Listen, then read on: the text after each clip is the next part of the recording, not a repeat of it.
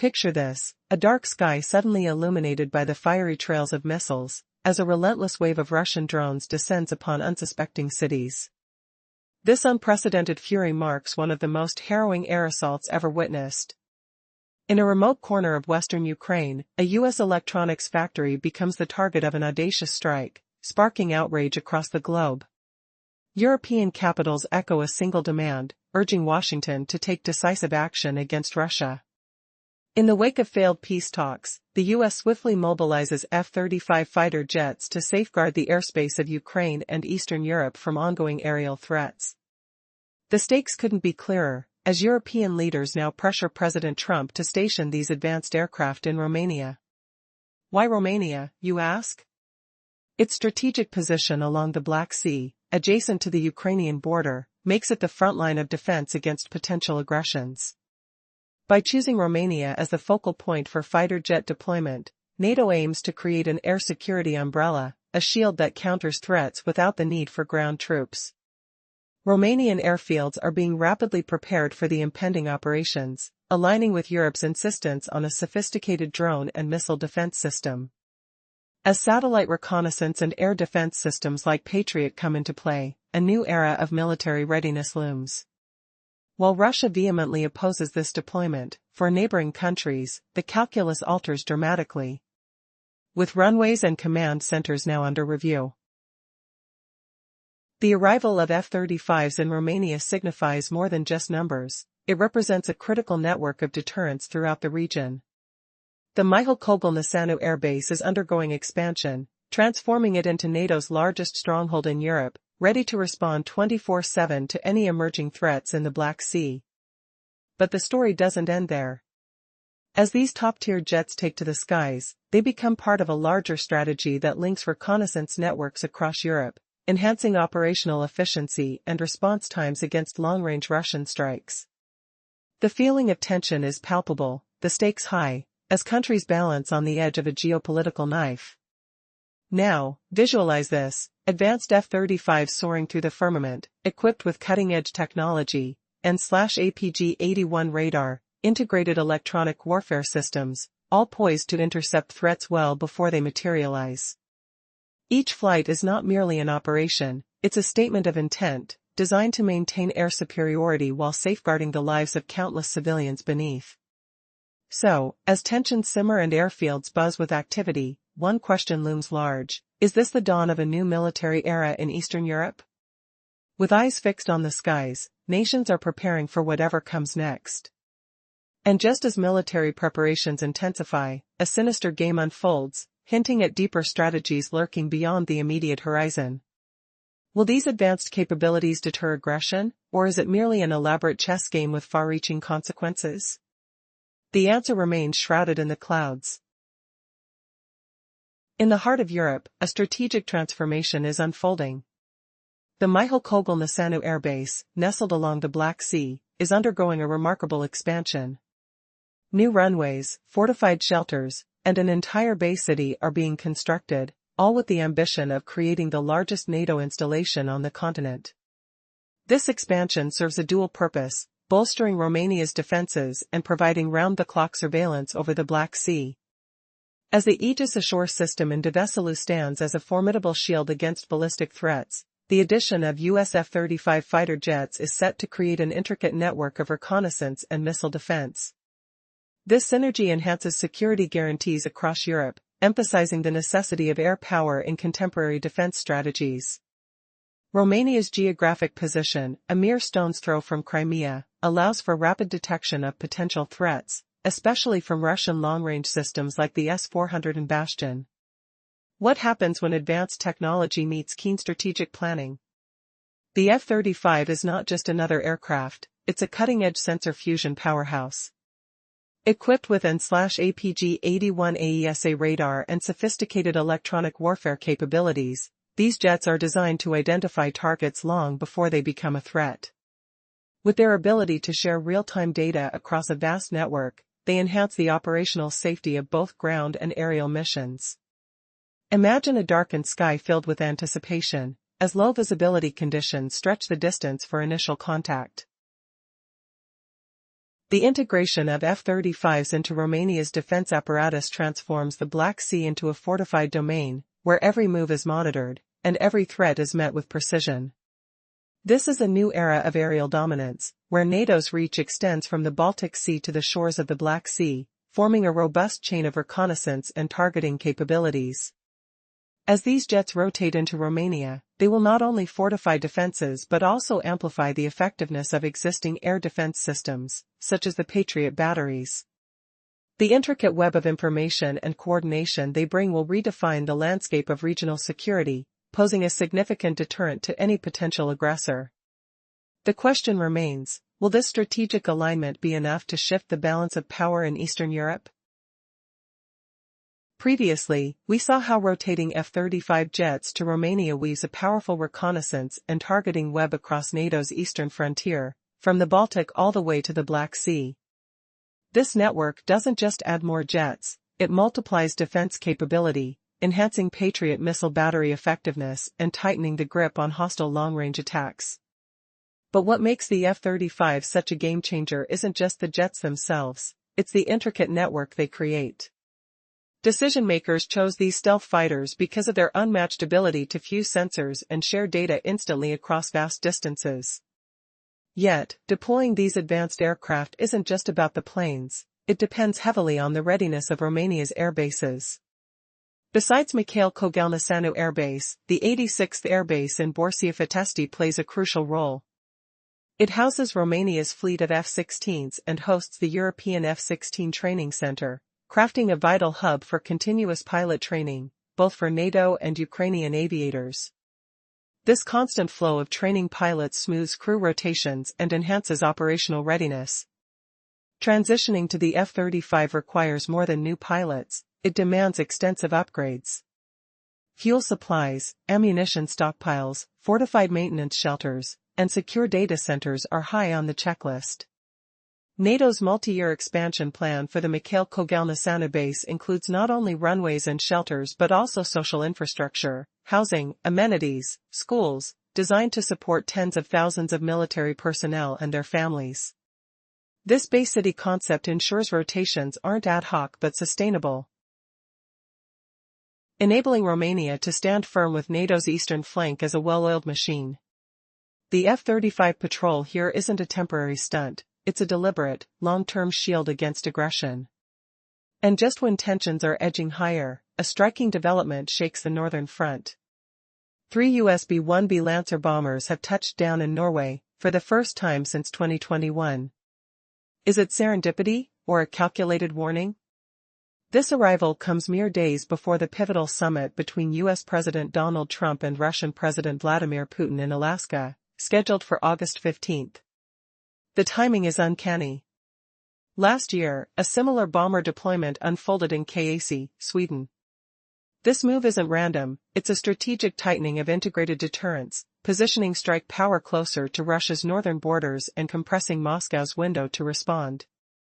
Politically, the message to the Kremlin is crystal clear: the US and NATO are prepared and watching. What might this escalation mean for the fate of Arctic security? Could this be the spark that flips the northern theater into a new era of tension?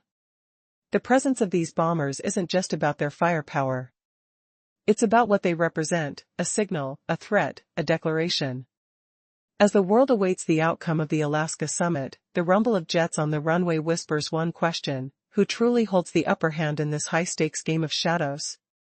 And just as the B-1BS settled on Norwegian soil, a far more ominous challenge looms on the horizon.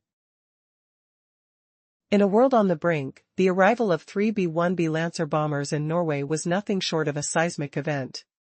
Coinciding with the highly anticipated meeting between President Trump and Russian leader Vladimir Putin, this military maneuver sent shockwaves through the Kremlin. But that wasn't the only backdrop. These bombers also entered the fray just before Russia's Zapad 2025 strategic exercises, amplifying the stakes significantly. Why did the US choose this moment? It was a strategic play designed to tighten the net around Russian operations in the north, reducing their response time while reinforcing European defense. As Zapad 2025 loomed large on the calendar, the US showcased its military might, reminding Russia that diplomacy would not dictate the reality on the ground. As the B-1Bs soared over the Arctic skies, they were not alone. Spanish F-18 fighter jets provided essential escort, forming a fierce alliance in the North Atlantic. The command was expertly coordinated by the 345th Expeditionary Bomb Squadron, with these formidable bombers taking off from Dyess Air Force Base in Texas, highlighting a well-orchestrated strategy that spans continents. The significance of their presence at a key airbase, home to F-35s, was palpable. Here, joint operations took shape, integrating fuel and ground services seamlessly into the B-1B rotation. The U.S. military was determined to operate under real conditions, training alongside allies in preparation for any potential escalation. Captured in stunning images broadcasted through the Norwegian public domain. The bombers' refueling and preparation at Ørland Airfield painted a vivid picture of readiness. Each maneuver added another layer to the pressure on Russian forces, strategically aimed at shifting the balance in this high-stakes game. While the length of their deployment remained undisclosed, history reveals that such air power missions often last weeks. With the drums of war beating louder, these bombers represented more than mere numbers. They embodied a network of deterrence designed to challenge Russian aggression and assert NATO solidarity in an increasingly tense atmosphere. What will it mean for the fragile equilibrium in the region? As tensions mount, every action, and its timing, could mean the difference between peace and the precipice of war. The world watches as this chess game unfolds, each move more pivotal than the last. Earlier, we saw the images from Norway revealing how the B-1B Lancer bombers refueled and prepared at Ørland Airfield. This move intensified pressure on the region. Although the exact length of this deployment remains secret, similar joint military air operations often last several weeks. But what truly matters is not how long they stay, but the weight of their presence, and the signals they send. As the Zapad 2025 exercise loomed, the stage was set for a high-stakes strategic showdown. Zapad, a massive military drill by Russia and Belarus, targets the Western Front, escalating tensions across the region. Back in 2021, the Northern Fleet deployed thousands of troops near Norway and Finland, conducting coordinated naval and air drills over the stark, icy Barents Sea. Each move then hinted at growing ambitions. This time, the turbulence is far greater. Ukraine's ongoing conflict, harsh energy sanctions, and disputes over strategic Arctic shipping lanes have turned the atmosphere volatile and unpredictable. Picture it, 3 B-1B bombers touching down quietly in Norway, their sleek bodies casting long shadows on the cold tarmac. Though just 3, their enormous range and speed mean they can project power far beyond what their numbers imply. Their arrival cracks the carefully planned Russian command and control calculations across the remote Kola Peninsula, the vast barren airspace, and the complex Baltic North Sea corridor. Could their presence be a game changer? The stark truth is this: strategic bombing today isn't about overwhelming force through sheer numbers. It's an art of precision, combining rapid access,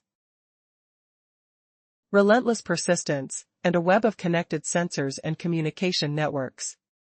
For Moscow, the reality is chilling.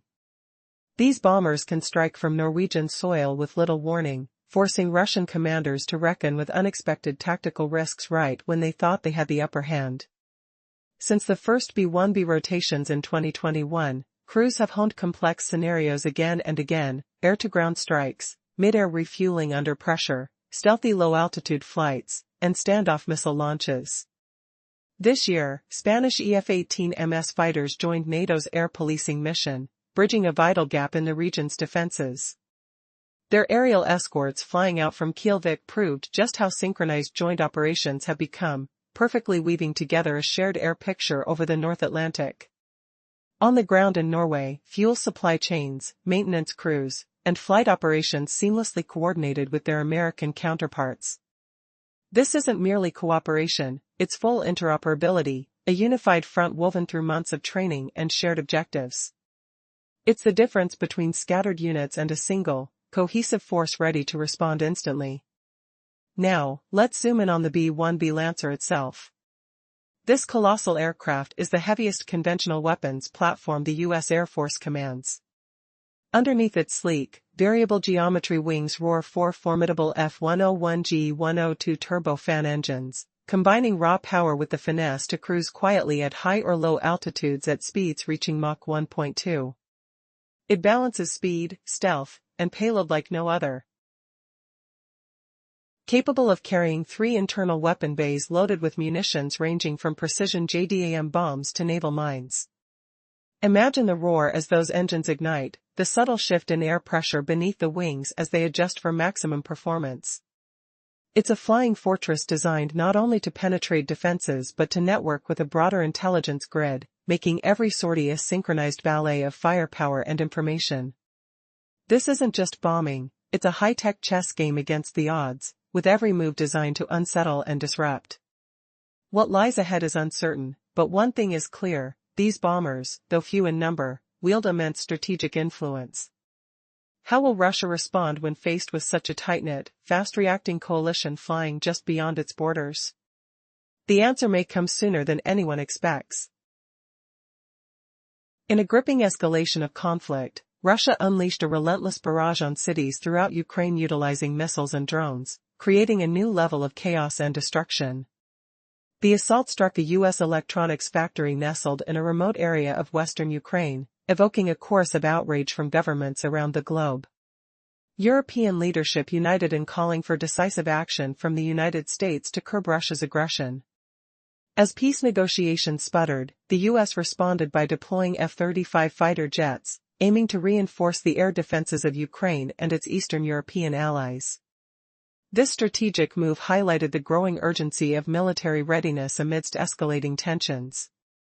Meanwhile, European nations pressed President Donald Trump to station more fighter jets in Romania, a decision rooted in Romania's strategic geographic position on the Black Sea, adjacent to Ukraine's border.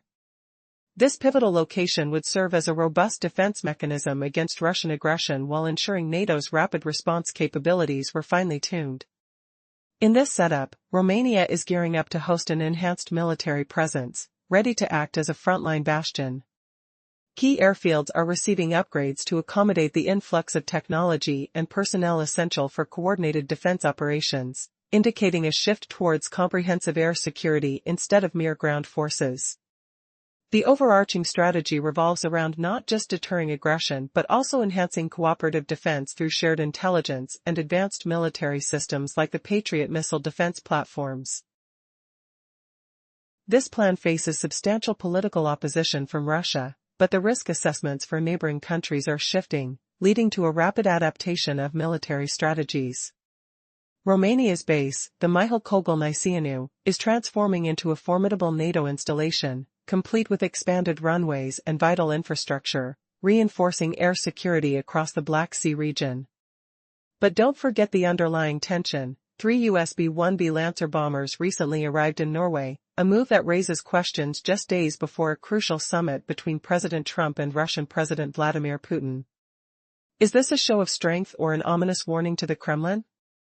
This moment also aligns with Russia's own military exercises, increasing the stakes considerably. The logistics surrounding these military actions are noteworthy. B-1B Lancers, the largest conventional weapons carriers at America's disposal, bring formidable firepower to the theater. With variable geometry wings and a speed of Mach 1.2, these aircraft boast advanced capabilities, capable of supporting extensive payloads and diverse munitions, including precision-guided missiles and naval mines. As traditional stalwarts like the A-10 Warthog fade from the scene, questions arise. Is this change a farewell to an iconic aircraft or is it a strategic pivot for Ukraine? With all Warthog aircraft slated to be grounded in Arizona in the coming years and their low-cost operational history clashing with Ukraine's pressing needs, discussions swirl around the potential transfer of these planes. Could this shift alter the turbulent balance of power in the region?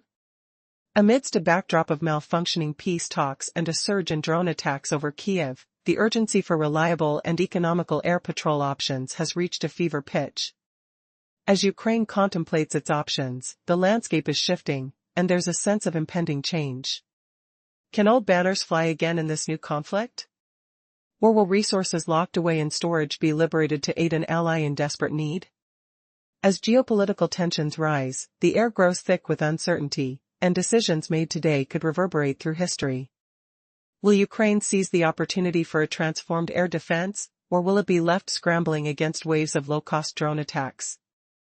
As events unfold, the air remains charged with possibility. The struggle for air superiority is not just about numbers but about decisively mastering the skies. Every strategic move counts, and the chess game has entered a critical phase, with the pawn's potential to become a queen hanging in the balance. The question looms large: in a world where old battles intersect with new strategies, which forces will define the escape routes of tomorrow? Who will emerge victorious when the dust settles, and victory is measured not just in power but in compassion? The answers lie just beyond the horizon, waiting to be unveiled in the shifting tides of conflict. In a gripping tale of modern warfare, tensions soar as a new level of aggression unfolds. A relentless barrage of Russian missiles and drones descends upon cities across the nation, igniting widespread outrage. Amidst this chaos, a strategic attack targets a remote electronics factory in Ukraine, drawing condemnation from global leaders. As peace talks crumble, the United States responds by deploying F-35 fighter jets to safeguard the skies over Ukraine and Eastern Europe, marking a pivotal moment in the ongoing conflict. European nations rally together, urging President Donald Trump to station these advanced jets in Romania, a strategic choice given its critical location along the Black Sea and proximity to the Ukrainian border. This move is designed to bolster air security without ground troop involvement, preparing Romanian airfields for immediate action. But the stakes are high. The proposed air support does not establish a no-fly zone over Ukraine, yet it threatens to disrupt Russia's long-range attacks. Tensions mount as Romania's airbases transform into key players in this unfolding drama. With expansion plans for the Mihail Kogalniceanu air base underway, Romania is poised to become NATO's largest foothold in Europe, enhancing coverage over the Black Sea. As the F-35s integrate into Romania's defenses, an intricate web of reconnaissance and missile defense emerges, making it increasingly difficult for Russian forces to operate undetected. The advanced capabilities of these jets create an impenetrable barrier, allowing NATO to maintain a watchful eye over potential threats. But just as this strategic plan takes shape, the arrival of 3 US B-1B Lancer bombers in Norway sends shockwaves through the Kremlin. Scheduled to coincide with a high-stakes meeting between Trump and Putin, the bombers' deployment serves as both a show of force and a warning. The geopolitical chessboard is set, and every move counts. Against this backdrop, the potential use of the A-10 Warthog emerges as a game-changer. Known for its slow flight and cost-effective firepower, the A-10 could tip the scales in Ukraine's favor. With guided rockets capable of targeting Russian armor from a distance, the Warthog presents an economical counter to the barrage of drones threatening Ukrainian skies. The question looms: will this aging yet formidable aircraft take to the skies in defense of a nation under siege? As the narrative unfolds, the stakes heighten, and the world watches. The strategies deployed, the alliances forged, and the weapons chosen will determine the fate of nations. Will the balance of power shift? Or will the relentless storm of conflict consume everything in its path? The answers lie just beyond the horizon, where the next chapter of this gripping saga awaits. A furious tempest of conflict is brewing on the global stage, as a swarm of missiles and drones clouds the skies over cities far and wide. In a shocking escalation, Russia launched a dramatic attack on a U.S. electronics factory nestled in the remote landscapes of western Ukraine, igniting widespread condemnation. As air raid sirens echoed across Europe, capitals rallied together, demanding action to rein in Russia's aggression. In response, the United States has stepped up its game, deploying F-35 fighter jets to safeguard the airspace over Ukraine and Eastern Europe from the relentless barrage of Russian drones and missiles. European leaders have urged President Trump to extend this air protection to Romania, a crucial ally positioned on the Black Sea. Romania's strategic location and the burgeoning NATO infrastructure make it a key partner in deterring further aggression. Preparations are underway as Romanian airfields gear up for the arrival of F-35s. This isn't merely an exhibition of force, It's a carefully orchestrated move designed to deter enemy actions through a blend of air power and satellite reconnaissance. Although this approach falls short of a no-fly zone over Ukraine, it promises to sustain pressure on Russian long-range attacks targeting vital ground locations. Amidst the rising tension, the deployment of F-35s to Romania highlights a pivotal shift in the defense landscape. With advanced capabilities and a complex network of air support, these fighter jets transform into one of NATO's best hopes against Russian maneuvers in the region. The Mihail Kogalniceanu Air Base is set to expand, preparing for a decisive role in this newly heightened security architecture, which intertwines ground forces with formidable air power. But as these plans unfold, whispers of dissent loom over the Kremlin, and the potential for backlash increases. Could this be the beginning of something far more dangerous? Now, recalling past encounters, remember the tension-filled days when military might was showcased in strategic displays. The air crackled with anticipation, and the scent of burning jet fuel lingered in the air, evoking unease and resolve. As we delve deeper into this narrative, the focus shifts to the specifics of military technology influencing the balance of power.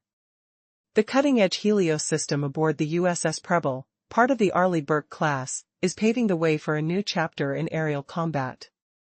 Equipped with high-energy lasers and integrated dazzling capabilities, it stands at the forefront of modern warfare, reshaping how nations respond to threats. By smoothly integrating the Aegis combat system and advanced reconnaissance functions, Helios blurs the line between defense and offense. This technology could blind hostile drones or neutralize low- and medium-class UAVs, all from the same platform. As military leaders consider the strategic implications, open questions arise. How will this technology shift the scales of power? Can the U.S. maintain its edge against formidable adversaries in the East? The answers linger on the horizon, awaiting their moment to emerge. Stay tuned as we explore what lies ahead. The world is watching, and the stakes have never been higher. In a world on edge, the air crackled with tension as a new level of fury unfolded.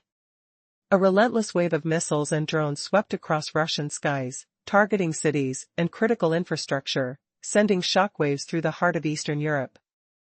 Amid the chaos, a U.S. electronics factory in the remote corners of Ukraine became the focal point of international ire, igniting a firestorm of condemnation from European capitals.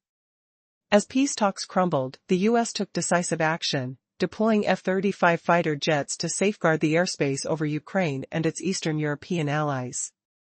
The urgency escalated as European nations urged President Donald Trump to station these fighter jets in Romania, a strategic move to bolster defense along the Black Sea. With Romania's vital location bordering Ukraine and NATO's expanding presence, the decision appeared sound. Preparations began at Romanian airfields, transforming them into operational hubs ready to respond to any threat. This initiative, however, was not merely about establishing air superiority. It was about creating a robust network of reconnaissance and defense, integrating advanced satellite systems and missile defenses to counteract Russian aggression. The F-35 fleet, now set to take center stage, represented cutting-edge technology capable of redefining the balance of power. These jets were not just aircraft, they were nodes in a vast interconnected web of defense, utilizing advanced radar and electronic warfare systems to detect threats before they could strike. With every tactical advantage, the strategic landscape shifted dramatically, showcasing Romania's airbases as a linchpin in the NATO defense strategy. Yet, the stakes were higher than ever. Just days before a crucial meeting between Trump and Putin in Alaska, 3 B-1B Lancer bombers landed in Norway, their arrival a stark message to the Kremlin. Was this mere coincidence, or an unmistakable warning? This unprecedented deployment, the first since 2021, aimed to integrate deterrence and shorten Russia's response time. The timing was deliberate, perfectly aligned with Russia's Zapad 2025 military exercises, adding a layer of psychological warfare to the ongoing geopolitical chess game. As the B-1B bomber soared over the Arctic, escorted by Spanish F-18 fighters, the message was clear: the U.S. was prepared to respond decisively. The operational tempo increased as these bombers, capable of carrying a formidable payload, practiced coordinated missions that showcased their versatility and reach. This was no simple military maneuver, it was a calculated show of strength, disrupting Russia's strategic plans and altering the dynamics in the northern theater. In the shadows, the silent giants of the U.S. Navy were also preparing for confrontation. The introduction of the Odin Dazzler system on Arleigh Burke destroyers signified a shift towards non-lethal laser technologies designed to thwart reconnaissance efforts. With layered defenses now a staple of U.S. naval operations, the capabilities were expanding rapidly. The Navy's focus on high-energy lasers aimed to create an impenetrable shield against cruise missiles, pushing the boundaries of modern warfare. As the Pacific transformed into a stage for military dominance, the U.S. unveiled its long-constructed deterrence strategy. With B-2 Spirit bombers and Ohio-class submarines emerging from the depths, the balance of power was irrevocably altered. The F-35s and aircraft carriers patrolling the seas no longer needed to announce their presence, their sheer might spoke volumes. The Pacific was firmly under U.S. control, the very fabric of power dynamics shaken to its core. What unfolds next in this high-stakes game of military strategy and geopolitical maneuvering? As the world holds its breath, the tension mounts. Who will blink first in this relentless standoff? A new dominance, America's bold strategy in the Pacific. The tranquility of the Pacific is shattered as the U.S. secures its grip on the region. No longer are mere maps symbols of power, it's the pulse of war groups and the blips on radar screens that tell the true story. How did the United States reclaim its unchallenged dominance in these waters? Starting in the summer of 2025, Washington established a formidable three-tiered pressure framework throughout the Indo-Pacific. This strategy ensnared adversaries, China, Russia, and North Korea, in a sophisticated containment model, simultaneously leveraging land and sea forces. At the center of this defensive architecture are formidable assets like the SM-6 and Tomahawk missile systems, deployed from Typhoon launchers stationed in Australia, alongside the rotating power of B-52 and B-2 bombers, strategically centered around Guam and Diego Garcia. The impact is amplified through the seamless integration of these platforms into a cooperative network with regional allies. The Pentagon has interwoven South Korea's KMD radar systems, Japan's Aegis ashore facilities, and the newly allocated air corridors in the Philippines, infused under the Enhanced Defense Cooperation Agreement. Australia's advanced early warning systems and Taiwan's fortified command centers are all codified into a singular federated data network, saturating Chinese Eastern Theater Command with an overload of sensor information. Meanwhile, the command structure of Russia's Pacific Fleet has been reduced to scrambling in a nearly constant radar blackout mode. Struggling along the Vladivostok-Yuzhny line. North Korea finds itself in precarious territory, now continually vulnerable to detection with every missile launch. Once a mere symbolic gesture, the land aspect of the encirclement has been drastically reinforced, now boasting 4 Typhoon missile batteries positioned at Robertson Barracks on Australia's northern coast as of May 2025. Soon, 7 additional launchers, part of the U.S. Army's innovative mid-range capability package, will be positioned in Darwin. Each of these launchers is armed and ready, capable of firing 2 SM-6 or 4 Tomahawks, amounting to a staggering 56 missiles poised for instant deployment. The question looms, how did the U.S. orchestrate such a delicate balance of military might? As this web of air, land, and sea assets evolves, how will it shape the geopolitical landscape? With tensions escalating, the stage is set for a high-stakes showdown. Will adversaries respond in kind, or is the United States on the brink of a strategic breakthrough that could redefine global power? In a world on the brink, the stage is set for a dramatic confrontation. The skies above Eastern Europe darken, overshadowed by a torrent of fury as Russian missiles and drones unleash chaos on unsuspecting cities. This tense conflict ignites a fierce response from the United States, which takes unprecedented measures to bolster its defense capabilities in conjunction with European allies. In a bold strike, Russia targets an electronics factory in western Ukraine, provoking condemnation from world leaders. The urgency builds as peace talks disintegrate, with the U.S. deploying its advanced F-35 fighter jets to safeguard airspace over Ukraine and Eastern Europe. The stakes are higher than ever as European nations press President Donald Trump to extend this aerial defense further into Romania, a pivotal hub bordered by the Black Sea. Why Romania? The answer lies in its strategic location, perfectly positioned near the front line. With NATO rapidly expanding, Romania's airfields are being readied to quickly respond to potential Russian aggression. The plan emphasizes air security, enabling a network of disciplined patrols and rapid reaction forces, effectively creating a shield against long-range missile threats. Yet Russia vehemently opposes this deployment, heightening tensions and risking an escalation of conflict. As air defenses strengthen, the deployment transforms into a multifaceted operation involving U.S. intelligence resources, satellite reconnaissance, and advanced air defense systems, promising a formidable deterrent against any Russian long-range attacks. The expansion of the Mihail-Kogel-Niceanu airbase and the establishment of a new NATO stronghold underscore the gravity of the situation. But with each military maneuver, the delicate balance of power teeters ever closer to conflict. Pivoting to the north, the recent arrival of US B-1B Lancer bombers in Norway adds another layer of complexity. This strategic move coincides ominously with a high-stakes meeting between Trump and Putin. Is the deployment a brash show of force or a calculated warning?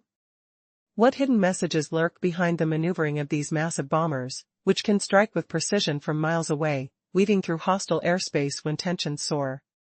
Visualize the chilling sight of military preparation, the rumble of engines, the scent of jet fuel, and the anticipation of impending action echoing through the air.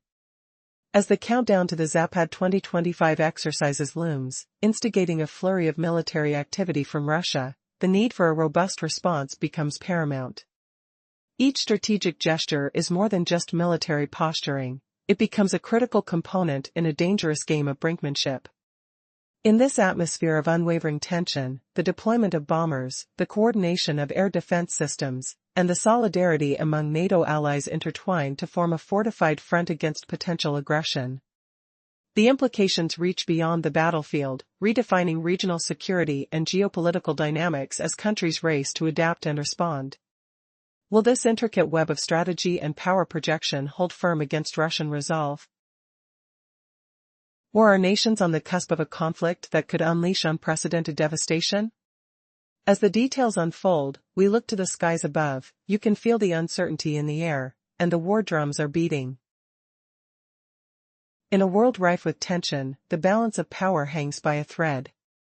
Recent military maneuvers have painted a stark picture. Russia's missile strikes and drone assaults on the Ukrainian landscape draw a harsh line in the sand, igniting a wave of condemnation from global leaders. The crisis escalates as a remote U.S. electronics factory in western Ukraine becomes a target, prompting European nations to urgently call upon President Donald Trump for increased military support. The airspace over Ukraine and Eastern Europe faces heightened threats as peace talks disintegrate. In a show of resolute strength, F-35 fighter jets stand ready to defend. The strategic deployment of these aircraft to Romania is not merely a protective measure but a calculated move to ensure regional stability. By positioning these jets in closer proximity to the conflict, Europe aims to establish a barrier against further Russian incursions. The choice of Romania, with its critical location along the Black Sea and proximity to the Ukrainian border, unfolds a complex narrative of military strategy. As bases expand and new infrastructure is developed, a web of air defense systems emerges. The Aegis Ashore system fortifies Romania's defenses while integrating with NATO's broader security framework. The air support model is designed for rapid response, enhancing coordination against unexpected strikes. But why is Romania the nucleus of this operation? The Mihail-Kogel-Niceanu airbase is on its way to becoming NATO's largest facility, signaling a shift in the dynamics of power in Europe. As the ramp-up progresses, the airfields will prepare for the inevitable, hoping to disrupt Russia's long-range capabilities and provide a safeguard for neighboring nations. Curiously, the entire establishment resonates with the complexities of psychological warfare. Could the Taj Mahal-style maneuvers by the U.S. within NATO lead to a strategic encirclement of adversaries? As the tension mounts, the three US B-1B Lancer bombers land in Norway just ahead of a critical meeting between President Trump and President Putin in Alaska. Is it merely coincidental? Or does it serve as a clear signal of intent? As these bombers, powerful and imposing, complete their formation flight over the Arctic, backed by Spain's F-18 the implications become glaringly clear. The US sends a definitive message: the stakes are high, and any misstep could lead to retaliatory actions within the volatile northern front. When Russia conducts its Zapad 2025 exercise just days later, the atmospheric tension thickens. The B-1B's presence is more than just a show of force, it shifts the operational landscape for an adversary used to unchecked advances. The strategic depth conveys a haunting truth: even the most formidable plans can unravel in the face of resilience and preparedness. In an intricate tapestry of alliances and alert systems, the US transforms the battlefield into a synchronized symphony of air and sea, a concept that centers on rapid engagement and strategic deterrence. With Japan boosting its missile stockpiles and Australia honing its capabilities, the collective flaunts resilience against continuous provocation. Yet what if the real game-changer is not mere numbers, but a complex web of strategic connections and intelligence sharing? As Taiwan and South Korea heighten their defense strategies against North Korea, the narrative pivots. All eyes are on Romania and its evolving military landscape, and this is just the beginning. What unforeseen twist awaits as the global powers shift their positions on this ever-evolving board? Anticipation hangs in the air as the military clock ticks down. Will vigilance prove superior to aggression? Or does the tide of conflict show no sign of receding? As the realm of defense strategies intertwines with international diplomacy, one thing becomes incredibly clear: in this game where stakes are existential, every move counts. In the shadow of escalating tensions, a new chapter of conflict unfolds, marked by a relentless barrage of missiles and drones raining down across cities. A Russian attack on a U.S. electronics factory in a remote area of western Ukraine has ignited global condemnation and a united call from European capitals demanding decisive action. In this critical moment, as peace talks crumble, the United States responds by deploying F-35 fighter jets to safeguard the skies over Ukraine and Eastern Europe. European nations, alarmed by the escalating threat, urge President Donald Trump to station these advanced fighter jets in Romania. Strategically located along the Black Sea and close to the Ukrainian border, Romania becomes the focal point for a robust security initiative aimed at countering Russian aggression. This plan emphasizes air security rather than ground forces, resulting in Romanian airfields being prepared for immediate operations. European leaders also seek continuous access to satellite reconnaissance and air defense systems to bolster their defenses against long-range Russian attacks. While Russia vehemently opposes this deployment, the regional countries view the security measures as essential. The expansion of the Mihail Kogalniceanu Air Base on Romania's coast is underway, transforming it into a significant NATO installation. This base will not only enhance Romania's defense but also ensure comprehensive coverage of the Black Sea airspace. As NATO fortifies its presence, the U.S. sends 3 B-1B Lancer bombers to Norway. Just days before a crucial meeting between Trump and Russian President Vladimir Putin. Is this mere coincidence, or a strategic warning? The deployment of these bombers aims to tighten integrated deterrence and shorten Russia's response time on its northern front. The timing of this operation coincides with Russia's Zapad 2025 strategic exercise, amplifying the stakes. The B-1B Lancers, equipped for various mission profiles, fly through the Arctic, escorted by Spanish jets, sending a clear message to the Kremlin. The presence of these bombers and their operational range disrupts Russian command calculations, raising the stakes even higher as tensions soar. But as the U.S. showcases its air power, the question remains: is it the sheer number of aircraft or the advanced network capabilities that truly act as a deterrent? The B-1B Lancers, with their powerful engines and extensive payload capabilities, are a force to be reckoned with. Their combination of speed, maneuverability, and strategic reach may redefine the dynamics of air warfare in this high-stakes game. As the world holds its breath, the stage is set for an unprecedented confrontation. What will the consequences be when the lines between virtual and real warfare become indistinguishable? Stay tuned, as the next chapter unfolds, revealing the true nature of this intricate power play. Previously, we saw how the US blurred the line between real and virtual attacks, forcing rival satellites to strain their sensing capabilities. This ghost salvo tactic disrupted enemy surveillance, complicating their ability to track real threats. Now, Russia felt the pressure deeply, and reacted swiftly. When Russia realized the US was pushing its satellite networks to the limit, Moscow scrambled to reprogram its PON-NKS communication satellites to boost signal interception across its vast eastern military district. But there was a catch. The PON-NKS teams simply couldn't keep up with the jaw-dropping data speeds demanded by the US's CJDC-2 command and control system. Forced into a corner, Russian engineers launched an unexpected software update for their Surus codebooks. This digital fix didn't come without a price. For 2 whole weeks, Russia's sensor network had to operate in low-resolution mode, essentially blinding itself temporarily. Meanwhile, US submarines prowled freely beneath the Korea Strait like shadows in the deep. This episode gave birth to what analysts now call the sensor fatigue doctrine, a method of wearing down an opponent's detection systems until they fail or falter. But it wasn't just Russia feeling the sting. On the Korean peninsula, the United States and South Korea staged a kill chain exercise to sharpen their rapid response strike abilities. Pyongyang, rattled by the show of force, retaliated experimentally, launching attack drones jamming GPS signals to blind radars. Predictably, the move backfired. Using their superior L-band radar antennas and the ultra-advanced EODS package on the F-35A jet, US and South Korean forces decoded and reversed the jamming signals. The drone swarm, thought to be invisible, was tracked only 12 minutes after takeoff, their own electromagnetic fingerprints betraying them.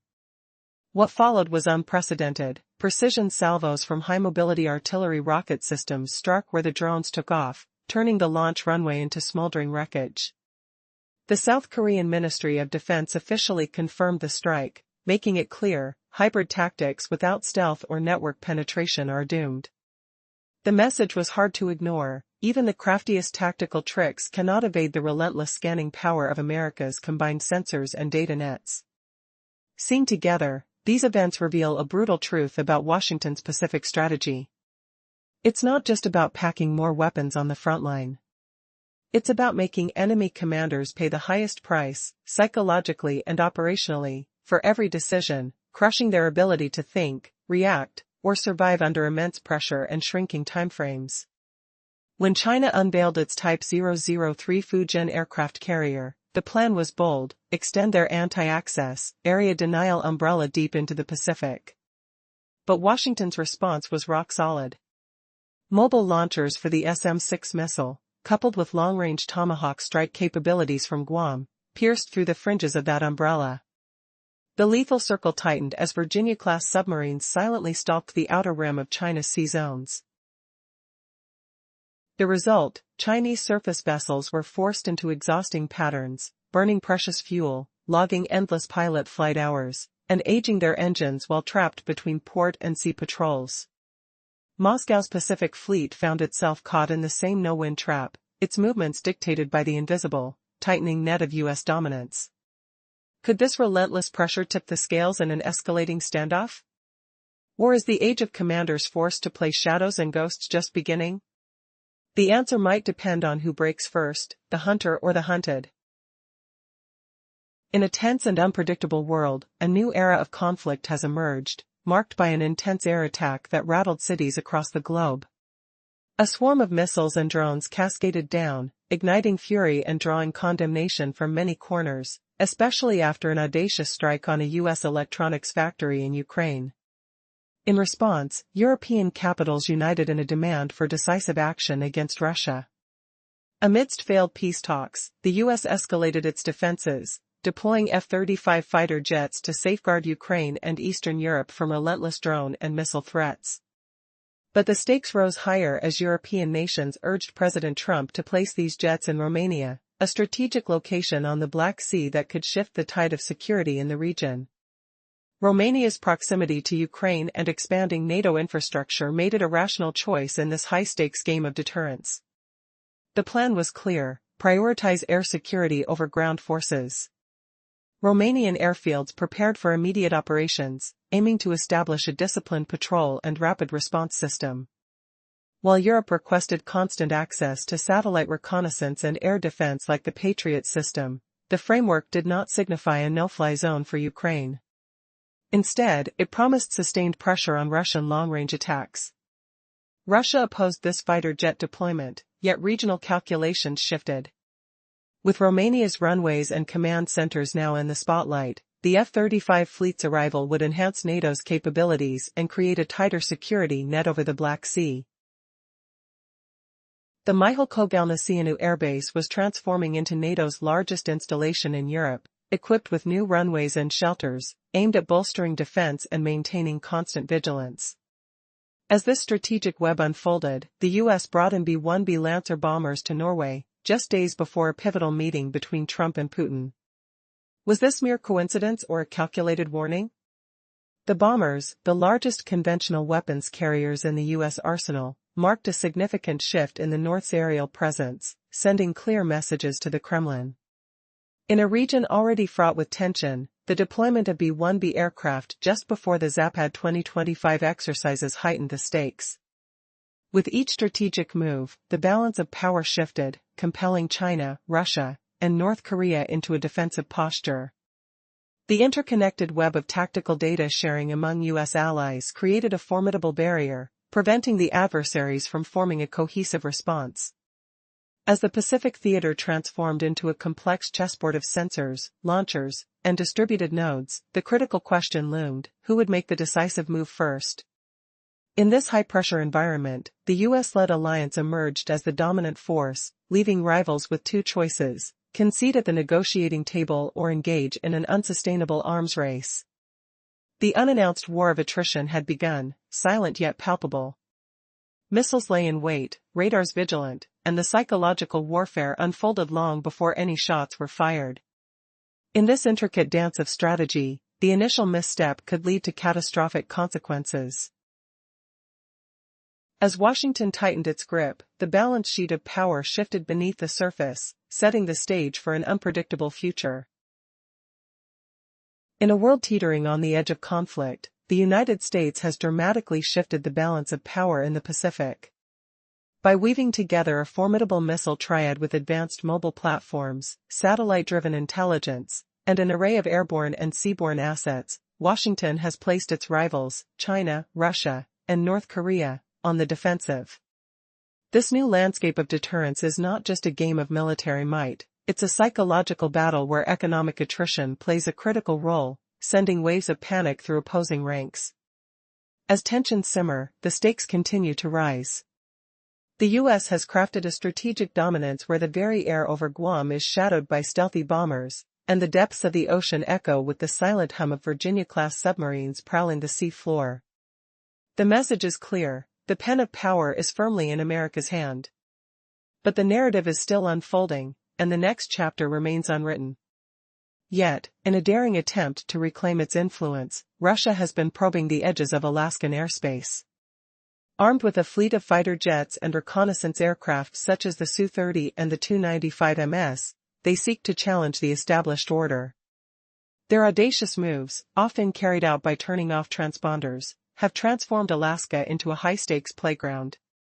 Just recently, an IL-20 reconnaissance plane ventured close, igniting a swift and decisive U.S. response. On the nights of August 20th and 21st, the Alaskan skies were alive with tension.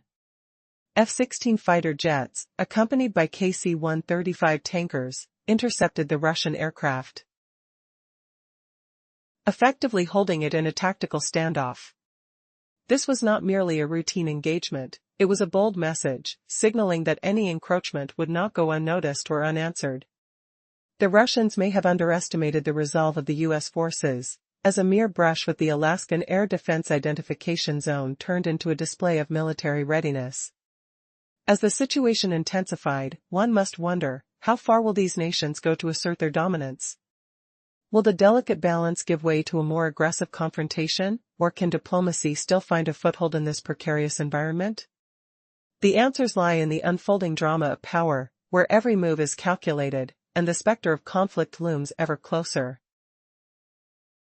In a tense air drama, a Russian-made Il-20 reconnaissance aircraft was spotted in the Air Defense Identification Zone off Alaska. The North American Aerospace Defense Command, or NORAD, sprang into action, dispatching two F-16 fighter jets accompanied by a KC-135 refueling tanker. This encounter remained low-key, as the aircraft did not enter Alaskan airspace, limiting interactions to brief acknowledgement. The airspace beyond the 12 nautical mile mark from land is not considered sovereign territory. It acts as a safety corridor requiring identification and reporting from any aircraft entering the area, launching the necessary interception protocols for unknown radar contacts. The targeted Il-20, known for its electronic intelligence capabilities, was monitored closely through established command standards to ensure flight safety. Remarkably, the incident concluded without escalation, with NORAD emphasizing that the intercept occurred in international airspace, the critical message summarizing the day's events. The following day, tensions continued as a more extensive interception mission was set into motion targeting the same type of Russian aircraft. U.S. Air Command added an E-3 Sentry, a vital early warning and control system, alongside a second KC-135, bolstering the F-16 presence. Again, no infringements were noted, and the operation proceeded under visual tracking protocols to ensure continuous situational awareness. These 2 days of coordinated responses suggested a deliberate effort to maintain tactical continuity. The E-3 played a crucial role, expanding the air picture and facilitating uninterrupted tracking of communications and emissions from the Russian aircraft. As the F-16 safeguarded the frontline, the tanker ensured long-term operational endurance. Coordination between ground and air assets unfolded seamlessly, with data sharing establishing an efficient command and control framework. Throughout the week, follow-up reports consistently confirmed that both engagement days adhered to the established ADIS protocols. This system is a technical layer designed to enhance security, not a sign of violation. But what will happen next? Will we see heightened responses, or could diplomacy bring unexpected resolutions? As this game of aerial chess unfolds, the world watches closely. In a chilling twist of fate, the world watches as a new level of fury erupts from the skies. A relentless barrage of missiles and drones cascades down upon cities across the nation, igniting fear and chaos. The stakes are high as Russia launches a surprise attack on a U.S. electronics factory nestled in a remote corner of western Ukraine, drawing sharp condemnation from global leaders. The European capitals unite, urgently demanding that action must be taken against the aggressor. With peace talks faltering, the U.S. swiftly deploys F-35 fighter jets to safeguard the airspace of Ukraine and Eastern Europe from impending attacks. But the urgency grows as European nations call on President Donald Trump to station these formidable jets in Romania, a strategic location poised to intercept any threats. Romania's critical position along the Black Sea, combined with its proximity to the Ukrainian border, makes it the ideal base for this military maneuver. The plan is simple yet profound: deter Russian aggression through a robust air security framework rather than ground troops. Romanian airfields prepare for swift operations, ensuring a rapid response to any provocations. In the heart of this strategy lies the F-35 fleet, which will be relocated to Romania. This move is not just about defense, it represents a significant expansion of NATO's capabilities. The Mihail Kogalniceanu Air Base is being transformed into the largest NATO installation in Europe, complete with state-of-the-art runways and facilities designed to provide 24/7 coverage of the Black Sea. As the F-35s prepare to join Romanian defenses, the tactical implications are staggering. This network-centric aircraft is equipped with cutting-edge technology, designed to detect threats long before they can strike. With advanced radar and electronic warfare capabilities, the F-35s will enhance NATO's situational awareness, creating an impenetrable shield against Russian long-range attacks. But as tensions escalate, so does the chess game between superpowers. Three B-1B Lancer bombers land in Norway, just days before a high-stakes meeting between Trump and Putin in Alaska. Is this merely a coincidence, or a calculated message to the Kremlin? The strategic deployment of these bombers sends shockwaves through the region, as the U.S. seeks to exert pressure on Russia amid their own military exercises in the area. In this high-stakes atmosphere, the question looms, what will be the next move in this dangerous game? The air is thick with tension, and the world watches, breathless, as the pieces are set in motion. Will the F-35s and B-1Bs be enough to deter Russia's ambitions, or does a greater conflict lie just beyond the horizon? The clock is ticking. In the previous chapter, we uncovered how advanced technical teams meticulously monitor the vast electromagnetic spectrum, layering electronic maps with precise frequency patterns to reveal hidden maritime movements. This complex mosaic sets the stage for a carefully choreographed response by the U.S. forces, where every move is measured and calculated. But what happens when the delicate balance of surveillance meets the harsh, frozen expanse of the Arctic sky? Imagine the cold, biting air filled with the metallic roar of engines. The U.S. deploys a powerful trio, the agile F-16 fighter jets, the all-seeing E-3 airborne warning and control aircraft, and the tirelessly refueling KC-135 tankers. Each carries a vital role in this high-stakes dance of defense.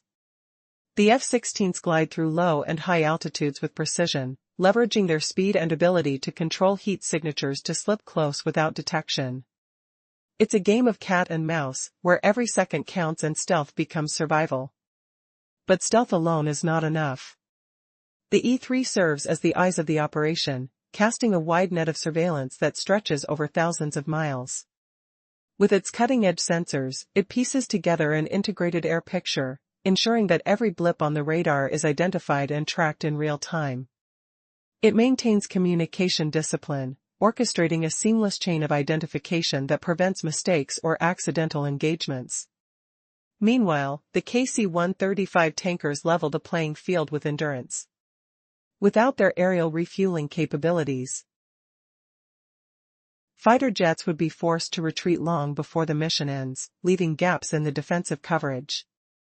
The tankers allow the skies to stay guarded continuously, preventing any moment when vigilance is dropped. The dance is flawless, fuel transfers are timed precisely to avoid overlapping with interception windows, so no sector is ever left exposed. This careful orchestration is essential in a place like the Arctic, a cold, remote theater hundreds of kilometers from civilization, where each lost moment could mean the difference between safety and surprise attack. The geography itself shapes the strategy. The narrow and strategic Bering Strait slices through this region, forming a crucial gateway for both civilian shipping and military deployments from Asia. It's a choke point where traffic converges, making it a hotspot for potential conflict or surveillance. On the American side, key installations such as Joint Base Elmendorf-Richardson, J-Bear, and Clear Air Force Station form the backbone of early warning systems. Meanwhile, ground placements like Fort Glay create layered defenses, assigned to monitor northern approaches.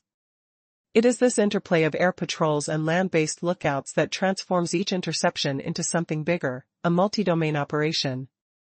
In these icy skies, spotting an incoming target is only half the battle. Recording and transmitting what was seen becomes equally critical. Every observation updates commanders and shapes future moves. The repeated Russian airborne activities over back-to-back days are met not with frantic panic, but with disciplined, measured patrols that reinforce the region's security. Is this a glimpse of an uneasy future? When the frozen silence of the Arctic is punctuated by the rapid push and pull of aerial maneuvers, the question echoes, can this fragile balance hold? Or is every encounter pushing the world closer to a tipping point none wants to face? The answer lies somewhere between the precise timing of refueling tankers and the glowing radar screens illuminating the dark polar night. In a world poised on the brink of conflict, the shadows of military operations loom larger than ever. As the clock ticks down, the true mathematics of power becomes clear, not just the rhetoric of politics, but the hard numbers that lay the groundwork for potential engagements. The range of aircraft, the stamina of operations, and the intricate web of supply lines weave a story fraught with tension and urgency. While symbols in the airwaves captivate public attention, it's the meticulous planning behind the scenes that keeps the momentum alive. U.S. military installations such as Joint Base Elmendorf-Richardson, Eielson Air Force Base, and Clear Air Force Station form a protective web, ensuring seamless coordination of air surveillance, early warning signals, and persistent mission readiness. The infrastructure poised against northern threats is a fortress designed for rapid response. Picture air patrols soaring across icy fronts. Imagine hearing the engines roar and feeling the tremors of colossal aircraft preparing for action. As alarms blare, decision-makers kick into high gear, launching plans within moments. This isn't merely a show of strength, it's a well-oiled machine ready to react in seconds. The air operations depend on intricate fueling strategies that ensure that while one area fortifies, others are never left vulnerable. Northern conditions amplify the significance of backup runways and replenishment points. Therefore, planning isn't just an abstract exercise, it's about maintaining relentless continuity in the face of possible instability. The scenario is complex, as the U.S. and its allies, Norway, Denmark, Canada, and the United Kingdom, slot themselves seamlessly into this high-stakes puzzle. But the stakes rise higher with the presence of an expansive Russian infrastructure in the Arctic, bolstered by a cutting-edge icebreaker fleet and fortified northern bases. Meanwhile, China's ambitions in the Arctic grow, shrouded in scientific and commercial ventures. The partnership between these two powers has sparked joint military patrols near the Bering Strait, showcasing a new level of strategic collaboration. As tensions escalate, both countries are keenly aware of their increasing influence, translated into heightened surveillance and more frequent emissions of military activity. With every passing day, the complexities of power dynamics in the north become clearer, shaping the landscape for potential confrontations that could ripple across the globe. Are we ready for what lies ahead?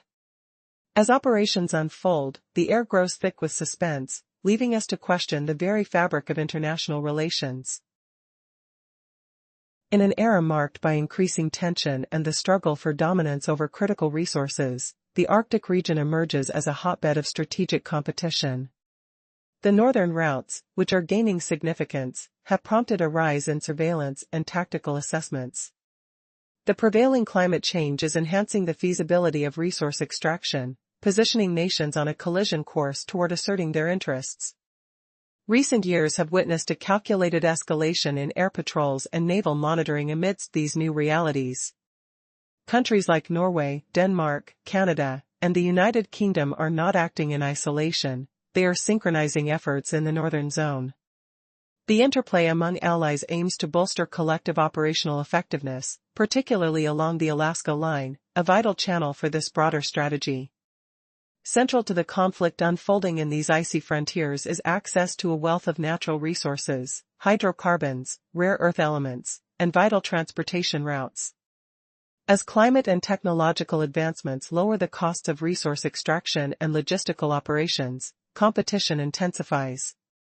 The blend of economic and technological motivations has led to a marked increase in aerial surveillance and naval patrol engagements.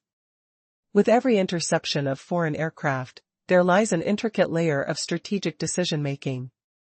These operations are intended not merely to claim sovereignty, but to forge a robust surveillance framework. It serves as both a deterrent and a means of fostering situational awareness in an increasingly complex operational environment. Adequate surveillance is paramount. It's not solely about asserting claims but about fostering readiness and vigilance. But how will the opposing side react? The known response patterns, featuring reconnaissance aircraft and advanced naval capabilities, highlight the ongoing cat-and-mouse game at play. As the northern skies grow busier, the tension only mounts.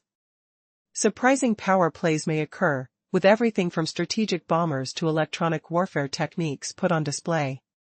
Are we witnessing the calm before an inevitable storm? As operations evolve and expand, who truly holds the upper hand in this high-stakes chess match? In the heart of these icy realms, one looming question remains: will the actions taken in this delicate dance of power ultimately lead to cooperation or conflict? The strategic stakes have never been higher. In a world spiraling toward chaos, a silent fury brews within the shadows. A recent wave of air assaults has transformed the skies over cities into a deadly battleground. A barrage of missiles and drones launched from Russian territory has swept across Ukraine, turning the nation's peaceful landscapes into scenes of turmoil. The United States responded, deploying advanced F-35 fighter jets across Eastern Europe, guarding the airspace against further threats. But why the sudden escalation? The heart of the storm lies in a U.S. electronics factory nestled in the remote western Ukrainian terrain. The airstrike unleashed from Russia ignited global condemnation, urging European leaders to rally in support of Ukraine. They cried out to Washington, "Stop Russia before it's too late." As the specter of peace talks faded, the urgency for air superiority surged, prompting the strategic placement of F-35s in Romania, a pivotal jump point for peace and security along the Black Sea. Romania's geographic advantage makes it a linchpin in NATO's response to Russian aggression. Think of it, airfields being readied, runways being expanded, all reflecting a calculated message: we are prepared. This move isn't merely a show of force, it's a promise of protection, an automatic defense against the looming threat over eastern borders. The alliance's strategy elevates air security above ground forces, ensuring that the skies remain shielded from enemy fire. But with power comes tension. The Russian leadership remains resistant to foreign aircraft taking flight in regions they claim. While they gamble with territorial integrity, NATO adapts, using advanced reconnaissance systems and partnerships to maintain tactical supremacy. As American F-35s prepare to take to the skies, their advanced technology forms an invisible shield around Romanian airspace, promising a rapid response to any incoming missile threats. Now, just as a high-stakes chess game unfolds on a grand scale, a surprise twist lurks on the horizon. On an unsuspecting Friday, the historic meeting between U.S. President Donald Trump and Russian leader Vladimir Putin looms. It could mean peace or push the world further toward conflict. Meanwhile, 3 B-1B Lancer bombers land, casting their long shadows across Norway. Is it mere coincidence, or does this signal an urgent warning to Moscow? The air thickens with tension, anticipation hangs in the air like electricity. On the northern front, the storm intensifies. The deployment of these supersonic bombers carries multifaceted implications. While few in number, their operational reach extends far beyond the count of wings in the sky. Their ability to operate at unmatched speeds transforms them into formidable harbingers of deterrence. As the backdrop of the Zapad 2025 exercise unfolded, Russian forces anticipated direct threats from the skies.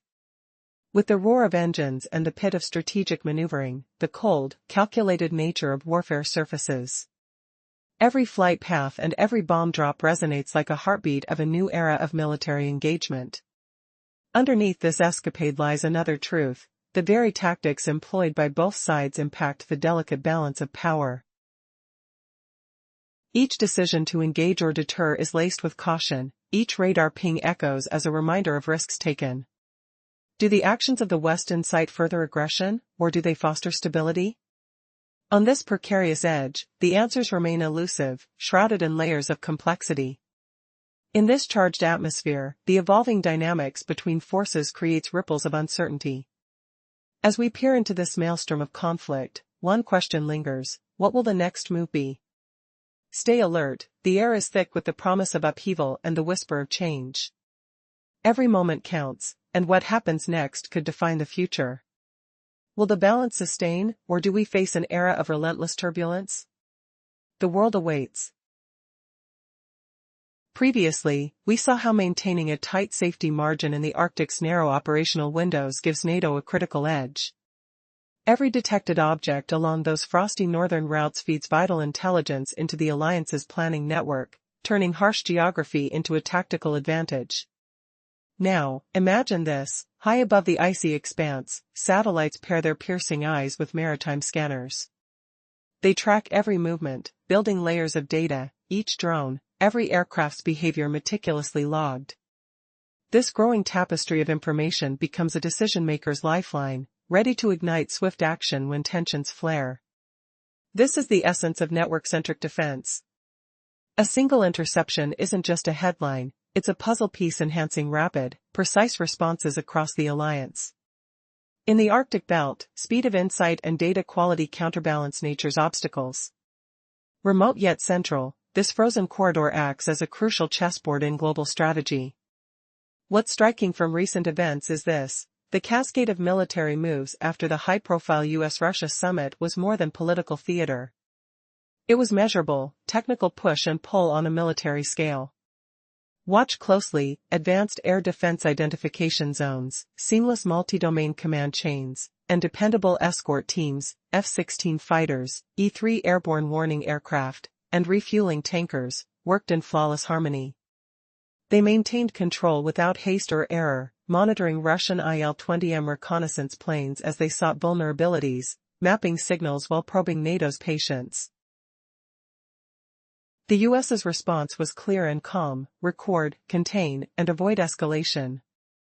This disciplined dance isn't just about today, it's the playbook for ongoing Arctic rivalry, as countries vie for resources, shipping lanes, and environmental control.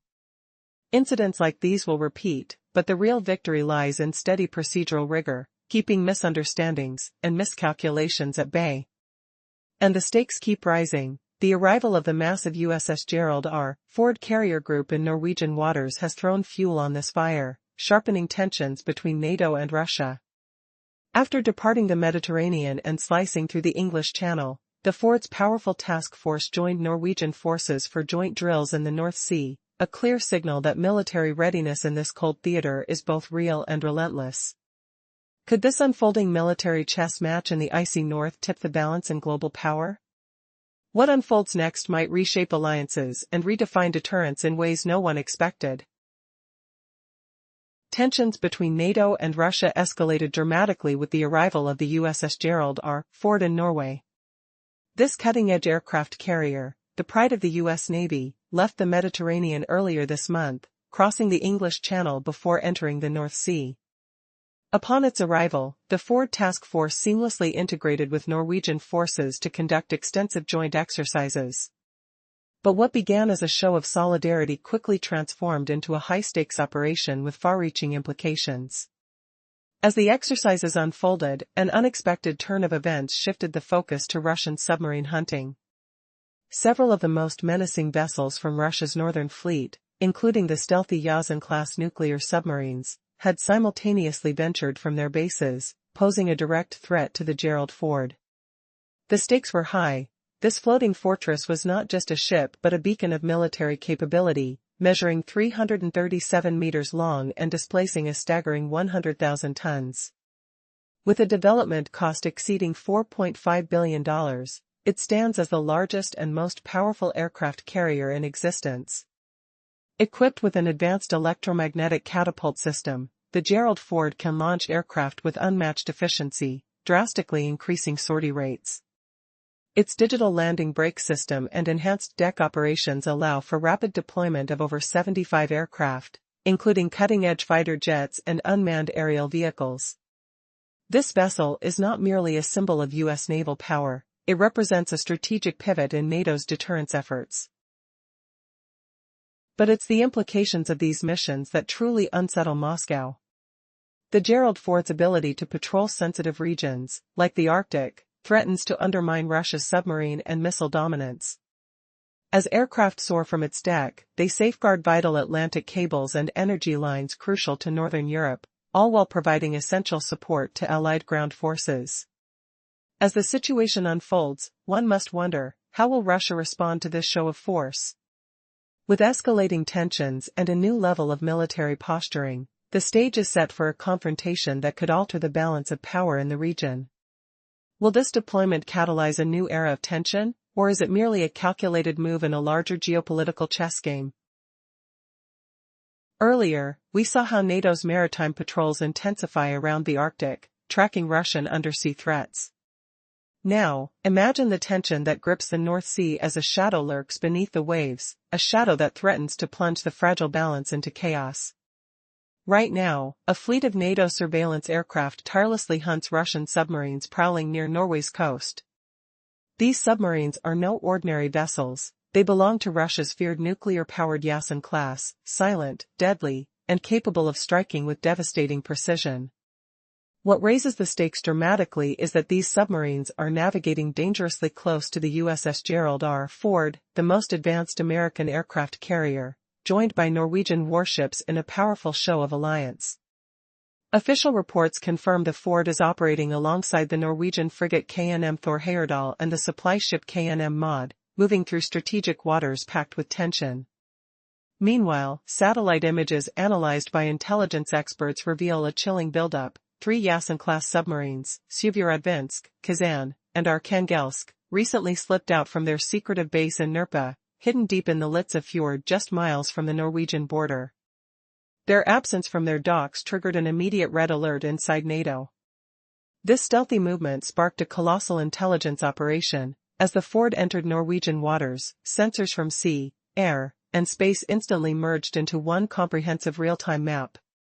The alliance is now fully mobilized, engaging all tools to pinpoint Russian submarines before they disappear into the depths once again. Since last week, P-8 Poseidon patrol aircraft from the UK, US, and Norway have filled the skies, scouring the Norwegian Sea. More than 20 air sorties have been conducted, 8 alone by the British Royal Air Force, creating an unrelenting pressure on the silent hunters beneath. But why such a frantic pursuit over a handful of vessels? Because these submarines could cripple essential undersea cables, disrupt energy flows running through northern Europe, or threaten vital NATO supply lines moving across the Atlantic. Their presence here imperils more than just territorial waters, it risks destabilizing the entire balance of power in the Arctic and beyond. Can this high-stakes underwater cat-and-mouse game push the region toward an unseen breaking point? Will NATO manage to unmask and track these elusive predators in time?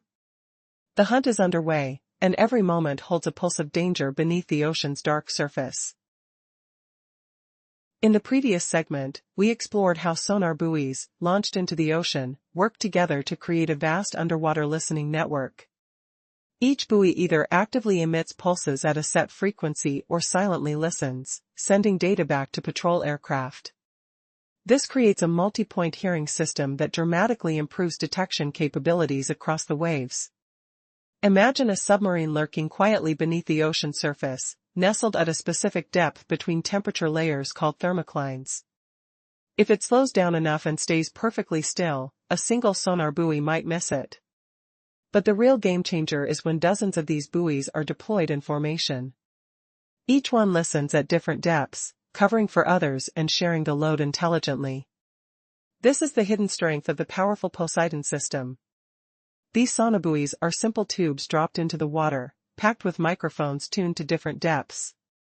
They send constant wireless updates to aircraft above, like eyes scanning the sea under an invisible net.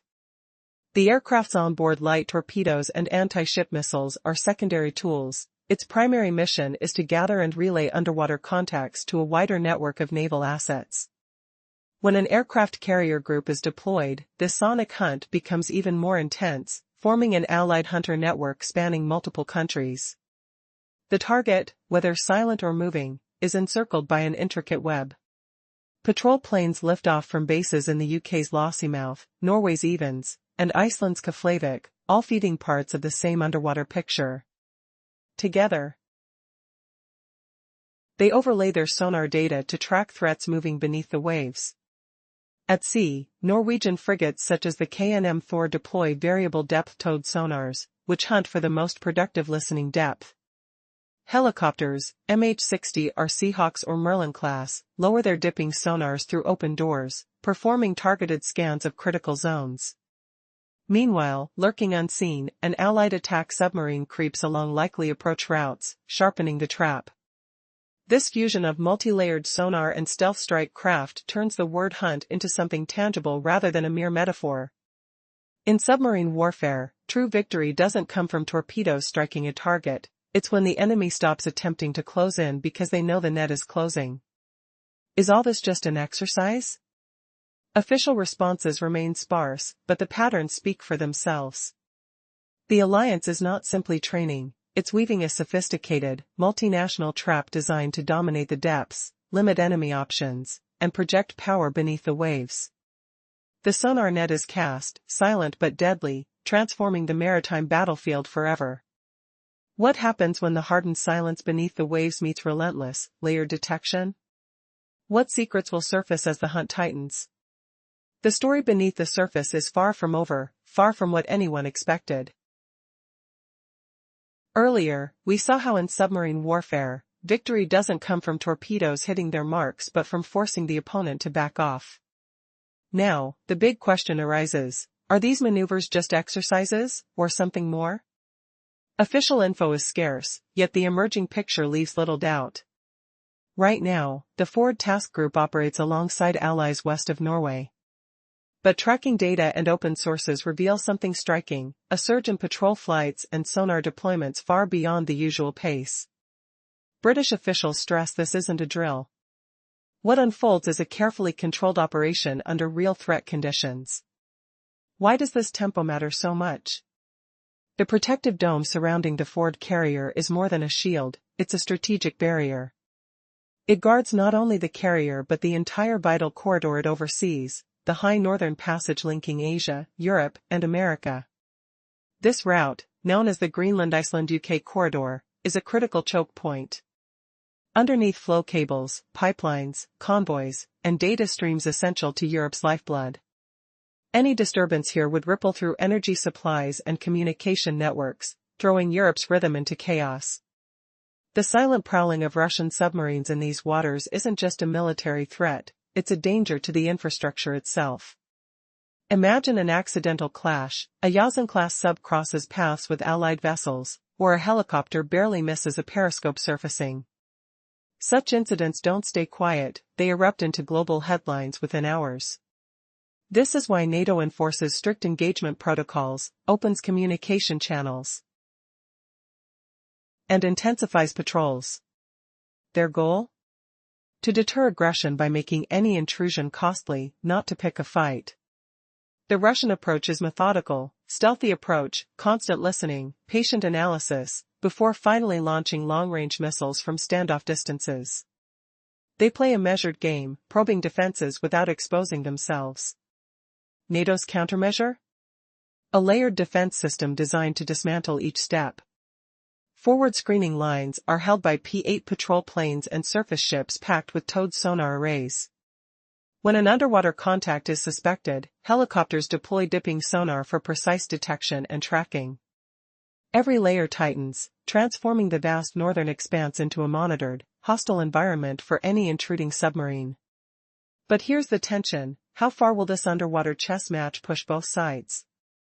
The stakes revolve around control of a silent battlefield where a single miscalculation could ignite far-reaching consequences. And as patrols ramp up, the boundary between preparation and confrontation blurs. What happens next could reshape the balance in these fragile, icy waters.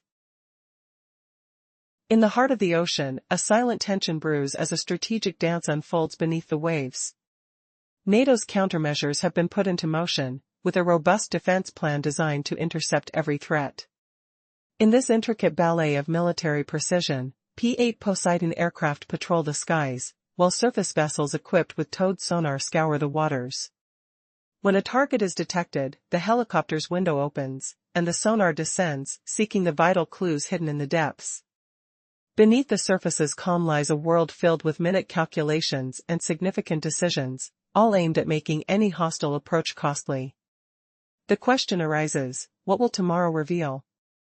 The watchful eyes in the sky monitor the frequency of the Poseidon flights, while additional frigates equipped with advanced sonar probes cruise through the sea.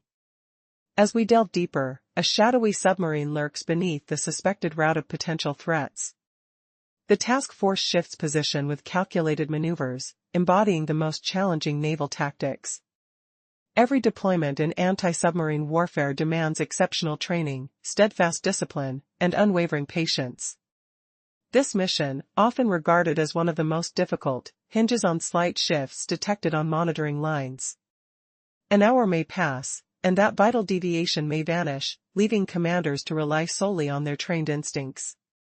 Why have patrols ramped up in recent days? The presence of an aircraft carrier and several Yazan-class submarines adds urgency to their operation. Meanwhile, satellite images reveal empty docks. And flight trackers show skies bustling with civilian aircraft. This scene is far from routine. It feels like essentials are poised for action, stretching their reach more deeply into potential conflicts. The alliance stands united, ready to protect any signs of aggression even when it is merely a whisper in the wind. With this backdrop set, let's zoom out and observe the broader landscape.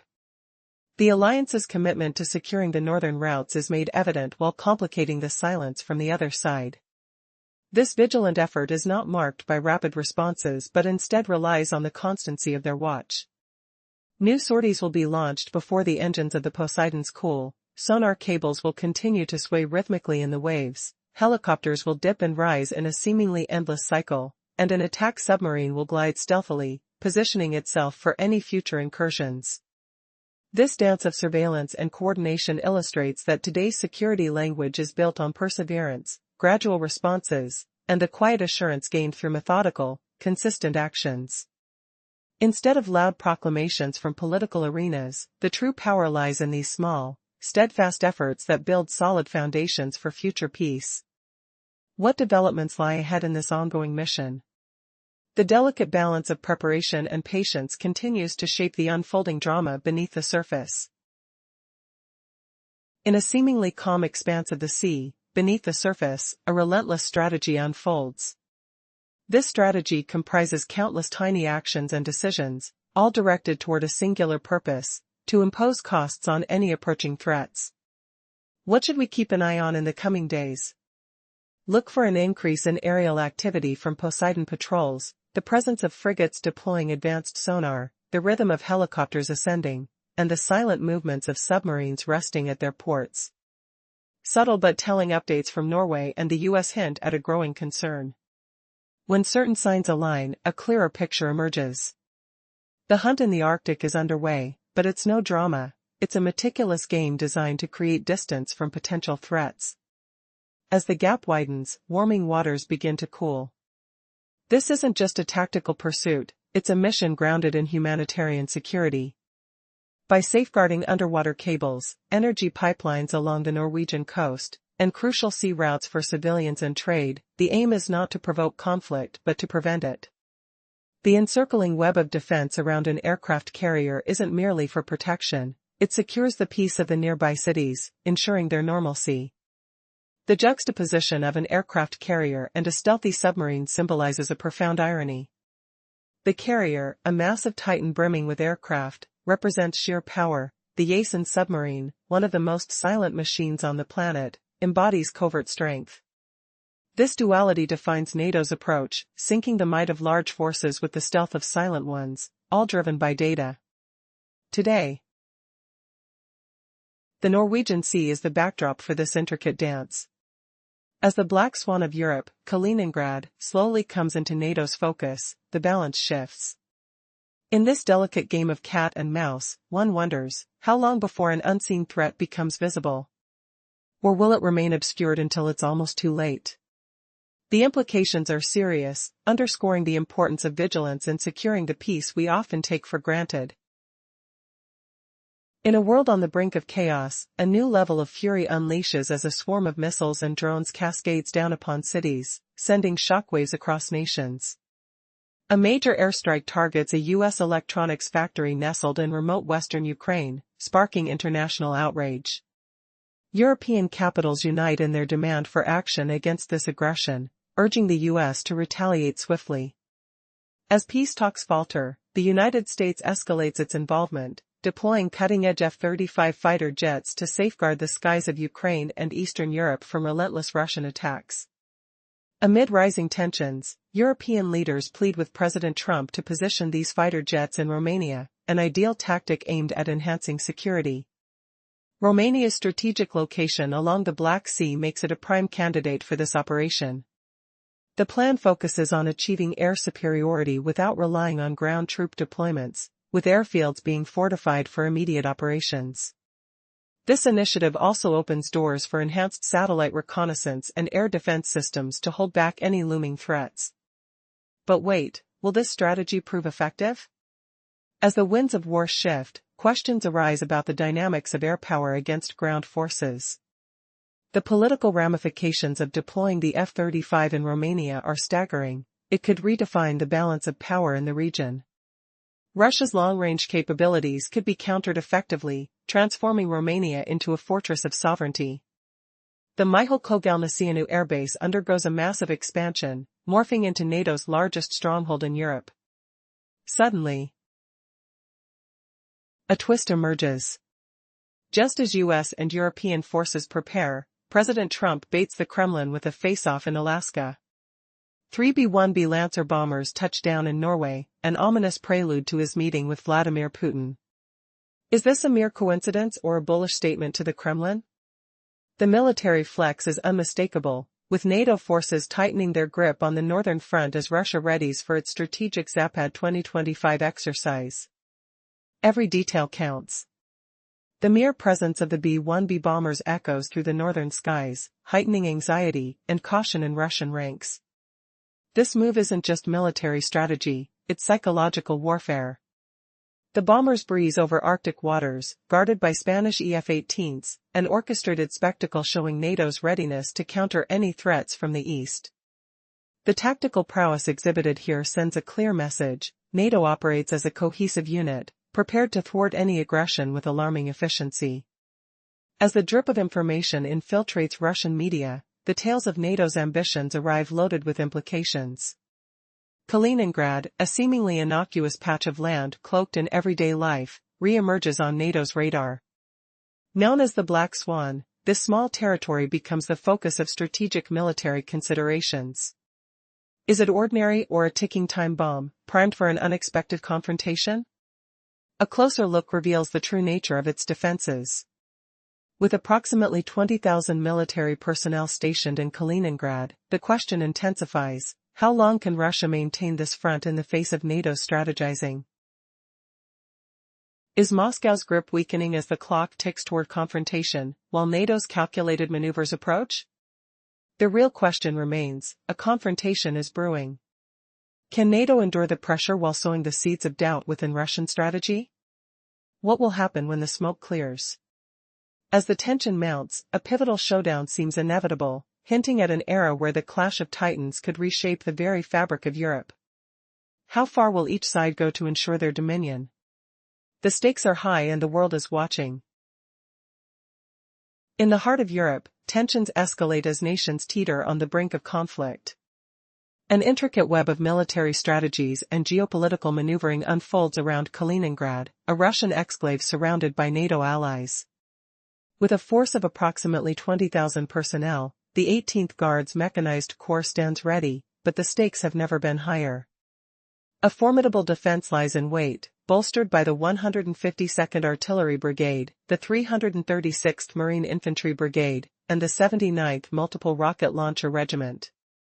Yet, the real question arises: can NATO effectively penetrate this heavily fortified region? Russia's defense system is a dragon's den of advanced weaponry, including 3 S-400 batteries and 2 S-300V4 systems, not to mention the Coastal Bastion P missile defense complex and the Iskander-M ballistic missile brigade, each contributing to a formidable shield. Recent satellite images reveal a startling truth: the operational capacity of these systems is waning, with only 60% of ramps active. As the gears of war grind, the logistical challenges facing Russia's Baltic fleet further complicate matters. The fleet, anchored in Kaliningrad, boasts a mix of corvettes and submarines, yet it struggles to maintain full operational readiness year-round. The perfect storm of microchip shortages and the relentless demands of the war in Ukraine have rendered Kaliningrad not a fortress but a beleaguered outpost in desperate need of repairs. NATO, ever vigilant, eyes the possibilities.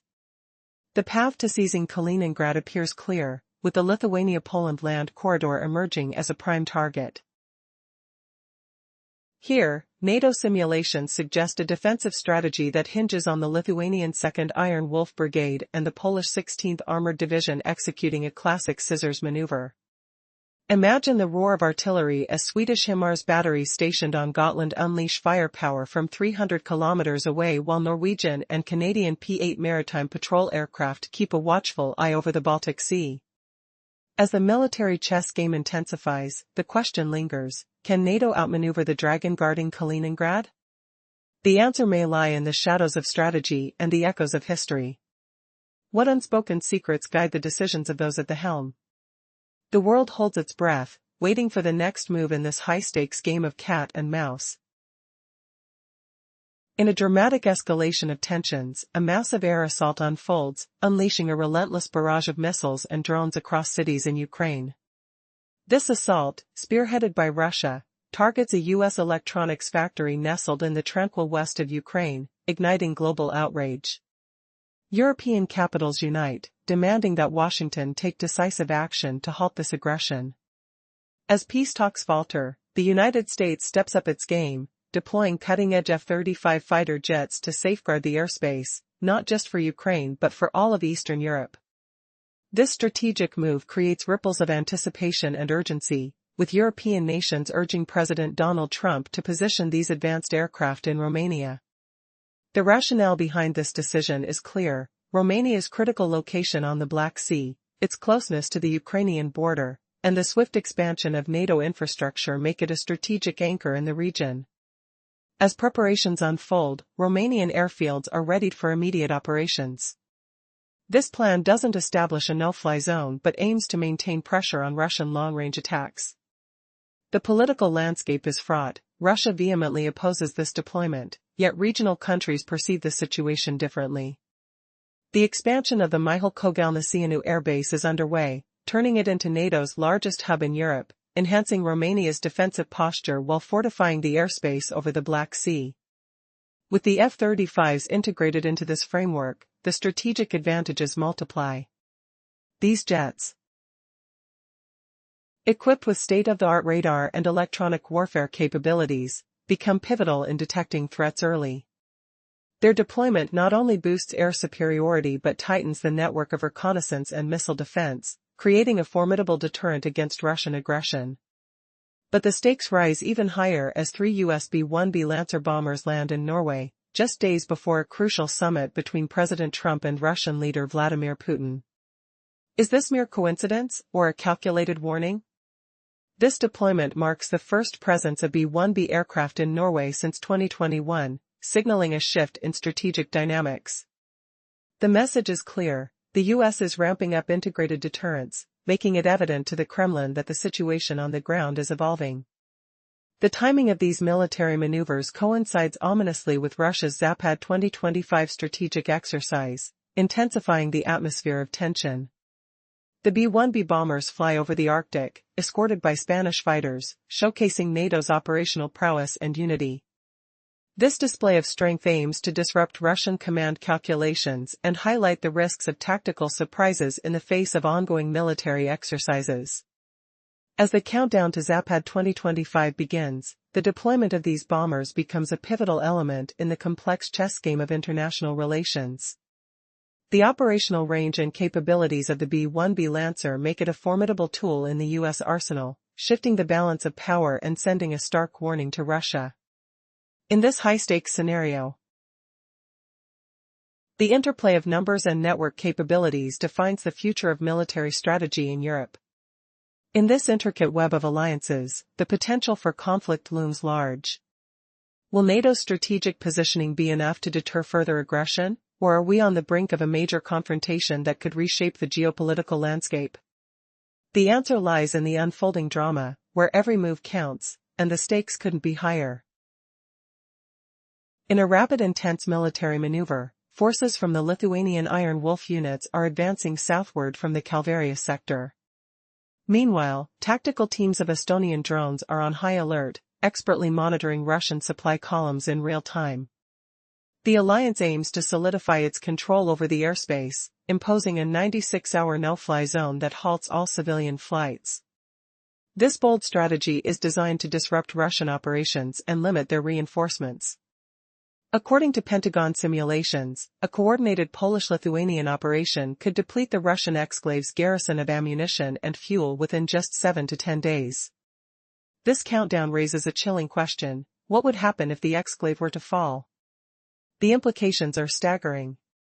The loss would sever the crucial insurance chain linking Belarus and Russia, undermining Moscow's strategic positioning in the region. Kaliningrad, a fortified bastion for Russia's Baltic operations, serves not only as a supply depot but also as a key diplomatic leverage point. The Kremlin has long adhered to a precarious balance, refraining from crossing the nuclear threshold while maintaining influence over Belarus. However, if the exclave collapses, this delicate balance could shatter, leaving Moscow vulnerable and its link to the Baltic states severed. Belarus could swiftly become a geopolitical pawn, losing its strategic significance. If the Russian First Guards Tank Army were to mobilize from Smolensk to Brest, it would face dire consequences at NATO's newly established defensive line, known as Swoki Brani. The stakes are enormous. The fall of the exclave could not only handicap Russia's military options but also cripple its ability to disrupt Baltic infrastructure, especially after the Nord Stream incidents. In such a scenario, surveillance operations would shift to joint Danish-Swedish patrols, supplemented by German-Polish underwater sensors, creating a formidable barrier against further Russian aggression. What unfolds next is a high-stakes game of cat and mouse, where the balance of power hangs by a thread. The clock is ticking, and the world watches with bated breath. How will each side react as tensions rise and the fate of the region hangs in the balance? The answer lies in the next move. What if one crucial territory could alter the entire course of a conflict? Picture this, a remote exclave, strategically important, hanging in the balance. The Kremlin's grip tightens, but how long can it hold? Recent developments have sent shockwaves through the geopolitical landscape, threatening not just Russia's regional ambitions but its very foundations. The loss of an exclave like Kaliningrad would be catastrophic for Moscow. It would crimp its abilities to disrupt vital Baltic infrastructure, especially after the Nord Stream incidents. Imagine the once bustling trade routes between Belarus and its neighbors dwindling to nothing, leaving a pipeline of economic despair. This would put unprecedented pressure on the Lukashenko regime.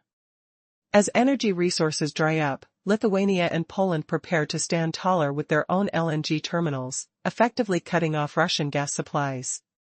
The Baltic region could gain a newfound independence from Russian influence, radically reshaping energy dynamics. How would Moscow respond to an economy on the brink? But the implications of losing Kaliningrad extend deep into the Ukrainian front as well.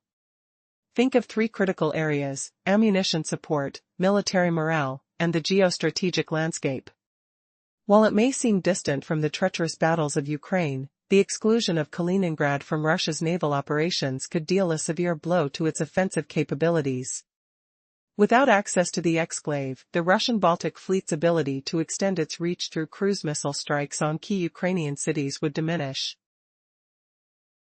Consider the devastating impact. Missiles fired from the Black Sea might not reach their intended targets if sea-based platforms are lost.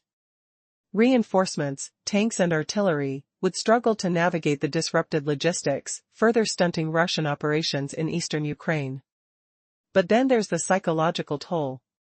Could this loss shatter the myth of an invincible defense surrounding Moscow? In the eyes of the Russian people, what would it mean if a flag fell, symbolizing a crack in the Kremlin's facade? This perceptual shift could erode trust and ignite resistance among the youth, a burgeoning cohort reluctant to take up arms in a faltering war. The ripple effects of losing Kaliningrad could catalyze a broader resistance, a poignant reminder of how local events can alter the global stage. As the clock ticks and tensions rise, all eyes are on Moscow and its next moves. Will it tighten its grip or attempt a strategic retreat? The unfolding drama presents thrilling twists, and one thing is certain: the world watches with bated breath as the fate of a territory hangs perilously in the balance. The Kremlin's grip is slipping, but Russia isn't ready to back down without a fight. The loss of that tiny exclave is more than just a territorial defeat, it's a blow to Putin's image, a crack in his ironclad charisma. The Russian people are tired of war, exhausted by endless conflict, and this symbolic loss could ignite fierce resistance among the fresh waves of conscripts, many unwilling to march toward the front lines. So far, we've seen NATO's grip tighten on Kaliningrad, but Moscow isn't powerless. Behind the scenes, Russia's strategy unfolds in three shadowy moves: nuclear brinkmanship, hybrid warfare, and energy blackmail. First, nuclear bluffing. The Kremlin's rhetoric will escalate sharply if Kaliningrad falls, invoking clauses in Russian military doctrine that justify nuclear action to protect territory. But here's the twist: Russia's actual options are limited. Their strategic missile forces lack the numbers to match the massive triad held by the US, UK, and France, over 2,200 warheads combined. More critically, Kaliningrad's tactical nuclear weapons rest with the Iskander division. Using these weapons on home soil during a real occupation risks catastrophic fallout inside Russia itself. Imagine the political nightmare: a nuclear flash on Russian ground, that Putin's administration simply cannot afford. Next, the hybrid front. Moscow might ignite unrest by stirring the Russian minorities in the Baltics, sparking what's known as the Green Man tactics along the Latvian-Estonian border. Sabotage could follow: railway lines in Lithuania might suddenly face attacks. Energy grids in Poland could flicker under cyber assaults. The goal? To fracture NATO's unity from within, to raise chaos without open war. Europe is not sitting idle. The EU Commission is already planning a joint cyber defense fund, a bulwark to protect the Baltic power grid as it disentangles from Russian control. Across the Atlantic, Canada's cyber forces are expanding NATO's Cooperative Cyber Defense Center in Riga, building a digital fortress against future assaults. Finally, energy blackmail looms large. Russia could try to destabilize prices by threatening Norway's gas infrastructure, sending shockwaves through Baltic markets. But that gambit faces powerful counters: steady U.S. liquefied natural gas shipments, firm export contracts, and the engineering marvel of the Azerbaijan-Romania pipeline, all working silently to shield the region from Moscow's chokehold. The battlefield is no longer just on the ground, it's a chess game of power, fear, and survival. Will Moscow's gamble pay off, or will the alliance's resilience turn the tide? The stakes have never been higher, because this war is as much about mines and markets as it is about missiles and borders. The shifting tides of power in Europe are back, with a sharp urgency that echoes across the continent. Russia, having navigated through tumultuous relations with its neighbors, seems poised to strike where it believes it can inflict the most pain: the energy sector. Recent reports suggest that Moscow may attempt to wreak havoc on Norwegian gas facilities, seeking to create a new wave of price volatility. However, optimism flickers amidst the dark clouds, as U.S. liquefied natural gas flows and strategic contracts from Qatar, alongside the Azerbaijan-Romania pipeline, could soften the impact on Baltic prices. As the chess pieces move on this strategic board, NATO is ramping up its efforts to thwart Russian ambitions in the Kaliningrad exclave. Picture this: while Poland's 16th Mechanized Division advances with the precision of a bayonet, Lithuanian special forces stealthily infiltrate the dense forests, aiming to sever the Kaliningrad-Mamanovo highway.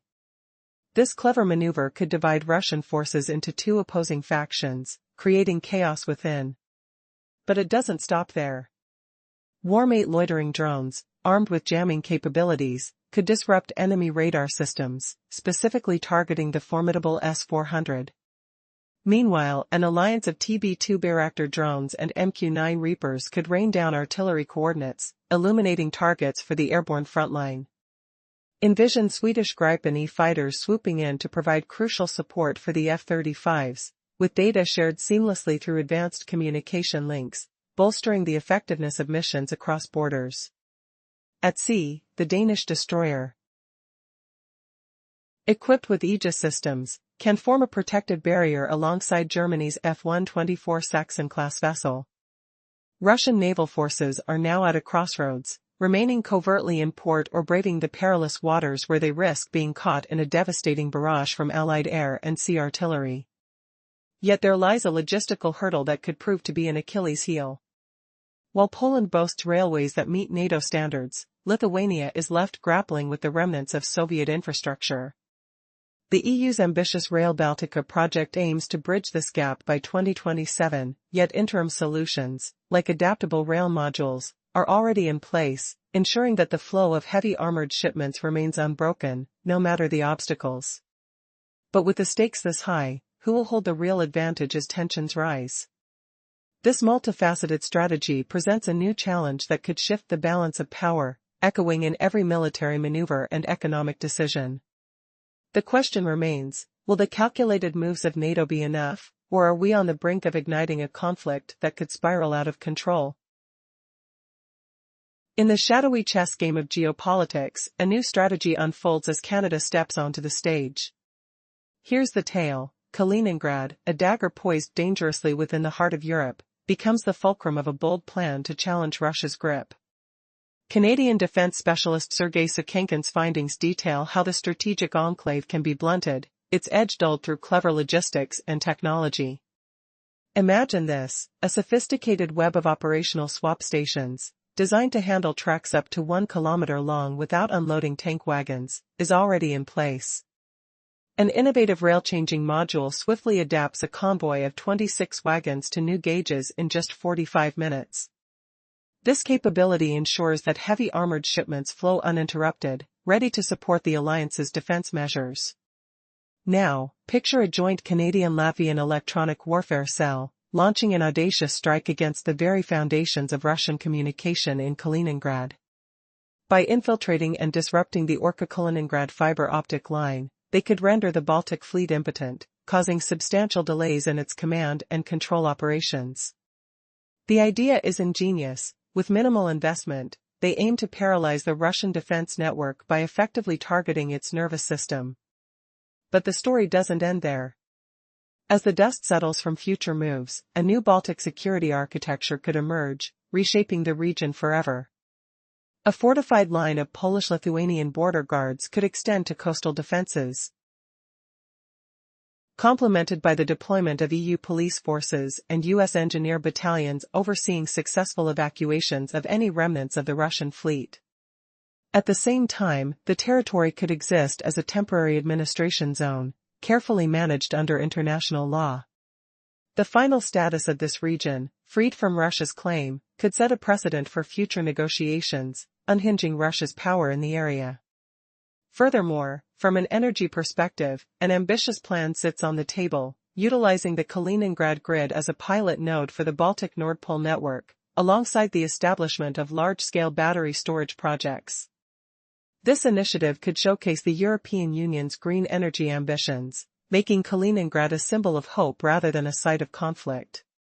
What lies ahead? A reformed Baltic landscape that redefines relations and alliances?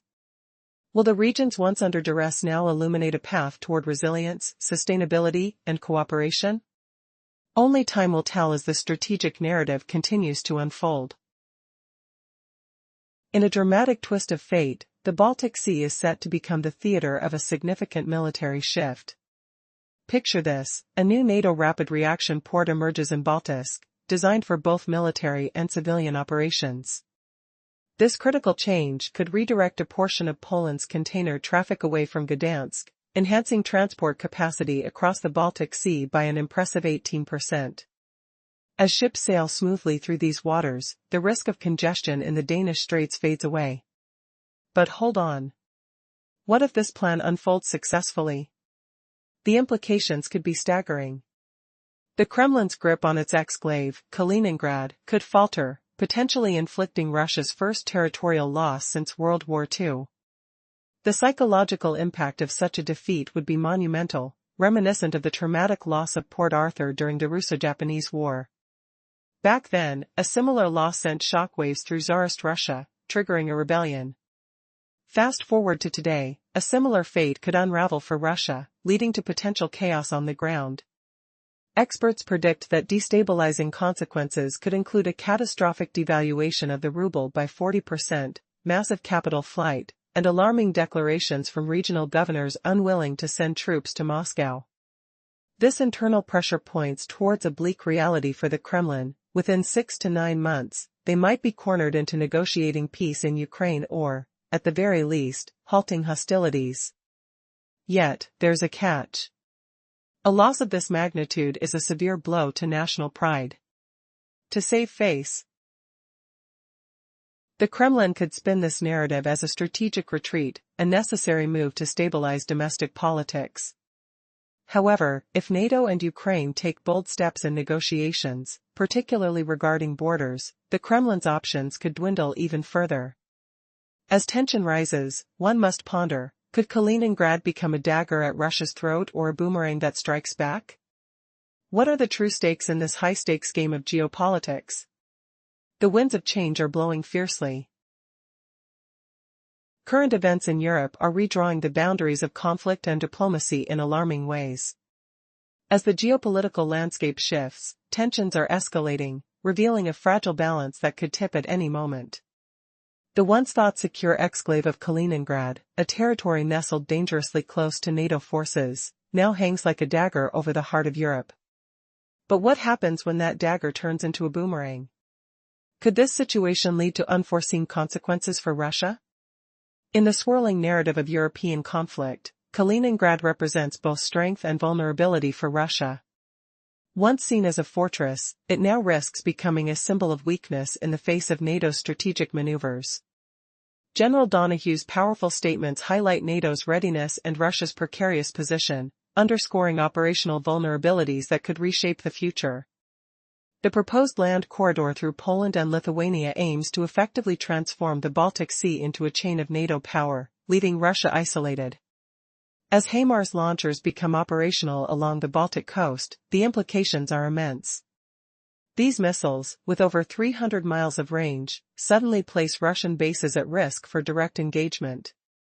Kaliningrad's previous invulnerability has evaporated, the territory now feels the encroaching shadow of potential siege. As air defenses like Patriot systems scan the skies and track movements, a new sense of urgency grips the Kremlin. Imagine the atmosphere in Moscow: commanders are on edge, internal disputes intensify, and the morale of military officials dips dramatically. What would happen if Kaliningrad, after years of strategic hold and intimidation, suddenly crumbled under the weight of combined NATO pressure?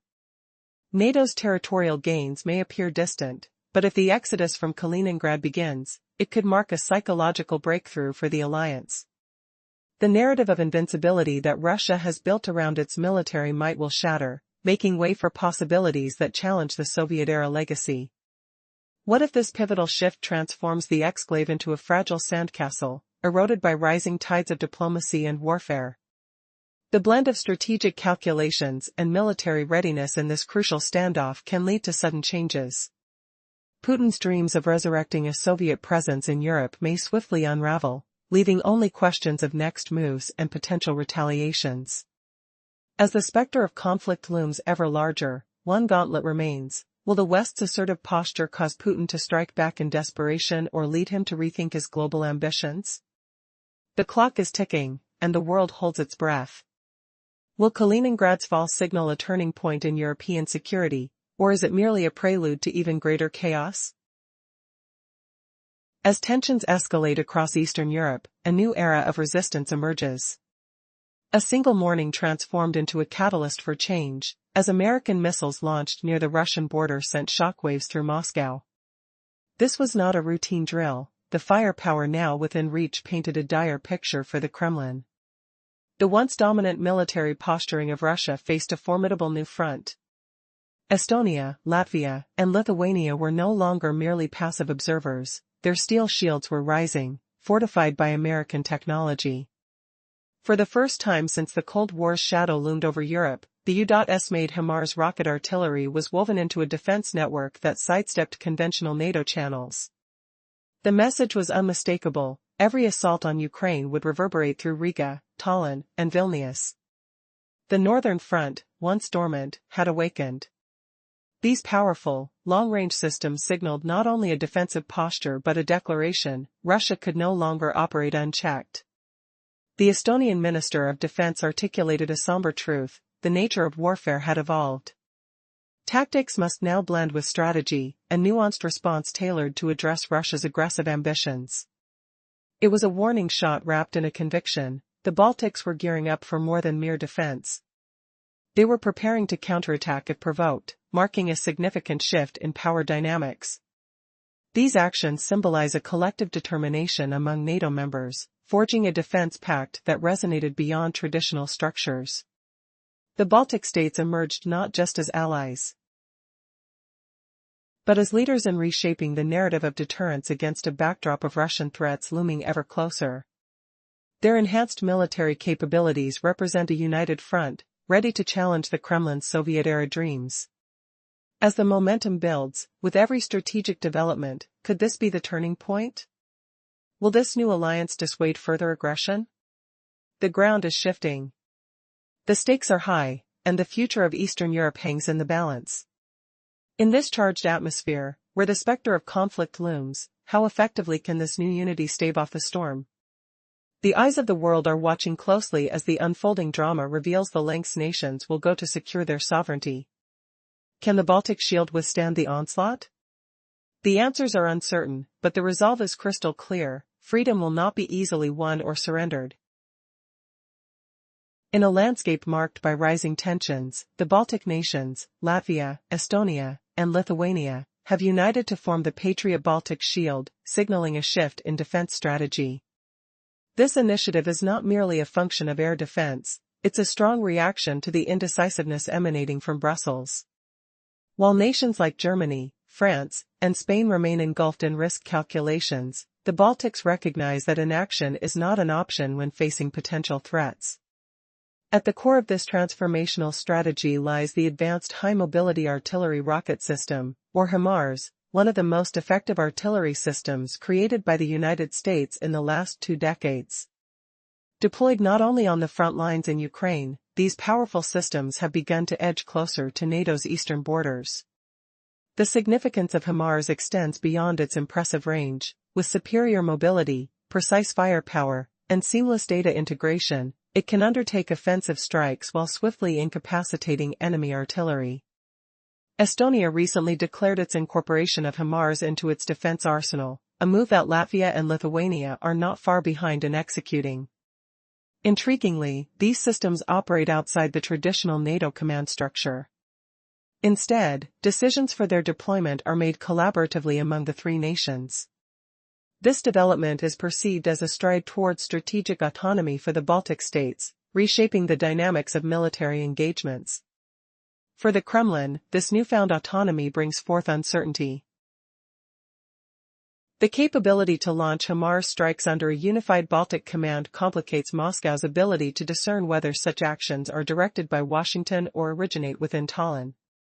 This challenge redefines the concept of deterrence, marking NATO's evolution from a conventional collective defense organization into a more intricate security ecosystem, fostering innovative substructures to address regional threats.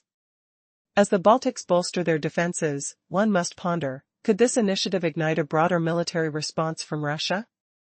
The dialogue between deterrence and potential conflict has changed dramatically, leaving the future uncertain. In a world where tensions are escalating and alliances are shifting, a groundbreaking shift in military strategy is taking place. The Baltic countries, particularly Latvia and Lithuania, have made the bold decision to deploy US-made Patriot missile systems on their soil. This pivotal move signifies more than just a technical enhancement, it is a political statement that directly challenges Russia's aggressive posture in the region. Imagine the sound of sirens blaring as these advanced systems come online, ready to safeguard against potential threats from the Kaliningrad region. But what does this mean for the balance of power? This deployment is not merely about achieving air superiority, it represents a significant intervention in Russia's strategy in its northwest territories. The establishment of a joint coordination table among the Baltic defense ministries, American military advisors, and local command chains marks a new chapter in military collaboration. This innovative model operates outside traditional NATO protocols, allowing for rapid decision-making and a more agile response to threats. Picture a command center buzzing with activity, where decisions are made swiftly, reflecting the urgency of the current geopolitical climate. The strategic implications are staggering. The regions equipped with these systems are firmly within Russia's military radar range. The position of HIMARS launchers now poses a direct threat to missile bases in Kaliningrad, airfields in Pskov, and even command centers in Smolensk. The Kremlin faces a scenario where its vulnerabilities are not just on the border but deep within its territory. As the interconnected network of defense systems expands, the message is clear: this is no longer a mere defensive strategy, it's a proactive stance that could redefine regional security. The response from Moscow has been swift and alarming. Military activity in Kaliningrad has surged, the Russian Baltic Fleet is on high alert, and electronic warfare units have been redeployed eastward. This isn't just a defensive reaction, it's a signal of underlying panic. The Kremlin is grappling with the unsettling realization that it is losing control over its northern border. The sound of military jets roaring through the skies echoes the fear and uncertainty that now permeate the region. As these developments unfold, a new security ecosystem is emerging, one that could reshape defense protocols not only in Eastern Europe but also in other critical areas like the Arctic, the Black Sea, and the Pacific. The stakes have never been higher, and the balance of power hangs in the balance. How will this evolving landscape impact global stability? The future remains uncertain, but one thing is clear, the dynamics of warfare and defense are changing, and the world is watching closely. The Russian Baltic Fleet has been thrown into high alert. Electronic warfare units have been rushed eastward. But this isn't just a routine defensive move, it's tremors of panic. For the Kremlin, the cold truth is setting in, the grip on its northern border is slipping, and fast. The Baltic nations have shattered Russia's age-old dream of a protective buffer zone overnight. There is no buffer anymore. Instead, there's direct contact, a line stretching from the eastern edges of the Baltic Sea down to the western shores of the Black Sea. This war has evolved beyond trenches and tanks. It's now a battle of reach, speed, and coordination. The Baltics grasped this reality early, and they acted decisively.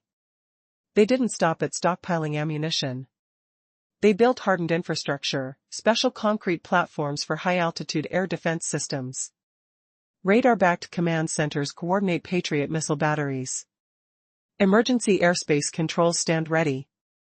None of these are temporary setups, they are permanent. This is deterrence made tangible. And here is the twist, this new strategy blows apart Moscow's old playbook. The Kremlin now faces the chilling possibility of attacks not only from Kiev's direction but simultaneously from the northern front. Imagine the strain on command chains, resource distribution, and shifting strategic priorities. The Baltics aren't just securing themselves, they're watching Ukraine's back too. Washington counts on this. This is more than regional defense. It's a strategic ripple reaching all the way to the U.S. capital. The Baltic model is a proving ground. With Washington pressing Europe to lift more of their defense weight, the Baltics are stepping up boldly. American Patriot systems and high-altitude air defenses are bolstering the region. It's a political balancing act, the U.S. expands its influence, but Europe shares the logistical and operational burdens. This balance will shape NATO's future. Membership demands not only acceptance but also readiness to bear the cost. The Baltic states have proven they are prepared. The Kremlin feels the pressure inside its own walls. Reports leak of plummeting morale within military ranks around Kaliningrad. Communications falter. Commanders are swiftly removed. The shifting balance on the battlefield is shaking Russia's political foundations. Is this the calm before a storm? Or has Moscow lost control of the narrative entirely? The very fabric of Russia's northern defense is unraveling under the Baltic spotlight. The question now, how long before this pressure cracks the whole system wide open? Earlier, we saw how Ukraine's mobile missile systems forced Russia to rethink its supply lines, unable to keep frontline bases stocked with ammo and essentials. Now, the stakes rise even higher as Ukraine uses these weapons not only to strike but to dismantle the very lifeblood of Russian battlefield operations. What if a single precision strike could freeze entire armored convoys for weeks? In Zaporizhia, that became reality when Ukrainian forces used their rocket launchers to crush a critical rail junction. The abrupt halt threw Russian logistics into chaos. Similarly, repeated hits near Donetsk shredded supply routes so badly, enemy units had no choice but to pull back. It's not just about firepower anymore, it's about controlling the rhythm and psychology of war. Ukraine fields around 40 active rocket systems of this kind, mobile, stealthy, and deadly accurate. Experts say this number needs to more than double to truly tilt the scales. Long-range missiles, capable of reaching targets far behind enemy lines, at a game-changing dimension. But scaling up this arsenal demands more than hardware. It calls for political courage and diplomatic maneuvering. Some allies hesitate, worried about holding back too many launchers in their own reserves. Yet, every new rocket launcher delivered is, in essence, an investment in peace across Eastern Europe. Russia's inability to counter these attacks grows more apparent by the day. Their radar systems fail to even detect these flying threats until it's too late. Electronic warfare units once feared to blind enemy sensors now falter when tracking these agile missiles that shift unpredictably mid-flight. The impact runs deeper than shattered equipment. Russian soldiers on the front lines face an invisible enemy dismantling their supply depots, command posts, and communication hubs at random. This isn't just a technical blow, it's a psychological one. Imagine the dread when behind you, the very structures that keep your unit alive suddenly collapse without warning.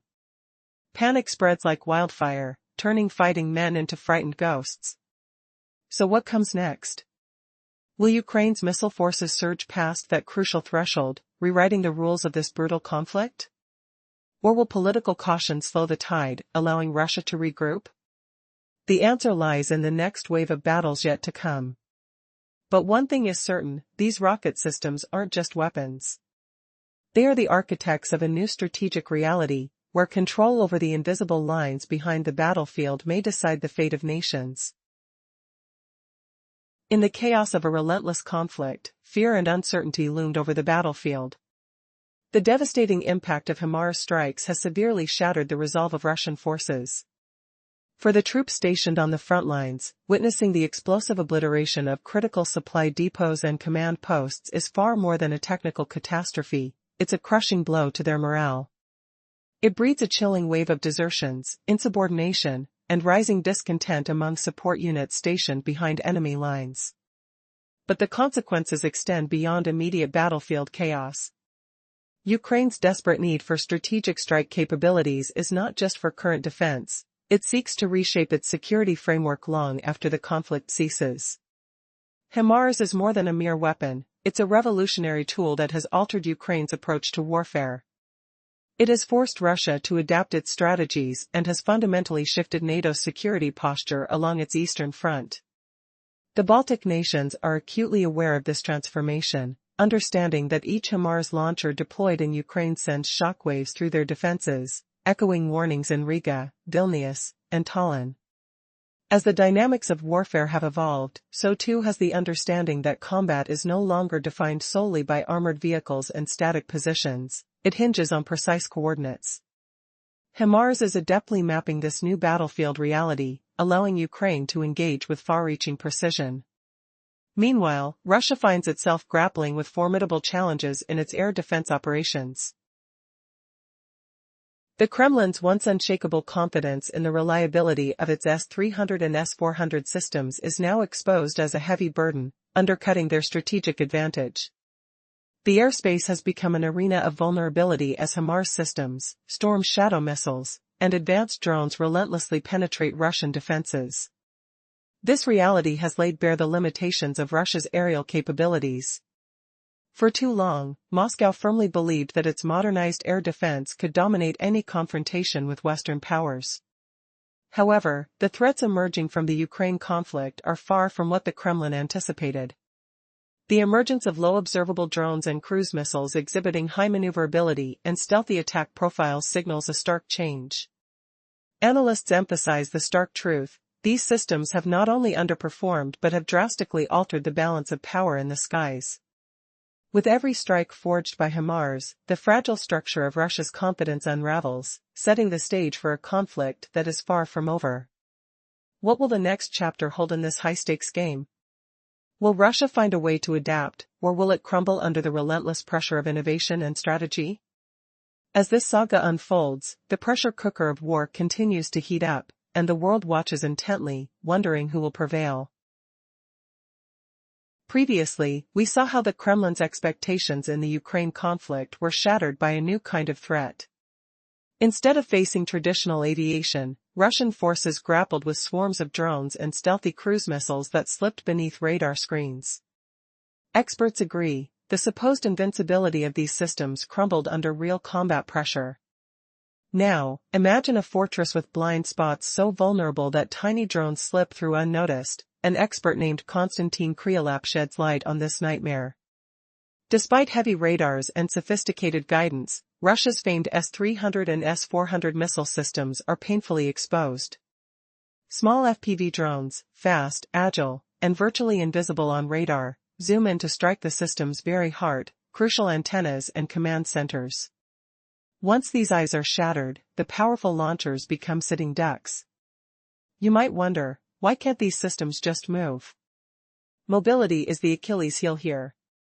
While some missile launchers, like the HIMARS systems, can scramble to new positions in mere minutes, S-300 and S-400 launchers remain tethered to fixed bases. This immobility makes their locations easy to detect and target, turning what should be a deadly line of defense into an open target for Ukraine's hit-and-run drone assaults. And if you think Russia has stronger weapons waiting in the wings, think again. The much-touted S-500 system, hailed as the next big leap, is still grappling with technical failures. Far from being battle-ready, it has failed to deliver the promise of neutralizing medium-range ballistic threats. Observers on the battlefield report a shocking reality. Over 80% of the ballistic missiles launched by Ukraine in early 2025 smashed through Russia's defenses and hit their marks. Even the Panzer S-1 systems, which form the lower tier of Russia's air shield, have proven inadequate. These systems, which showed some effectiveness in earlier conflicts like Libya and Syria, have been overwhelmed by the relentless onslaught of drone swarms above Ukraine. The Panzer's sluggish reaction time couldn't keep up with the rapid, densely packed FPV swarm attacks, allowing drones to slip past and destroy key launchers with ease. What does this mean for Russia's fortress of air defense? The mighty walls are cracking, not from brute force, but from a new kind of warfare, where speed, stealth, and numbers redefine the battle. Could this vulnerability signal a turning point? Will these weapon systems adapt, or are they doomed to become relics on a rapidly changing battlefield? The war in the skies over Ukraine is rewriting what it means to control the air, and Russia's defenses are paying a heavy price. In a dramatic turn of events, Russia's air defenses have been exposed as vulnerable, particularly against the advanced swarm-based drones employed in the ongoing conflict in Ukraine. The once reliable Panzer systems, which had shown limited effectiveness in previous conflicts, have failed miserably against these low-altitude, high-density drone swarms. Reports from Russian social media, despite heavy censorship, reveal shocking images of destroyed Panzer batteries, highlighting a growing fear within Russia itself. Initially, the Kremlin believed its air bases, situated a mere 40 to 50 kilometers from the Ukrainian border, were secure. However, as the war progressed, it became painfully clear that even deeper bases such as Borisovl, Voron, and Engels are now under threat. Expert Kryalap ominously noted, today's training grounds could be tomorrow's chaos. This stark reality underscores the ineffectiveness of Russia's air defense strategies, which were designed to counter traditional aircraft and missile threats but have proven inadequate against the nimble and innovative weaponry of modern warfare. Heavy, static defense structures are now a liability in the face of Ukraine's agile tactics and advanced systems like the high-mobility artillery rocket system, or HIMARS. Ukraine's strategic depth is forcing Russia into a retreat, both psychologically and operationally. Contrary to Moscow's propaganda, their air defenses are faltering against Western technological advancements and Ukrainian intelligence capabilities. This situation has not gone unnoticed in the Baltic states, where Estonia, Latvia, and Lithuania are fortifying their defenses with HIMARS batteries, understanding their potency against Russian forces. As a result, Putin's power to intimidate the Baltics has significantly waned. In light of these developments, the urgency of NATO's response is palpable. The alliance has been actively scrambling jets in recent weeks to counter Russia's intensified airstrikes on western Ukraine, signaling a shift in the balance of power in this ongoing conflict. The strategic implications are profound, as the Baltic nations recognize the necessity of strengthening their defenses amidst rising threats. The military landscape is rapidly evolving, and the stakes have never been higher. What does this mean for the future of air defense in the region? As nations adapt to the new realities of warfare, the question remains, who will emerge victorious in this high-stakes game of strategy and power? In a world fraught with tension, nations stand on the brink of chaos, where a single spark might ignite the flames of war. Recent weeks have witnessed unprecedented air assaults from Russia on the heart of western Ukraine, prompting NATO allies to take decisive measures. As the shadows of conflict loom, Poland and its regional allies have heightened their alert status, activating a quick reaction force to safeguard their airspace. The urgency is palpable, an underlying pulse that quickens with each passing day. Amidst this backdrop, the deployment of F-35 fighter jets to Romania emerges not merely as a symbolic gesture, but as a vital operational necessity. The Black Sea corridor, once a mere route, is morphing into a strategic lifeline for both surveillance and resupply. This rapid deployment transforms Romania into a bastion of deterrence. The implications are staggering. Increased air patrols in this region could dramatically change how quickly Russian platforms near the border are spotted, refining response times to potential threats. As NATO prepares to bolster its presence, the frequency of air patrols is set to escalate. This increase is not just about numbers, it's about creating a psychological barrier against the chaos of unexpected strikes and drone swarms. With each flight, the risk of miscommunication diminishes, and the chance of catastrophic accidents decreases. The military deployment debate, rooted in necessity, intertwines with crisis management, underscoring the severity of the situation. The aerial landscape is evolving. The zone of access denial, shaped by advanced systems like the S-400 and coastal defense platforms, creates a formidable barrier for any aggressor. However, the stealth capabilities of the F-35 push the boundaries of detection further, providing a crucial tactical advantage. With a blend of passive and active sensors, these jets envelop the region in a comprehensive intelligence, surveillance, and reconnaissance (ISR) curtain, altering the operational rhythms of enemy radar systems. The presence of the Aegis Ashore missile defense system adds a crucial layer of strategic security, creating a safety net that will function, even if not in direct concert with the F-35 patrols. As the jets take to the sky, they will share vital early warnings about enemy artillery and coastal batteries. This connected network expands the potential engagement window for Allied air defenses, offering a vital shield for civilian aircraft navigating through the increasingly dangerous skies. As tensions rise and the stakes escalate, the question looms, how will nations respond to this ever-tightening game of aerial chess? Each flight becomes a calculated move in a dangerously charged atmosphere, where peace hangs in precarious balance and the echoes of conflict threaten to resound across the continent. With every mission, every alarm raised, the fabric of security is woven tighter, blurring the lines between peace and war. Could this escalation be the catalyst for deeper conflict, or will it become the deterrent that preserves stability in a world teetering on the brink? The story unfolds, and the answers await just beyond the horizon. Earlier, we saw how F-35 jets, working quietly in a high-tech network, share crucial early warnings about enemy ground and sea missile batteries. These alerts extend the reaction time for Allied defenses and keep vital supply routes flowing safely. Now, imagine that this isn't a rigid no-fly zone flashed across a map. Instead, this is a precise, calculated defense strategy embedded in legal frameworks and daily operations. Picture the skies stretching from Crimea all the way to the Black Sea, where Romanian patrols form a vital, living part of this invisible shield. This defense doctrine does not rely on sheer numbers of aircraft. Instead, it depends on the seamless connection between planes, data systems, and command centers. The network's strength and continuous presence matter more than adding lots of jets. Already, this system weaves into NATO's core. For instance, Dutch and Norwegian F-35s stand ready to protect supply routes to Ukraine through Poland, forming a cutting-edge air security belt along Eastern Europe's front line. Think of it like a chain stretching from north to south. Norwegian fighters guard the colder Baltic skies, Romania's F-35s cover the Black Sea approaches, and the US's Laekene Heath base fuels readiness in the middle. Together, these form a striking pattern of simultaneous coverage, standardizing data exchanges and training. Because of this, mission handovers become smoother, and every patrol benefits from joint experience. Don't overlook Poland's role either.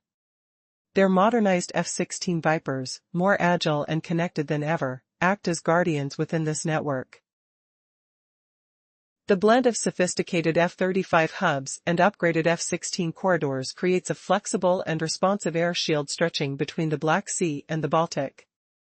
Romania's deployment isn't just local, it's the pivot point, the southern hinge holding this armor together. But here's the twist: securing this hinge means more than just better defense.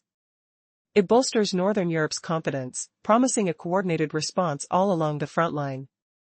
Yet, such a strategy inevitably provokes a reaction. How will Russia respond? This question lurks heavy in the air. One likely step is a surge in mission activity near Crimea and Kaliningrad, flying more aggressive reconnaissance near the Black Sea and along the Belarus border.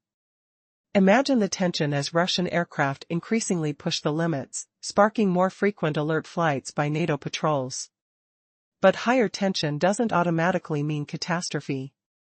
Not every jet launch turns into a clash.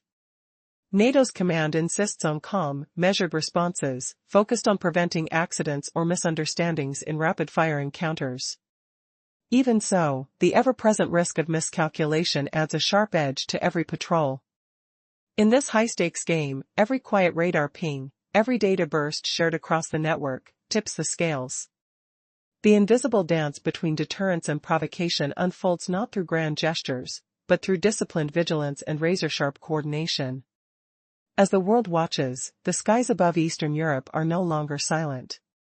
They hum with the pulse of technology and strategy, where every patrol, every calculated move, holds the fragile balance between peace and escalation. What happens next might not be about who has more jets, but who controls the network, and that may decide the fate of many. As tensions escalate, the airspace over Eastern Europe becomes a battlefield of strategy and technology. The U.S. plans to deploy F-35 fighter jets to Romania, serving as a critical link in NATO's fifth-generation air defense network. This move aims to bolster security in the region, particularly in response to Russia's aggressive reconnaissance activities over the Baltic Sea. As NATO's northern patrols ramp up, the fear of miscalculation looms large. But what drives these operations? Tactical risks, such as pilot errors, can spin out of control in high-stakes encounters. This is why NATO emphasizes a strategy of calm de-escalation, maintaining disciplined patrols and clear tactical protocols. Yet as polarization intensifies, the propaganda war heats up too, with accusations flying across both sides. The presence of F-35s in Romania could shift from military significance to a political focal point in this complex narrative, underscoring the importance of communication discipline alongside technical readiness. The F-35 deployment plan is not just about adding jets, it involves a massive logistical framework. The ongoing enhancements at the Mihail Kogalniceanu airbase include new runways, fuel farms, ammunition depots, and cyber communications systems. This comprehensive approach ensures operations can run smoothly, with high morale among personnel. The vision is to create a base city standard, an unusual but strategic asset on NATO's eastern flank.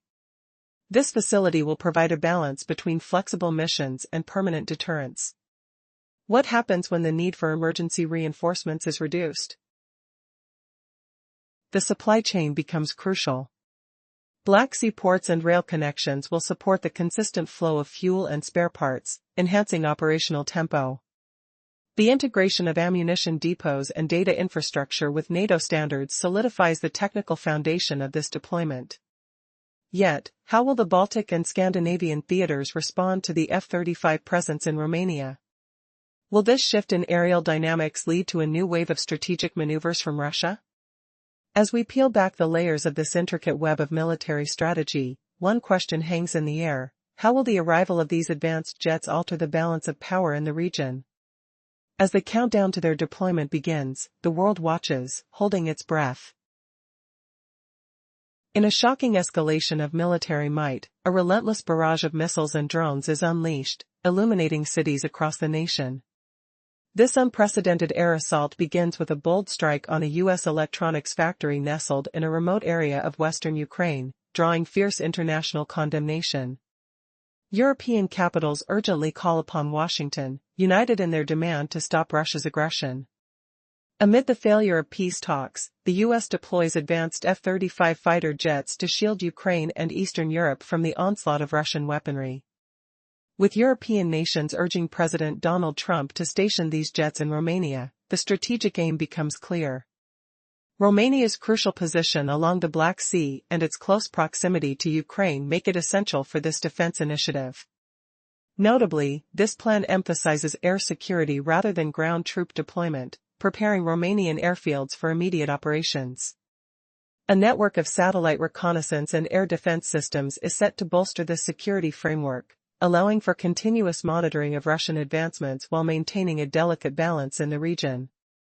The deployment of F-35s is more than just a military strategy, it represents a vital link within NATO's fifth-generation air network, bridging defense capabilities from the Baltic Sea to the Black Sea. The synchronization achieved through this network enhances intelligence sharing, allowing for earlier detection of threats and a cohesive tactical picture. Without this southern link through Romania, critical data flow stalls, but now, potential dangers can be seen before they arise, leading to a safer airspace overall. Poland plays an integral role in this unfolding drama. With significant investments in defense, including a modernization plan for its F-16 fleet, it stands shoulder to shoulder with Romania. As F-35 patrols and increased artillery power are deployed, the solidity of NATO's eastern flank becomes unassailable. The combined efforts ensure that as tensions rise, the risk over vital supply corridors remains controllable. But as NATO fortifies its presence, the question lingers, will it be enough? As the F-35 soar through eastern skies, can this show of force deter further Russian escalation? Only time will unravel the intertwining fates of nations on this perilous path. With the recent deployment of 3 mighty B-1B Lancer bombers to Norway, just days before a pivotal meeting between President Trump and President Putin in Alaska, the stage is set for a gripping chess match. Coincidence, or a calculated warning? This is the first time these bombers have touched Norwegian soil since 2021, and their presence sends an unmistakable message to the Kremlin. The B-1B's reintroduction aims to shorten Russia's reaction time on its northern front, reinforcing NATO's deterrent strategy. But, as military maneuvers heat up, the looming shadow of Russia's Zapad 2025 exercises adds pressure. This strategic exercise will coincide with significant military activities from the U.S., complicating the Kremlin's calculations. As the B-1B sorties embark over the Arctic, their path flanked by Spanish F-18s, they pierce through the veil of uncertainty surrounding Russian ambitions. The collaborative power of NATO has never been more critical. Will these bold actions reshape the balance of power, or will they escalate tensions to new heights? The clock is ticking as both sides prepare for what lies ahead in this incredibly charged international climate. The atmosphere is electric with the tension of impending conflict. In a groundbreaking strategy, the deployment of Allied F-35 fighter jets in Romania is not just a military maneuver, it represents a significant shift in the balance of power across Eastern Europe. This pivotal action is designed to fortify a two-pronged defense strategy, enhancing both northern and southern air domains. But why is Romania chosen for this crucial role? Location, capabilities, and the need for swift coordination all converge in this decision. Imagine a dense network stretching from the Baltic Sea to the Black Sea, a deterrent belt designed to restrict Russia's aggressive movements. The effective synchronization of air support between Poland and Romania ensures that when threats arise, responses are not only rational but swift. It's as if the landscape itself has transformed into an intricate chessboard, where every piece, primarily the F-35s, plays a vital role in limiting adversary reflexes. But this is only part of the picture. The deployment isn't solely about sending aircraft into the fray. The integration with advanced systems like Patriot and NASAM amplifies the effectiveness of these jets. These aircraft will strengthen early warning capabilities, ensuring that threats are identified promptly and accurately. As the network capabilities expand, so too do the engagement opportunities for allied forces. The urgency of establishing a seamless operational network cannot be overstated. Romania stands as a critical theater in this evolving battlefield, where information and data transfer become just as crucial as the armaments themselves. The more swiftly and accurately data is shared, the broader the window for proactive engagement.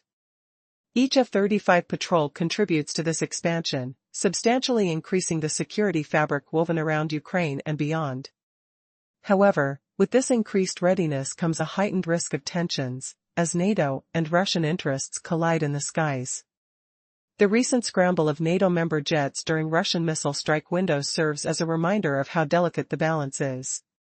When Romania's defensive posture activates, this intricate air picture will become clearer, providing early warnings of potential threats. Intense emotions swirl in this conflict, the fear of miscalculation, the hope for peace, and the relentless pursuit of security. Every flight path carries the weight of human lives and national destinies. As these jets take to the skies, they become symbols of resilience. The clock is ticking. Will this strategic deployment deter aggression or escalate tensions? The next move could very well reshape the fate of nations, positioning both sides on the edge of a knife. In this intricate dance of strategy and power, every move is high stakes. The F-35s are not just aircraft, they are integral pieces in a much larger puzzle, representing the determination of Eastern European allies to stand firm in the face of looming threats. Can they maintain unity, vigilance, and resolve in a world fraught with uncertainty? As the air grows thick with anticipation, only one thing is certain: the future is unwritten. And the outcome hangs in a delicate balance. Previously, we saw how the Romanian deployment sharpens the Allied air defense picture, catching every intrusion and suspicious flight with precise, calculated patrols. This new level of vigilance forces Russia into a tighter, more fragile military posture along the Black Sea and Baltic coasts. Now, imagine a world where accidental skirmishes turn into deliberate provocations. The chance of unintentional escalation slips, replaced by a looming reality. Any violation becomes a conscious gamble. With NATO's Article 5 hanging in the balance, Russian planners must raise their risk calculations. The once reckless probing in the region grows cautious, trading boldness for staying under the radar, but with an opponent watching every move from above. The deployment of F-35 fighter jets to Romania changes more than just radar screens, it shifts the political chessboard between Europe and the United States. Europe agrees to carry much of the ground burden and financial weight, yet their message is clear: they demand air cover and advanced network security from their American partners. Washington, in turn, presses the point that air and logistical support can substitute for boots on the ground, keeping the front line flexible yet formidable. Romania's freshly expanded bases, its runways, hangars, and data hubs, aren't mere buildings. They are the backbone of this evolving security pact, where diplomatic promises become tangible military orders, sustainable beyond political cycles and election upheavals. With streamlined rotations, continuous maintenance, and long-term operational planning,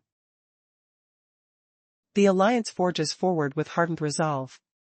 But beneath the surface, this deployment is a psychological blow to Russia, a shift unbalancing their strategic confidence. The Black Sea defense grid faces a strict emission control regime, forcing Russia's radars and sensors into cautious silence. Passive surveillance assets on patrol aircraft climb in value as Russia loses the comfort of clear visibility. Anti-aircraft batteries must rotate more frequently, training and resupply come under constant pressure. Every small tightening frays the threads of Russia's war economy just a little more. Could this be the turning point where layered air defense replaces endless patrols as the ultimate deterrent? And as Romania's skies buzz with stealth jets and scanning radar waves, how far will Russia go to adapt, or to retaliate? The air is thick with suspense, and nowhere near silence yet. In a world where tensions simmer just beneath the surface, the Black Sea has transformed into a battleground for air superiority. With every passing day, the stakes rise higher, creating an atmosphere thick with uncertainty and urgency. The recent deployment of US F-35 fighter jets to Romania marks a pivotal moment, as they become a crucial pillar of air power, bolstering security guarantees for Ukraine. These fifth-generation aircraft serve as eyes in the sky, capable of tracking threats without exposing their own positions. The implications are staggering. Russia faces increased operational costs as it scrambles to adapt its military strategies around Crimea and Kaliningrad, while NATO strengthens its grip on information superiority. The intricate web of communication among these advanced jets allows for a unified response to threats, shifting the dynamics of regional power. As air patrols become more disciplined, misunderstandings dissolve, replaced by strategic precision. Yet, the pressure mounts on Russia's energy and defense budgets, creating a delicate balance that could tip at any moment.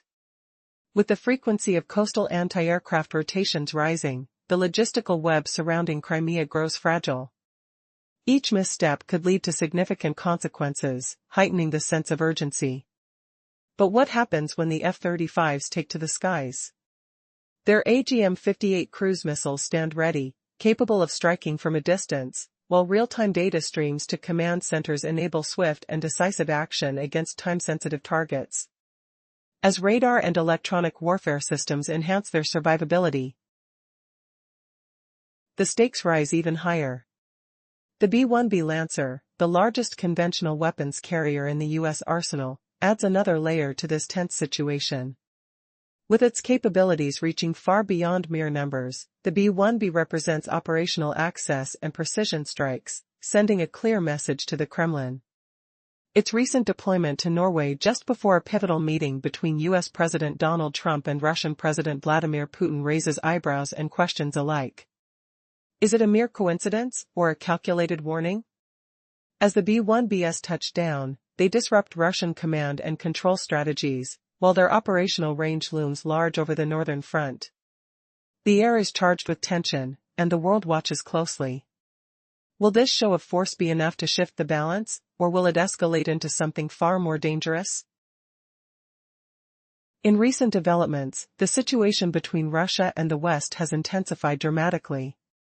A massive aerial assault marked by an array of Russian missiles and drones has unleashed chaos across multiple cities, stirring fear and outrage. Amidst this turmoil, a significant attack targeted a U.S. electronics factory nestled in the remote western region of Ukraine, drawing severe backlash from global leaders. As peace negotiations falter, the United States has escalated its military presence in Eastern Europe, deploying F-35 fighter jets to bolster the air defenses of Ukraine.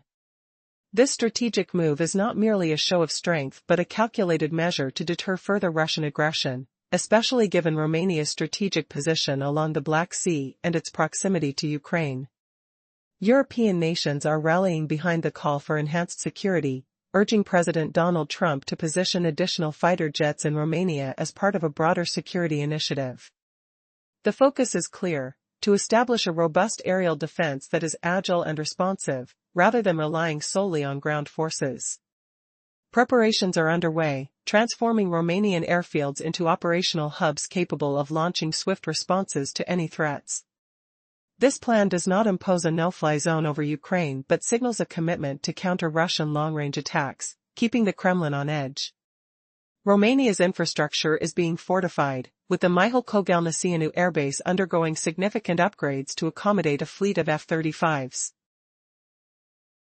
These stealthy aircraft will not only enhance Romania's defense but also create a comprehensive air surveillance network that stretches from the Baltic to the Black Sea. However, the stakes are higher than mere geography.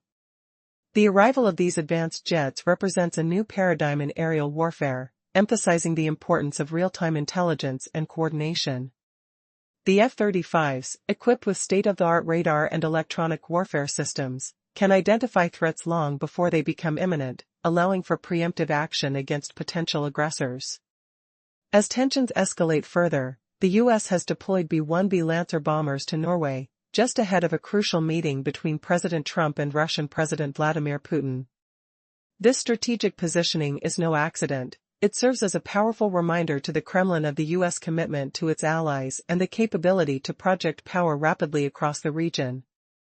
The B-1B's mission is not nuclear. Instead, it underscores operational readiness and precision strike capability, reinforcing the U.S. Air Force's commitment to conventional warfare.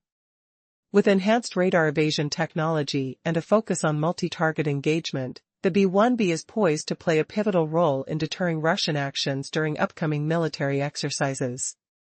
In this high-stakes game of military chess, the question looms, will these advancements in aerial capabilities tip the balance of power in favor of the West?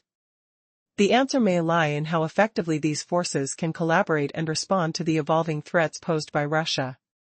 As the world watches, the tension builds. And a new chapter in global military strategy begins to unfold.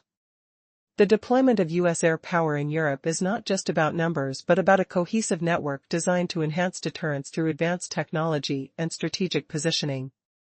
The clock is ticking, and every move counts in this intricate dance of power and diplomacy.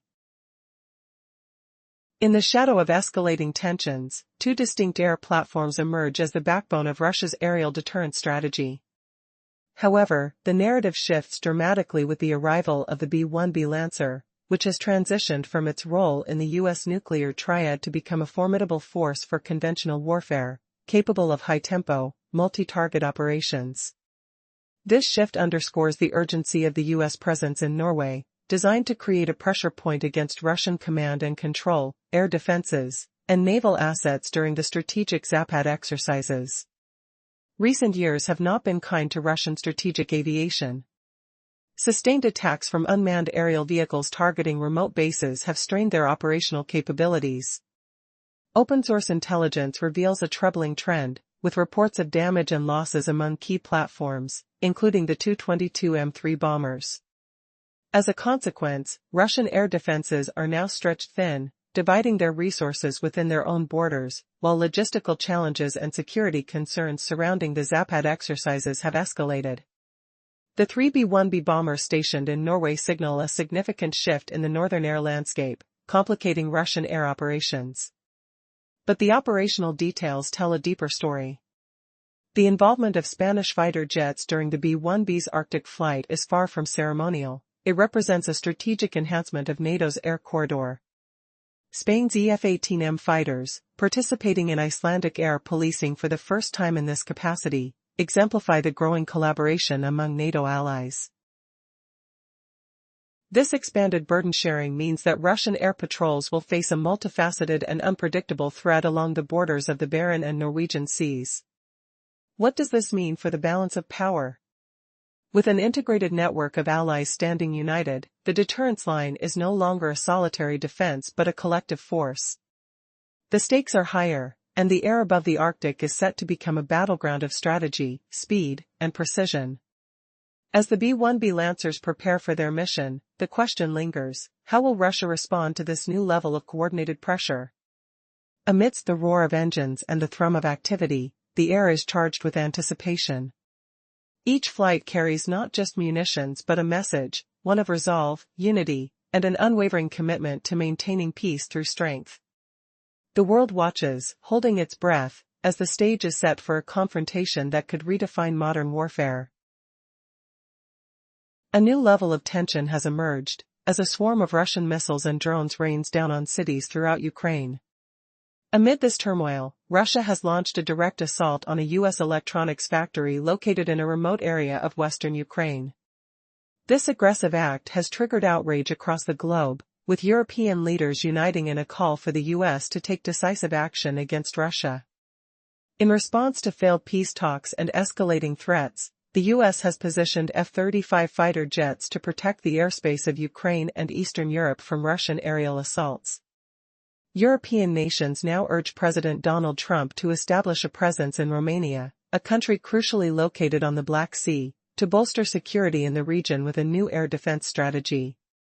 Romania's geography and its connection to widening NATO infrastructure make it an ideal location for this fighter jet deployment. The strategy centers around establishing a strong aerial shield rather than relying solely on ground forces, preparing Romanian airfields for immediate operations. This new system will enable a quick response and sustained surveillance, utilizing satellite reconnaissance and advanced defense technology, including the Patriot missile system. Although this framework does not equate to a no-fly zone over Ukraine, it signals an increased effort to deter long-range Russian attacks. Historical rivalries are at play, and while Russia opposes the decision, countries in the region are calculating their risks differently. The Mihail Kogalniceanu Air Base is set to become a pivotal NATO hub, expanding to become the largest in Europe with new runways and support facilities. This isn't solely a matter of Romanian defense. The plan aims to create constant aerial coverage over the Black Sea, further integrated with defensive systems like Aegis Ashore and Deveselu. The F-35, equipped with advanced detection systems and sensor fusion technology, allows for early targets and enhances operational efficiency. This network-centric approach means that these jets will seamlessly share data across different platforms, creating a comprehensive view of potential threats, ensuring greater coordination and quicker responses when it comes to intercepting Russian advancements. However, the stakes are higher than ever as the political context intensifies.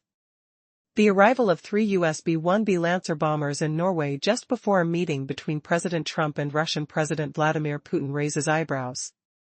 Is this a mere coincidence or a calculated warning? The airspace of Norway has seen military activity intensify as part of a broader strategy to deter Russian aggression. This deployment makes it clear that the US is ready to project air power close to Russia's northern front. The move comes amid ongoing Russian military exercises, amplifying tensions in an already volatile region. The strategic implications are profound as the dynamics of air power shift, illustrating that even a few aircraft can represent an urgent threat and a pivot in military geography. While Norway serves as a logistical base for these operations, the country has also stepped up its efforts against Russian influence in its maritime zone, demanding better regulations for foreign shipping within these waters.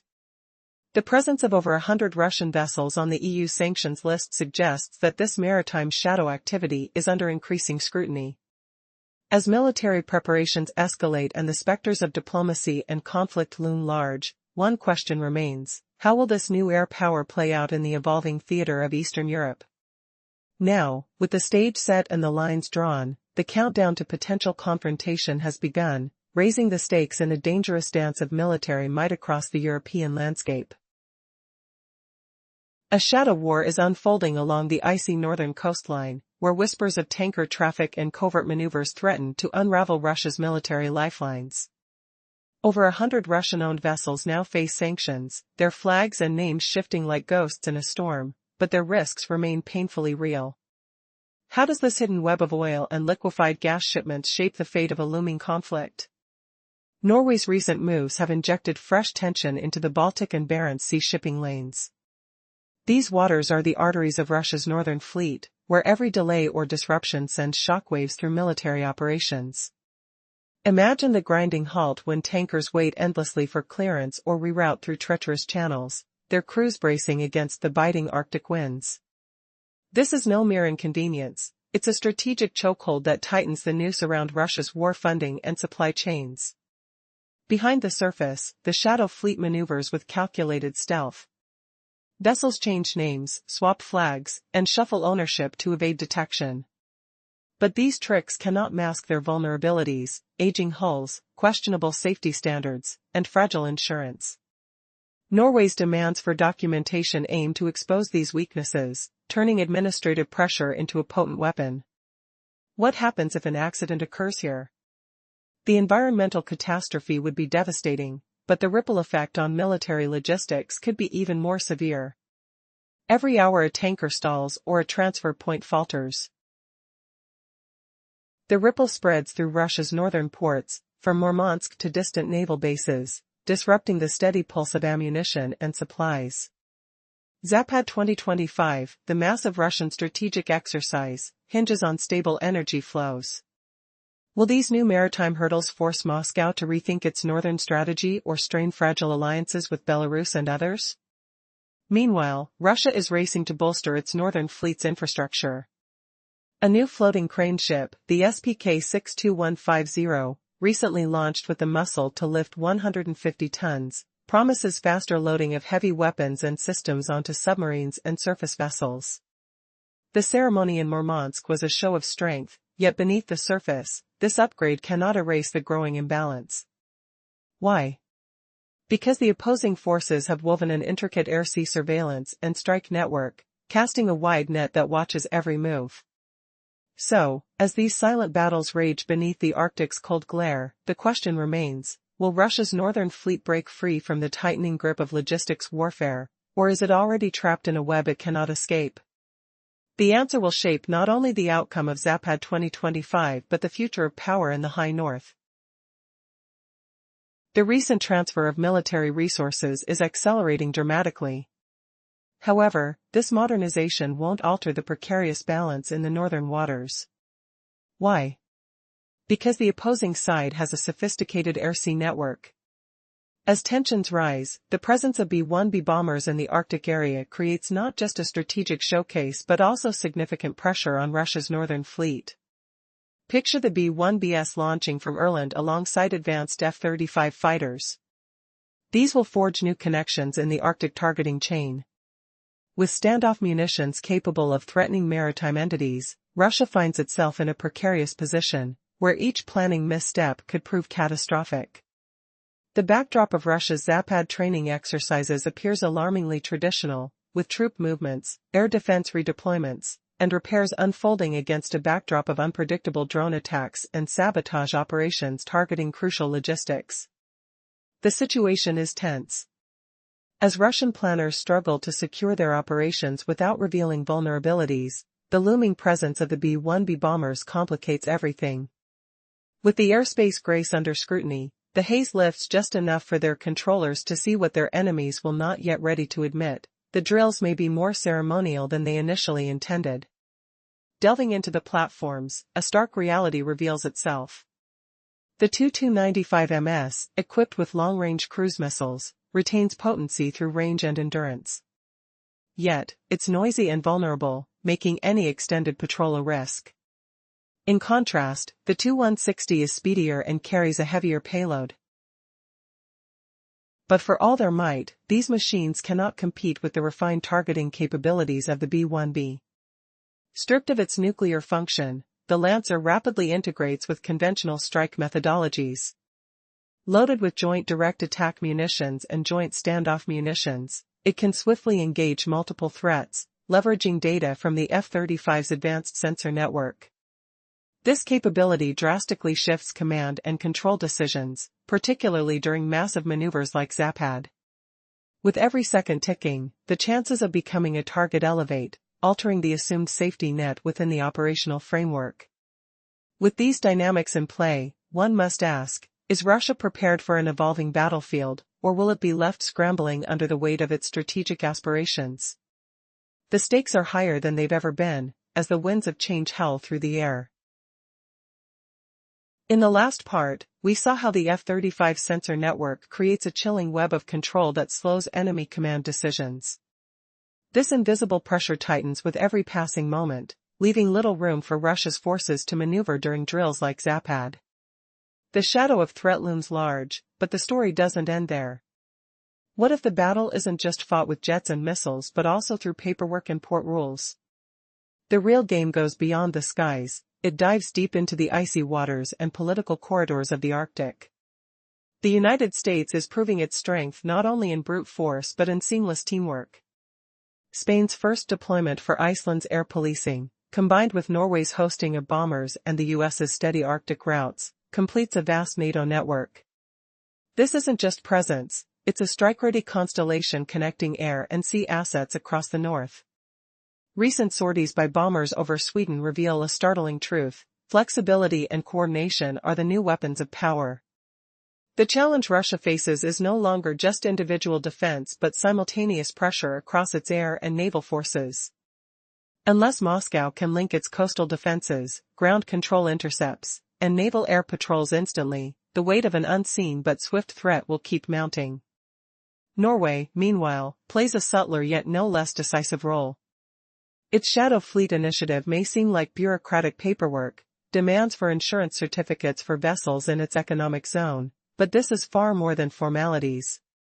Imagine a thin legal thread tightening around the neck of naval logistics. where financial guarantees become walls no ship can pass unnoticed. Uninsured or poorly insured vessels pose unacceptable risks to the fragile Arctic environment and security interests. Oslo leverages this to apply quiet but powerful pressure. These maneuvers ripple through Russia's energy transport routes, causing delays and logistical headaches that quietly strangle military resupply. The Arctic summer window is key for LNG tankers. Permits for the Northern Sea route are granted with precision, but every year comes new complexities, shifting ice charts, escort demands, and, crucially, the threat of inspection or denial based on compliance with international insurance standards. Norway's moves don't outright block Russian transit but inject uncertainty, delays, route changes, rerouting cargo hubs near Kola Bay. These create cascading consequences, disturbing Russia's delicate preparation for large-scale northern military operations. The real battlefield now stretches across frozen seas, legal offices, and shipping lanes. Russia's capacity to transport heavy weapons and supplies faces invisible barriers set by rules and oversight, not just missiles. The mounting tension enveloping Moscow's northern fleet may not be stopped by force alone. How long can Russia withstand this multi-front pressure? When logistics, laws, and technology lock down its northern edge, will the Northern Fleet's strength slip away before the first shot is fired? This intricate dance of power and pressure sets the stage for what comes next, a clash where maps and manifests hold as much weight as flight plans and radar screens. The question lingers, will Russia's northern shield crack under these unseen attacks? In a world where military might is constantly evolving, the airwaves are crackling with tension and anticipation. Picture this, 3 B-1B Lancer bombers, the epitome of American aerial power, landing at a military base in Norway. But this is no ordinary deployment.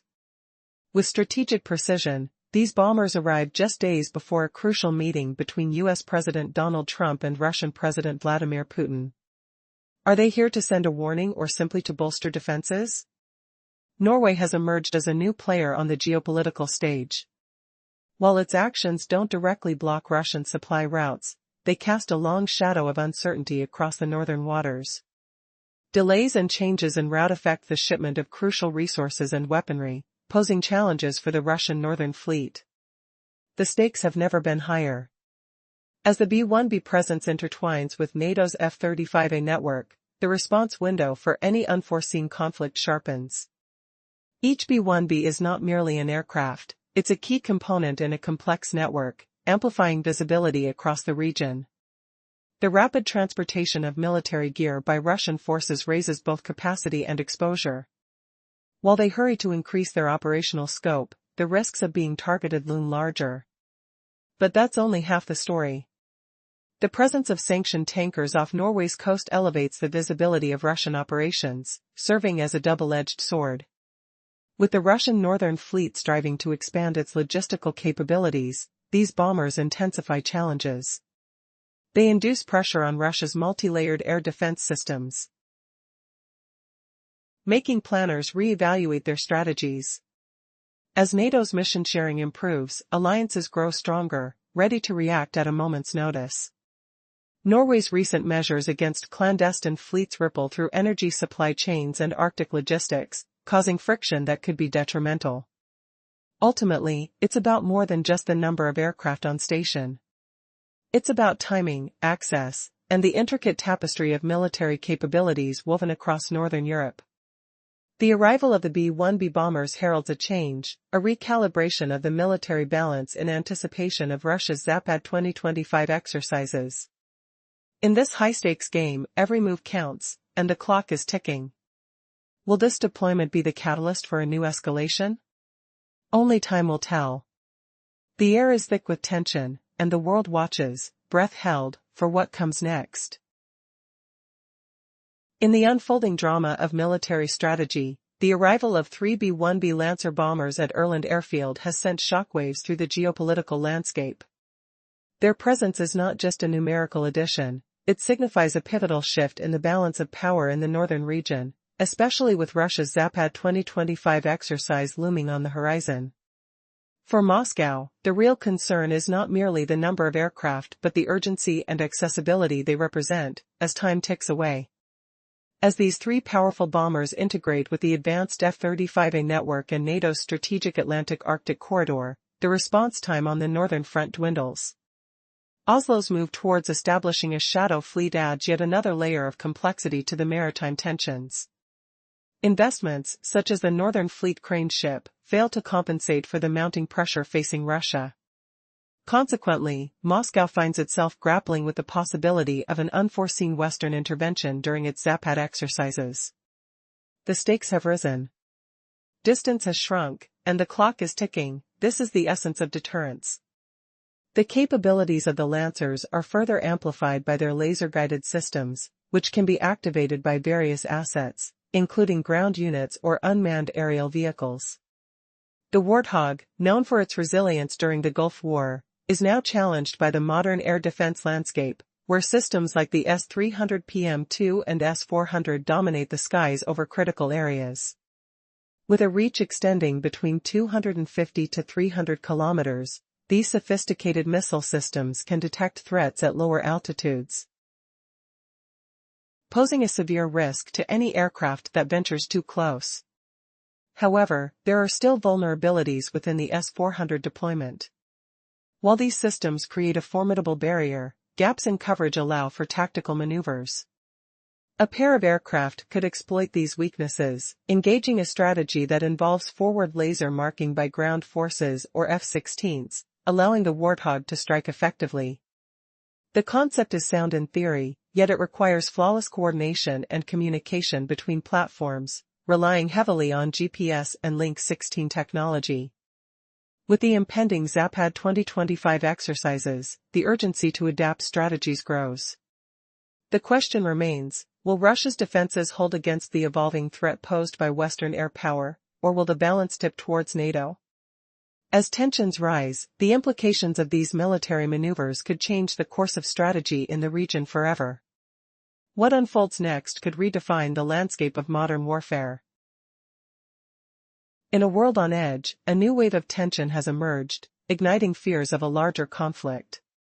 Picture the skies darkening as swarms of drones and missiles rain down on cities, causing panic and chaos. This is the alarming reality faced by Ukraine, where a Russian air assault targets a U.S. electronics factory in a remote region, drawing international outrage. As European capitals unite in condemning the attack, they send an urgent message to Washington: Russia must be halted. Amidst failed peace talks, the U.S. deploys F-35 fighter jets to safeguard Ukraine and Eastern Europe from escalating threats. But why Romania? Its strategic position along the Black Sea and proximity to Ukraine make it a key player in this unfolding drama. European nations are urging President Donald Trump to bolster security in Romania, preparing airfields for the arrival of these advanced jets. It's a calculated move aimed at establishing air dominance without putting ground forces at risk. The stakes are high. Romania's infrastructure is being enhanced to support this new military presence, positioning the Mihail Kogalniceanu Air Base as a crucial NATO stronghold. With the Aegis Ashore system providing layered defense against ballistic threats, the F-35s will create a formidable network of reconnaissance and missile defense, effectively tightening security across the region. Yet, Russia is not idle. The Kremlin opposes this deployment, calculating the risks as they cluster their long-range systems near Crimea. The tension escalates, and as the F-35s arrive, they will connect a sophisticated defense network stretching from the Baltic to the Black Sea, elevating the pressure on Russian operations. In a shocking twist, just days before a pivotal meeting between Trump and Putin, 3 US B-1B Lancer bombers land in Norway. Is it merely a coincidence, or a stark warning to the Kremlin? This strategic reinforcement aims to shorten Russia's response time on its northern front, coinciding with Russia's Zapad 2025 military exercises. As the U.S. sends a clear message, the specter of conflict looms larger. The B-1B, with its impressive range and payload capacity, becomes a key player in this unfolding narrative. This deployment may seem small, but it carries significant implications. The operational capabilities of these bombers, combined with NATO's integrated air defense, signal to Russia that the game has changed. The clock is ticking, and the world watches with bated breath. What will happen next in this escalating confrontation? Will the arrival of these military assets deter further aggression, or are we on the brink of a larger conflict? The stakes have never been higher, and the answers remain just out of reach, shrouded in uncertainty and tension. In a world on edge, the tension between nations escalates dramatically as a new level of fury emerges from the skies. A relentless swarm of missiles and drones, launched from Russia, descends upon cities, plunging them into chaos. This aggression strikes deep when the target is revealed, a U.S. electronics factory nestled in a remote corner of western Ukraine. The attack stirs outrage across the globe, leading European capitals to converge in a unified demand for action against Russia. As peace talks crumble, the U.S. swiftly responds, deploying F-35 fighter jets to safeguard the airspace of Ukraine and Eastern Europe. This strategic maneuver aims to deter further Russian aggression without the need for ground forces, marking a pivotal shift in military tactics. Romania becomes the focal point for this initiative, its strategic location along the Black Sea and proximity to Ukraine making it an ideal staging ground for air defenses. European leaders urge President Donald Trump to bolster Romania's security by sending fighter jets, setting the stage for a heightened military presence in the region. As preparations unfold, the Romanian airfields undergo extensive upgrades, readying them for a crucial operational role. But what does this mean for the balance of power? As Russia expresses its opposition, regional countries calculate their risks differently. The newly expanded Mihail Kogalniceanu airbase on Romania's coast stands poised to become NATO's largest base in Europe, equipped to monitor and counter Russian long-range threats. Alongside the Aegis Ashore complex, these measures create a formidable defense network against potential ballistic attacks. The F-35s play a central role in this defense strategy, their advanced technology allowing for early detection of threats and seamless integration into NATO's overarching defense framework. This network-centric approach enhances the efficiency of air policing missions, ensuring that any potential Russian advances are met with swift and coordinated responses. As tensions rise, the arrival of B-1B Lancer bombers in Norway ignites speculation. Is this a show of force or a mere coincidence before a high-stakes summit between Trump and Putin in Alaska? The strategic deployment sends a clear message to the Kremlin, showcasing the U.S.'s commitment to integrated deterrence. With the backdrop of Russia's upcoming Zapad 2025 exercise, the presence of U.S. bombers in Norway adds pressure to an already tense situation. The strategic implications are vast, as these bombers can operate with minimal warning, shifting the balance of power along the northern front. But what happens when the unexpected unfolds? The operational capabilities of the B-1B, its speed, range, and payload, merge to create a potent deterrent. The timing of their deployment coincides with critical military exercises, raising questions about the Kremlin's response. As the situation intensifies, it becomes clear that the stakes are higher than ever. The strategic chess game between nations is fraught with danger, and every move could alter the course of history. Will the combination of advanced technology and strategic positioning be enough to prevent a catastrophic escalation? The world watches, holding its breath as the next chapter unfolds. Tensions are soaring as the airspace above Eastern Europe becomes a battleground, and a new face-off looms between two superpowers. Russia's drone and missile assaults have escalated into a nationwide crisis, targeting the heart of Ukraine and threatening regional stability. Amidst the chaos, the U.S. has answered the call for action by dispatching F-35 fighter jets to Romania. But why Romania? Is it merely strategic positioning or something far deeper? In a pivotal move, Romania emerges as a key player, located on the Black Sea's edge and bordering Ukraine. The United States sees this as an opportunity not just for air security, but as a means to deter further Russian aggression. This plan doesn't aim for a simplistic no-fly zone, but instead leverages a network of air defense systems, including the American Patriot missiles. The deployment signals a new layer of defense, one that aims to tighten the noose around Russian long-range missile capabilities while enhancing NATO's reach. But will this be enough? As the U.S. military prepares airfields for immediate operations, the atmosphere shifts. Rumors swirl about the potential extension of F-35 operations in Romania, creating a tactical web that could redefine warfare in the region. The roar of jet engines will meld with the strategic heartbeat of reconnaissance, as these advanced fighters communicate seamlessly within a broader NATO network. Will the sound of those engines drown out the threats from Moscow, or is there another twist on the horizon? In a shocking turn, the strategic chessboard shifts again. Just days before a critical summit between President Trump and Russian leader Vladimir Putin in Alaska, B-1B Lancer bombers have landed in Norway. This act sends ripples of concern through the Kremlin. Is it a mere show of strength? Or a calculated message that the West is more prepared than ever? With Russia's own Zapad 2025 exercises set to unveil future military strategies, the stakes couldn't be higher. As uncertainty looms, the sight of 3 Lancers in Norway raises eyebrows. Their deployment coincides perfectly with Moscow's provocative maneuvers. Will it push Russia into a corner? The timelines of air patrols, combined with ongoing military exercises, create a dangerous equation.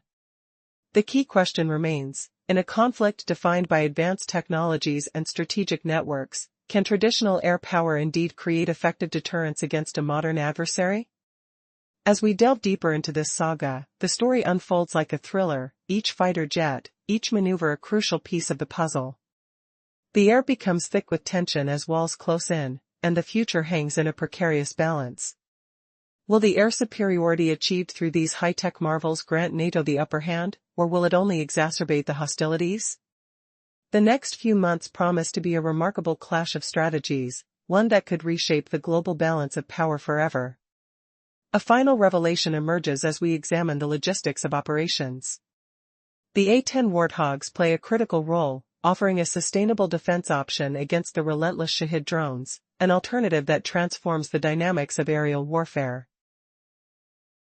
With their operational costs significantly lower than those of Patriot missiles, these aircraft become a game-changer. But the complexity of political decisions in Washington lingers, potentially hindering necessary actions. As the fog of war settles, which nation will redefine deterrence, and who will pay the price for political indecision? The air is charged with urgency, as the potential for confrontation looms large.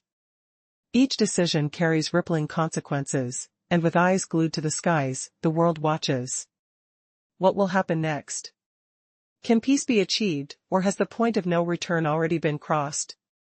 The clock is ticking. In the ever-evolving theater of conflict, Ukraine finds itself in a pivotal situation. The deployment of pairs of MiG-31s, equipped with the R-37M missiles and the enhancement of electronic warfare capabilities aims to accelerate the supply of sophisticated TORM-2 systems against Russian threats. But do these move the needle? Not fully.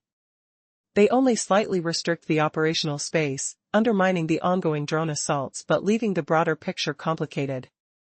Despite these advancements, the Russian forces maintain a formidable presence, and Ukraine's defense strategy must adapt to counter these threats effectively. In a shocking twist, the A-10 Warthog jets, long considered for retirement, seem to be back on the geopolitical radar. Analysts suggest that if these aircraft are delivered to Ukraine, they could significantly reduce drone pressures by 40 to 50%. It's a game-changing prospect. While the A-10s won't eradicate Russian drone saturation completely, they would provide a sustainable defensive layer that could turn the tide of battle. With F-16s at risk of wearing out quickly, the Warthog's economical presence emerges as a viable option for second-line defense. However, the road to transferring these jets is fraught with obstacles, technical concerns, political hurdles, and logistical nightmares plague the decision-makers. Yet, Ukraine's need for a reliable platform to combat the persistent Shahid and Lancet drone swarms becomes increasingly urgent. The Warthog's low-cost operations and capable pilots present an ideal solution. What more? If President Trump greenlights the transfer of 17 Patriot batteries to Ukraine and the logistical nightmare is managed efficiently, It may set the stage for a dramatic shift in Ukraine's defense strategy. But here's the catch, a deadline looms. Trump has given Putin just 1 week to halt the war. What will happen if the A-10s get pushed to the scrap heap before their time? This doesn't just threaten the aircraft's legacy, it breathes life into the possibility of an unexpected resurgence for the Warthogs, potentially becoming a crucial asset in Ukraine's battle for Crimea and the Donbass region. As international tensions simmer, the prospect of a ceasefire feels as distant as ever. How many more surprises are waiting to unfold in this intricate geopolitical chess game? The world watches with bated breath. The turning tide in this conflict marks the unexpected revival of a formidable aircraft, the A-10 Warthog, which was on the brink of retirement. With its remarkable durability and adaptability, the Warthog is poised to play a vital role in aiding Ukraine's offensives in regions like Crimea and the Donbass. Amid ongoing sanctions and failed dialogue efforts, the prospect of a ceasefire appears increasingly bleak. For Ukraine to gain leverage in these negotiations, significant military advancements, especially in Crimea or the Eastern Territories, are essential. The Kremlin is acutely aware of the A-10's potential, which adds a layer of strategic pressure to the situation. Meanwhile, the battlefield is witnessing the operational deployment of cutting-edge laser systems. In February 2024, the U.S. Army introduced 4 50-kilowatt laser prototypes mounted on Stryker vehicles in the U.S. Central Command region. This initiative aims to gather real-world data on their effectiveness against drone attacks and other low-altitude threats, alongside assessing maintenance challenges and thermal management. Initial feedback from soldiers has been mixed, as the realities on the ground introduce various physical constraints, environmental factors, power balance, and the time drones can be effectively targeted under combat conditions. Nonetheless, this input is crucial for refining the technology, particularly concerning the next generation of laser systems, the 300-kilowatt IFPC-HL. This advancement is vital, as the 300-kilowatt capabilities are inching close to the necessary power density to handle a wide range of threats, from small unmanned aerial vehicles to more substantial traditional munitions. The contract with Lockheed Martin for supplying these high-power lasers significantly supports the Army's escalation plans. However, key technical challenges remain, including ensuring beam quality, managing targeting points, and compensating for atmospheric disturbances. Now, consider this, as nations face the specter of conflict, how far will the development of military technology push the boundaries of warfare? The implications of advancements, like the revival of the A-10 and the deployment of laser systems, could reshape strategies on both sides. In a race against time, who will harness the power of innovation to seize the upper hand? The answer could redefine the future of the theater. In a world grappling with escalating tensions and military confrontations, the United States is racing against time to fortify its defenses and strategically outmaneuver its adversaries. The final pieces are falling into place as the U.S. military embarks on an ambitious journey to integrate high-power lasers into its battalion-level defense systems. This move aims to create a robust shield against a variety of threats, including drones, rockets, and missiles, all while minimizing reliance on costly conventional munitions. But when does this cutting-edge technology become a game-changer? Imagine a battlefield where laser systems can neutralize targets at the speed of light, turning the tide against nations like China, Russia, and North Korea. The key lies in breaking the cost asymmetry of conventional warfare. A laser shot might cost as little as a few dollars, compared to the hundreds of thousands or even millions of dollars spent on traditional defense missiles. Picture this, a 10-second laser burst expends an amount of energy equivalent to running an electric heater for an hour, all at a staggering cost of less than €10. This is groundbreaking, transforming the dynamics of saturation attacks. Moreover, think about the response time, nearly instantaneous. Lasers can lock onto a drone or missile's weak points, disabling sensitive components with precise heating. Imagine targeting a hostile drone's optics or electronic systems just as it's about to breach your defenses. With the Helios system providing unprecedented accuracy and integrated tools for assessment, military leaders can manage escalation effectively. These high-tech lasers, combined with detection systems and optical dazzlers, set the stage for a new type of warfare, particularly against reconnaissance efforts in regions like the East China Sea or even the Baltic Sea. Now, let's explore the challenges ahead. The U.S. military is confronting technical barriers, particularly in stabilizing beam quality and managing atmospheric turbulence, elements that could compromise effectiveness. As nations around the world strategize their moves, the question lingers: can the integration of advanced laser technology and the power of real-time intelligence shift the balance in favor of American forces? The answer to this could redefine modern military engagements and determine the fate of many global conflicts. Every advancement brings a risk, but as history has shown, in the delicate dance of power among nations, the one who adapts thrives. The countdown has begun. Will the U.S. rise to the challenge? Or will its adversaries find a way to counter this technological leap? As tensions brew, the implications of this innovative approach could lead to unexpected twists in international relations. The stakes have never been higher. In the recent turmoil of international tensions, a new chapter of aggression unfolds. Picture this: a relentless wave of Russian missiles plummets down upon the cities, igniting a firestorm of chaos and fear across the landscape.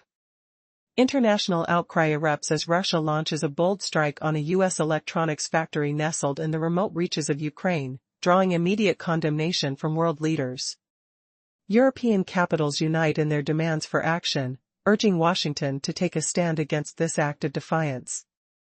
As diplomatic discussions falter, the United States responds by bolstering its defenses, deploying F-35 fighter jets to safeguard the airspace over Ukraine and Eastern Europe against the looming threat of missile and drone strikes. In this precarious scenario, President Donald Trump is urged by European nations to send these formidable jets to Romania, strategically located along the Black Sea and close to the Ukrainian border. This enhancement of defenses aims to deter aggression through aerial strength rather than ground forces, ensuring Romania is prepared for immediate operations. Yet, does this shift in strategy signal a turning tide? The establishment of air security is merely the beginning. Meanwhile, European leaders are clamoring for continuous access to satellite recon and advanced air defense systems like the Patriot, intensifying the pressure on Russian military aspirations. This mounting tension brings to light a crucial development: the expansion of the Mihail Air Base, which stands poised to become NATO's largest facility in Europe. Bolstered by the capability of the F-35s. The plans are bold, aiming to provide comprehensive coverage of the Black Sea and thwart long-range Russian attacks. With the integration of such advanced systems, how will Russia respond to this new military landscape? The F-35's arrival in Romania represents more than just an addition of fighter jets; it embodies a nuanced network of resistance. These aircraft boast state-of-the-art technology capable of early threat detection, linking reconnaissance and targeting to NATO's expansive network. This network effect instills a sense of deterrence. Could this be the shift that tips the scales in the ongoing conflict?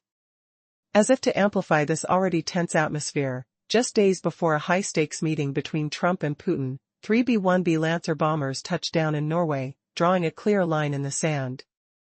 Coincidence or a calculated warning?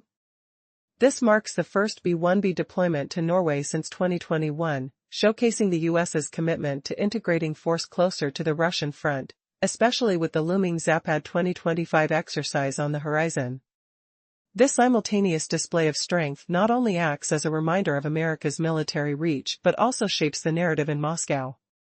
Amidst these unfolding events, how effective is this strategic show of power in the face of an unpredictable adversary? As the strategic chess game unfolds in real time, each movement carries weight. The deployment of B-1B bombers, renowned for their extensive range and payload capacity, is designed to disrupt Russian calculations, introducing a layer of unpredictability. How will this escalation influence the Kremlin's response as tensions continue to simmer?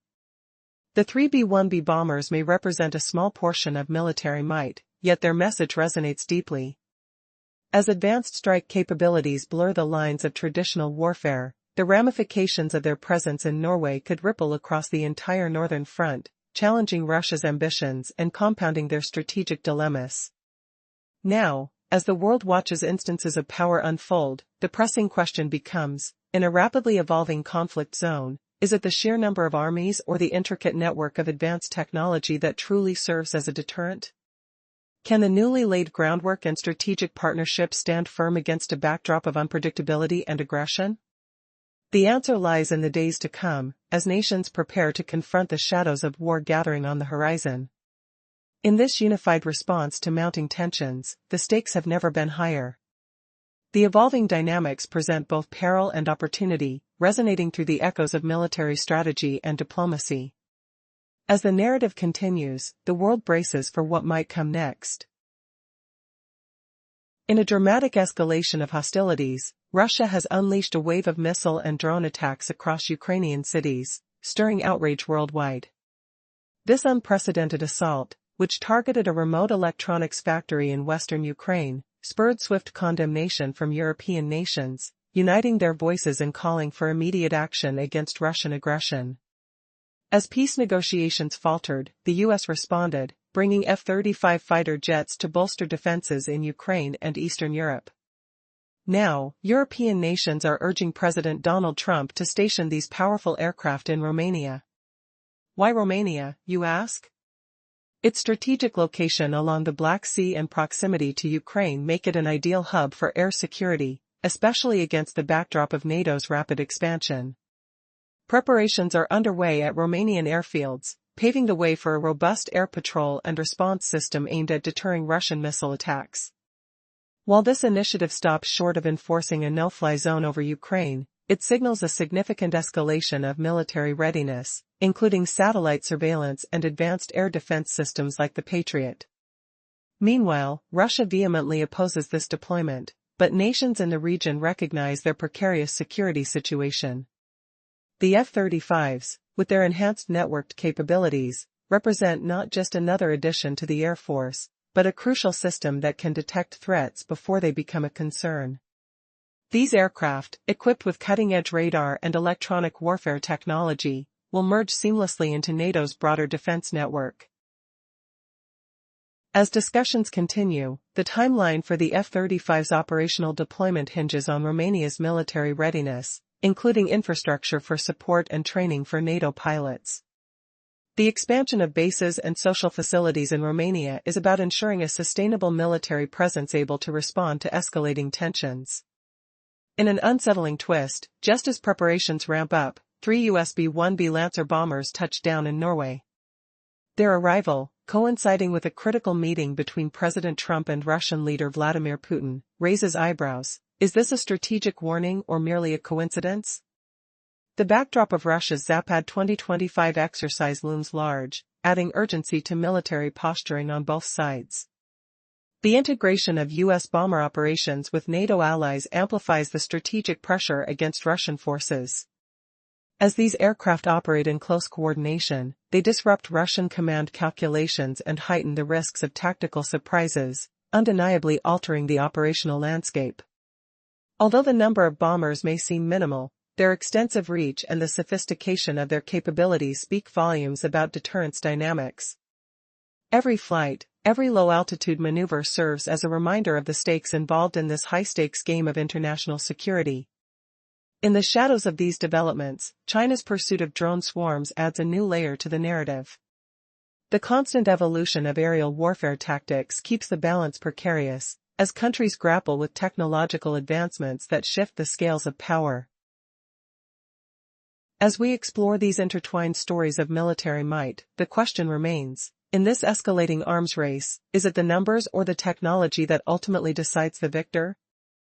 The chessboard stretches from Romania to Norway, with each move potentially reshaping the future of European and global security. In an escalating conflict, the airspace over Ukraine becomes a battleground as Russia unleashes a barrage of missiles and drones upon its cities. This catastrophic assault prompts worldwide outrage, especially after targeting an American electronics factory in the relative tranquility of western Ukraine.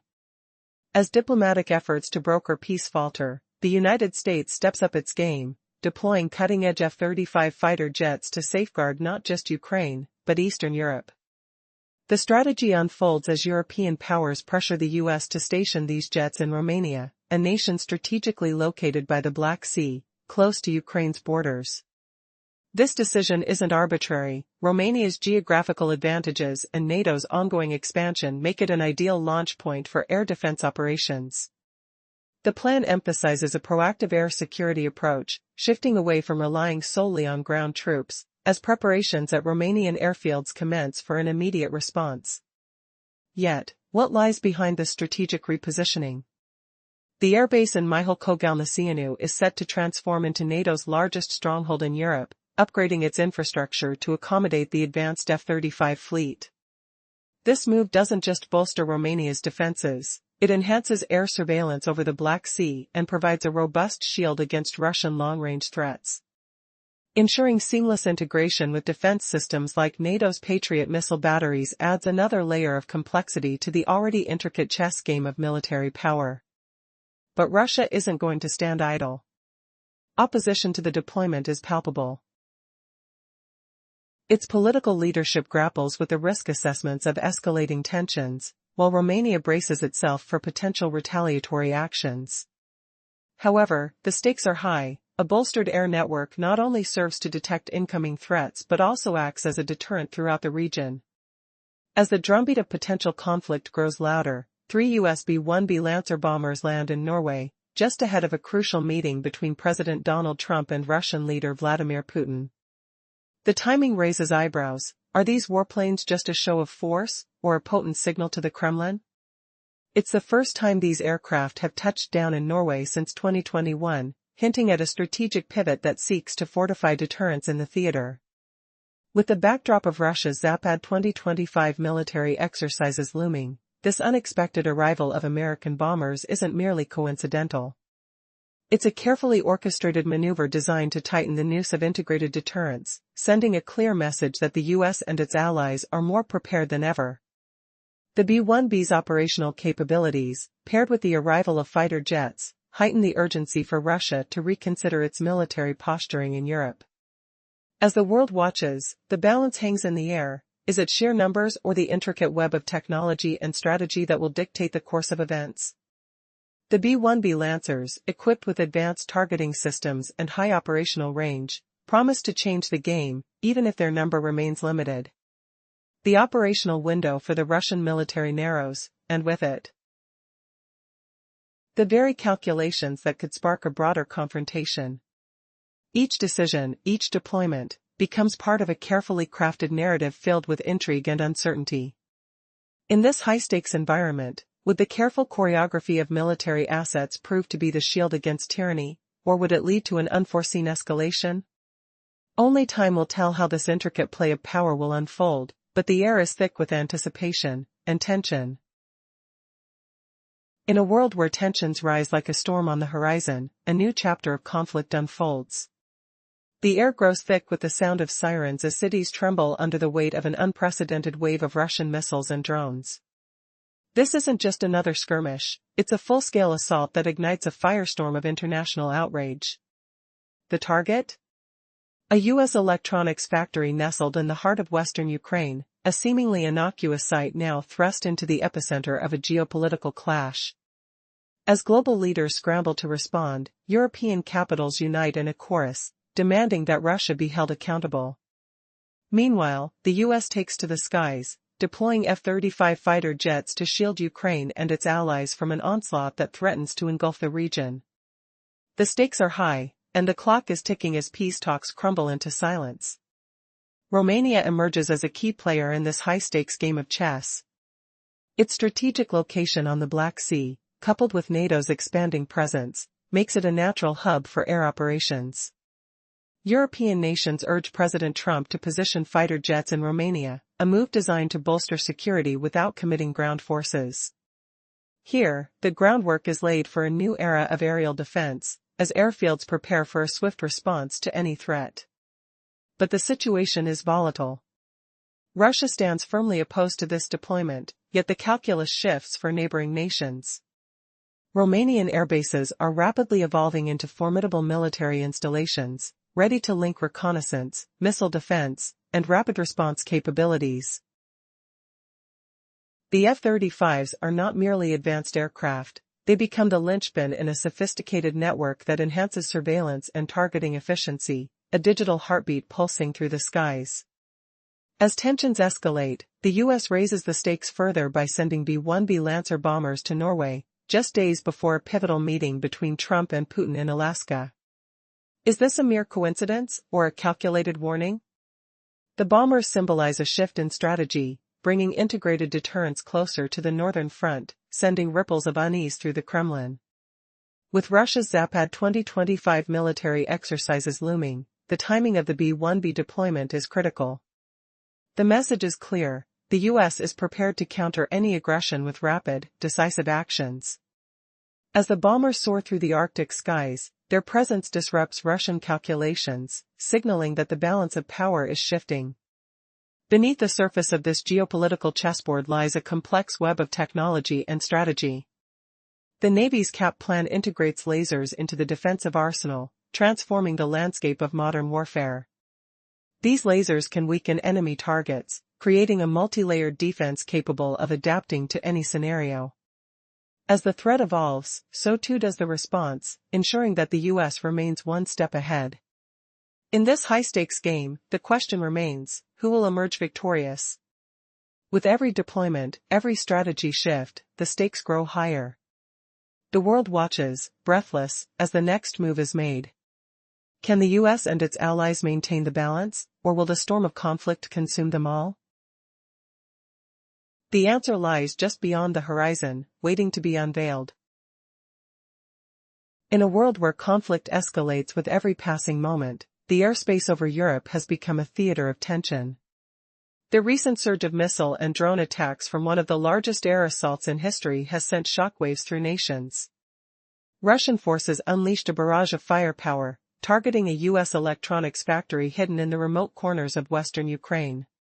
This audacious strike drew immediate condemnation, echoing through the halls of power in European capitals, demanding action against the aggressor. As diplomatic talks faltered, the United States responded by deploying advanced F-35 fighter jets to protect the skies of Ukraine and Eastern Europe.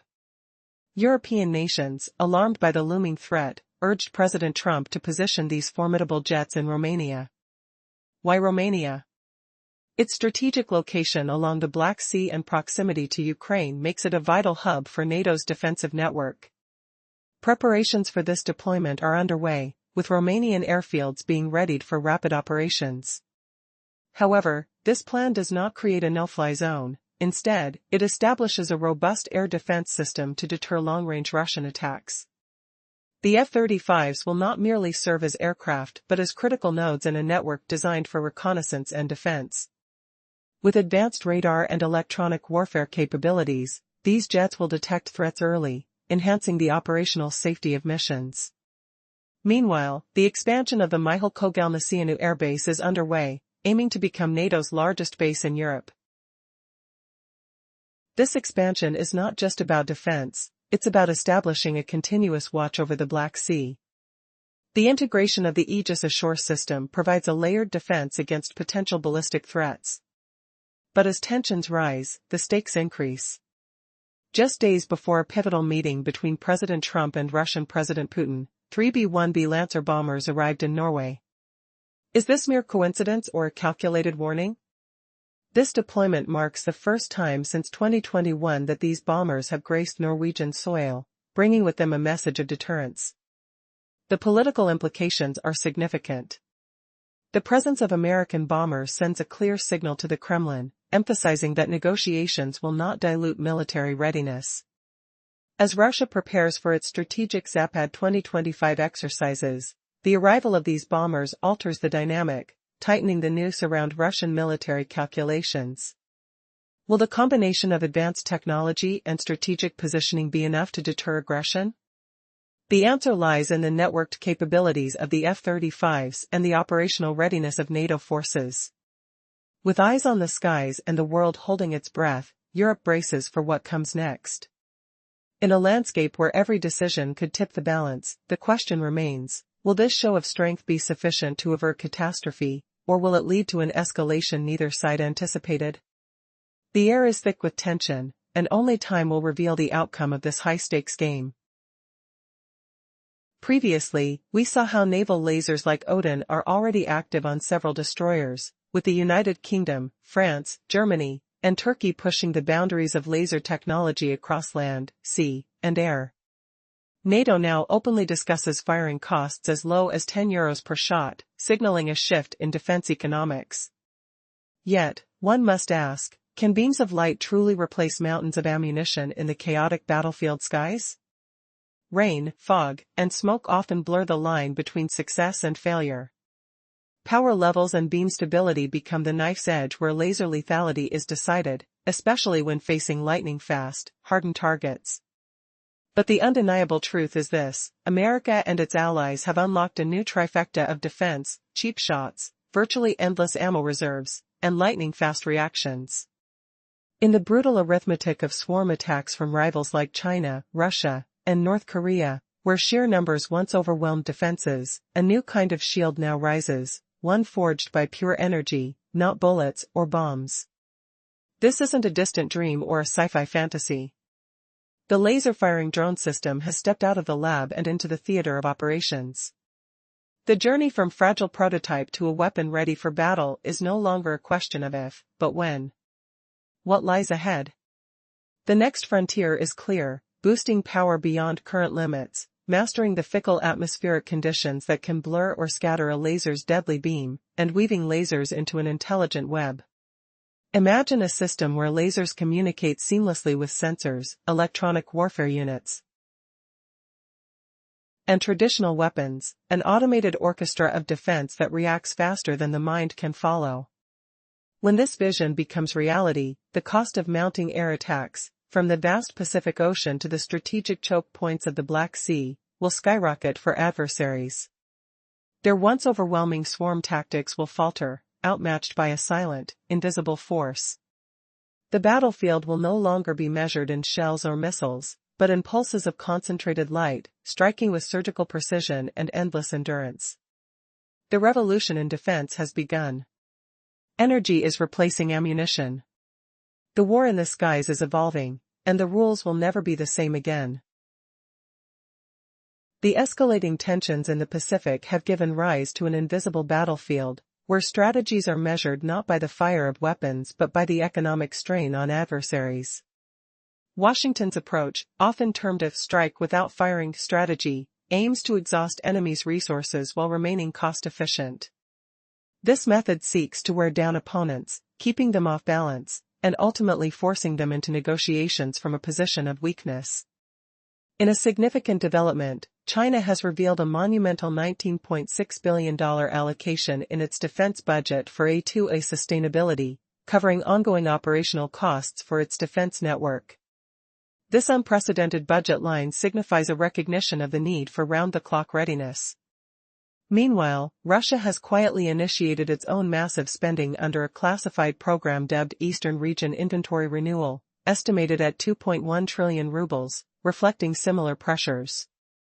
Although North Korea remains tight-lipped about financial specifics, reports suggest that the regime has turned to China for solid fuel in exchange for chemical raw materials, further straining its already fragile economy.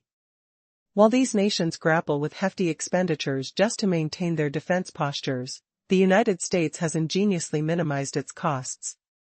For instance, the Typhoon launch units are shipped in containers and can set up operations independently upon arrival. The stockpile of Tomahawk missiles is already positioned, and the production of SM-6 missiles is running smoothly under its existing plan without new financial burdens through 2027. Bombers and submarines continue to operate without escalating costs, allowing Washington to exert pressure efficiently while its adversaries burn their budgets at each alarm. This reality has turned the Pacific into a complex arena of economic warfare. With every passing day, adversaries face covert financial depletion. They expend energy while responding to the U.S. strategy of maintaining a low-profile yet potent deterrent. The silent struggle unfolds not through explosive showdowns but through calculated financial endurance, where the value of peace is fought on a ledger rather than a battlefield. Could it be that the future of warfare lies not in the clash of arms, but in the subtle art of economic attrition? In the shadows of a brewing storm, a new chapter of military strategy unfolds, igniting tensions across the globe. As the sun sets over Ukraine, the air is thick with anticipation. What happens when a nation faces an unprecedented barrage of aerial assaults? A swarm of missiles and drones descends upon cities, sending shockwaves through the populace. This is not just another military operation, it's a pivotal moment in history. Recently, Russia launched a devastating attack on a U.S. electronics factory nestled in the remote corners of western Ukraine. The world gasps as condemnation rains down from European capitals, echoing the urgent call for action against Russia's aggression. Peace talks crumble, and in response, the United States readies its F-35 fighter jets, poised to defend the skies of Ukraine and Eastern Europe from relentless drone and missile threats. But the stakes are rising. European leaders urgently implore President Donald Trump to deploy fighter jets to Romania, strategically positioned along the Black Sea. Why Romania? Its location offers a crucial vantage point, a barrier against Russian advances.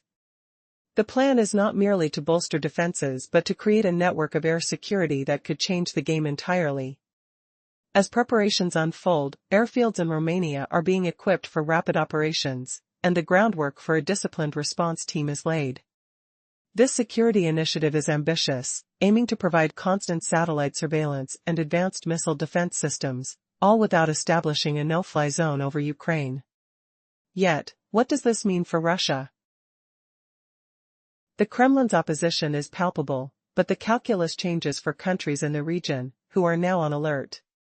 At the heart of this operation lies the F-35 fleet, a technological marvel that promises to usher in a new era of warfare. The Mihail Kogalniceanu airbase is not just a location, it's being transformed into NATO's largest stronghold in Europe, equipped with enhanced runways and facilities to ensure comprehensive coverage over the Black Sea. This isn't just about defense, it's about establishing an interconnected network that can detect threats long before they reach their targets. As the F-35s prepare to take to the skies, they carry with them not just weapons but a promise of deterrence.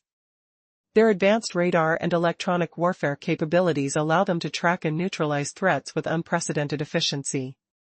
The integration of these jets into the NATO framework creates a powerful alliance, stretching from the Baltic Sea to the Black Sea, tightening the grip on Russian military maneuvers. But the story doesn't end there. Just as tensions reach a boiling point, the U.S. deploys B-1B Lancer bombers to Norway, days before a crucial meeting between Trump and Putin. Is this a mere coincidence, or a calculated warning? The strategic implications are staggering. The presence of these bombers adds another layer of pressure on the Kremlin, signaling that the West is ready to respond decisively. With the backdrop of Russia's Zapad 2025 exercises, the deployment of U.S. forces is a clear message: the balance of power is shifting. The B-1B Lancer, with its formidable range and capacity for rapid response, becomes a symbol of deterrence. As these bombers take to the skies, they are not just aircraft, they represent a network of military might designed to counteract Russia's ambitions. In this high-stakes game of chess, every move counts. Will the combined forces of NATO and the US be enough to deter Russia's aggressive posturing? As the B-1Bs land in Norway, the world waits with bated breath, each moment thick with the tension of impending conflict. The stage is set, and the next act in this unfolding drama promises to be anything but predictable. The question remains: who will emerge victorious in this new era of warfare? In a world where tensions simmer just below the surface, the battle for supremacy in the Pacific is heating up. As countless destroyers and sleek corvettes venture into distant waters, a different kind of vigilance is unfolding.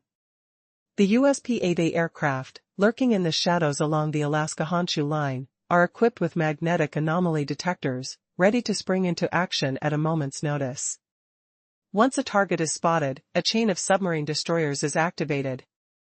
This tactic, honed over years in the Persian Gulf, has now been adapted for the Pacific theater. But there's more at stake here than mere military strategy. The psychological warfare at play cannot be ignored. When the SM-6 missile was launched from Australia, a buzz erupted online. The hashtag questioning whether the missile launched from Darwin could strike Guangdong skyrocketed to over 1 billion views, an alarming signal for Chinese defense agencies. Despite attempts to suppress this narrative, it surged back within hours, driven by public anxiety. Questions about the vulnerability of Chinese aircraft carriers loomed large, resulting in a demand for an additional $4.8 billion in maintenance funding to bolster their defenses. At the same time, Russia felt the pressure to modernize its defenses in Vladivostok, with projections indicating a staggering need for 1.1 trillion rubles in expenditure. With the ongoing sanctions and the ruble's depreciation, Moscow's budget is already stretched thin, leaving it wary of opening a second front in the Pacific.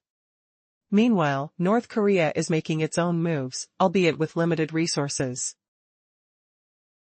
The regime has deployed KN-25 rocket artillery, capable of carrying tactical nuclear warheads, to the shores of the Sea of Japan. However, these assets are contained by advanced Patriot PAC-3 and SM-3 systems, complicating their operational freedom. As fuel and maintenance costs for these deployments escalate, the balance of power is shifting. Washington's strategy in the Pacific is one of attrition, a calculated approach to wear down the enemy's capabilities without direct confrontation. By aging their radars, exhausting their pilots, and slowly bleeding their economy, the U.S. aims to establish dominance in this high-stakes game. As the tension mounts, the question remains, who will emerge victorious in this intricate web of military might and psychological warfare? The fate of nations hangs in the balance. In a world increasingly on edge, tensions are rising as a new wave of military advancements emerges, sending shockwaves across Eastern Europe and beyond. The brilliance of NATO's technological achievements is on full display with a game-changing revelation: laser-based self-defense systems are transforming aerial platforms into fortified strongholds. Imagine the AWACS, tankers, and maritime patrol aircraft, usually vulnerable in high-threat environments, now bristling with laser technology that enhances their survivability against a myriad of threats. But what does this shift mean for the balance of power? Picture this: when targets soar at low to mid-altitudes and move at moderate speeds, the applicability of these lasers is unmatched. Visibility remains clear, and the aerosols in the air are minimal. Under such conditions, lasers become the weapon of choice. They allow forces to fire cheap shots at low-cost targets, preserving their stockpile of expensive munitions for critical situations. As U.S. destroyers prepare to counter China's expanding navy and remain agile against Russia's swift advancements, this strategy is pivotal. Moreover, the battle for air dominance isn't solely reliant on lasers. Consider high-speed, highly maneuverable targets like cruise missiles or terminal-phase threats from ballistic missiles. The challenge intensifies. Lasers may struggle against these foes due to their narrow engagement window and high energy demands. However, the solution lies in a comprehensive strategy that deploys layered defenses. Lasers can weaken these aggressive threats or damage vital components, creating openings for kinetic interceptors to finish the job. While the landscape of warfare evolves, the orchestration of air and naval lasers could be a game-changer. Targeting systems integrated with Aegis or ground sensors will reinforce this formidable wall of defense. As adversaries, such as those from China, Russia, and North Korea, develop increasingly sophisticated low-cost tactics, the U.S. laser approach is a countermeasure designed to maintain air superiority and safeguard precious assets. Can these advancements truly alter the course of military engagements? Are nations ready to confront the implications of laser warfare? The landscape of modern warfare is shifting, and only time will reveal the full impact of these new technologies in the ongoing conflict for dominance. In a world rife with conflict, a new wave of turmoil has erupted, sending shockwaves across the globe. The air was thick with tension as Russian missiles and drones unleashed havoc on cities throughout Ukraine, overwhelming defenses and leaving devastation in their wake. In one alarming development, an attack targeted a U.S. electronics plant hidden in the rugged terrain of western Ukraine, inciting outrage not just from America but also from European allies calling on Washington to take definitive action. As peace negotiations floundered, the U.S. made a significant move by deploying F-35 fighter jets. This step was critical for safeguarding the airspace over Ukraine and Eastern Europe from the relentless assault of Russian aerial strikes. But as the situation escalated, European leaders urged President Donald Trump to position these formidable jets in Romania, a strategically crucial location along the Black Sea. Its proximity to Ukraine and NATO's expanding infrastructure signifies a robust response to regional threats. Amidst this backdrop, the U.S. plans to bolster Romania's defenses by turning Mihail Kogalniceanu Air Base into a premier NATO hub, complete with new runways and advanced facilities ready to handle F-35 operations. This is not merely about air power, it's a calculated strategy to ensure deterrence through aerial strength. By enhancing Romania's capabilities, military officials aim to create an extensive network of surveillance and response, drastically improving shared intelligence and coordination among NATO allies. As if in reply, the deployment of 3 B-1B Lancer bombers to Norway adds yet another layer of complexity. This provocative move occurred just days before the anticipated meeting between President Trump and Russian leader Vladimir Putin in Alaska. Was this a clever tactic, a warning, or just serendipity? The U.S. sought to enhance deterrence and disrupt Russian strategies amid escalating tensions, particularly in light of the Zapad 2025 military exercise planned by Russia. While these bombers represent significant firepower, they are part of a broader theme that unveils the power dynamics at play. By showcasing advanced capabilities right above Russia's Nordic boundary, the U.S. sends a strong message: their reach and responsiveness are closer than ever. The bombers' strategic flight paths, equipped with cutting-edge electronic warfare systems, enable them to maintain a vigilant watch of any hostile moves. In the Arctic skies, every interception tells a story of surveillance, discipline, and calculated maneuvers. Just as Russian officials attempt to assert historical claims over Alaska, U.S. military operations echo a commitment to a multi-domain strategy. On one hand lies the rhetoric of political posturing, on the other, the operational realities take precedence. As this intricate tapestry of military readiness and geopolitical theater unfolds, could the ongoing preparations and deployments signal an impending clash? This fluid threshold between political gestures and military readiness keeps all involved on edge, suggesting that the next round in this high-stakes game has only just begun. What will happen next as these two powerful nations continue to maneuver in the theater of war? The answers lie far above the ground, swirling within the clouds, waiting to be revealed. In a swirling tempest of geopolitical tension, the Pacific Ocean has transformed from a vast body of water into a battleground of strategy and cunning. The United States is not seeking outright conflict, rather, it employs a masterful strategy of attrition, undermining its adversaries without firing a single shot. This is a game of patience and pressure, meticulously orchestrated to bring rivals to negotiate from a position of weakness. China, Russia, and North Korea find their responses limited, mostly a series of warnings, military exercises, and ballooning defense budgets that stretch their resources thin.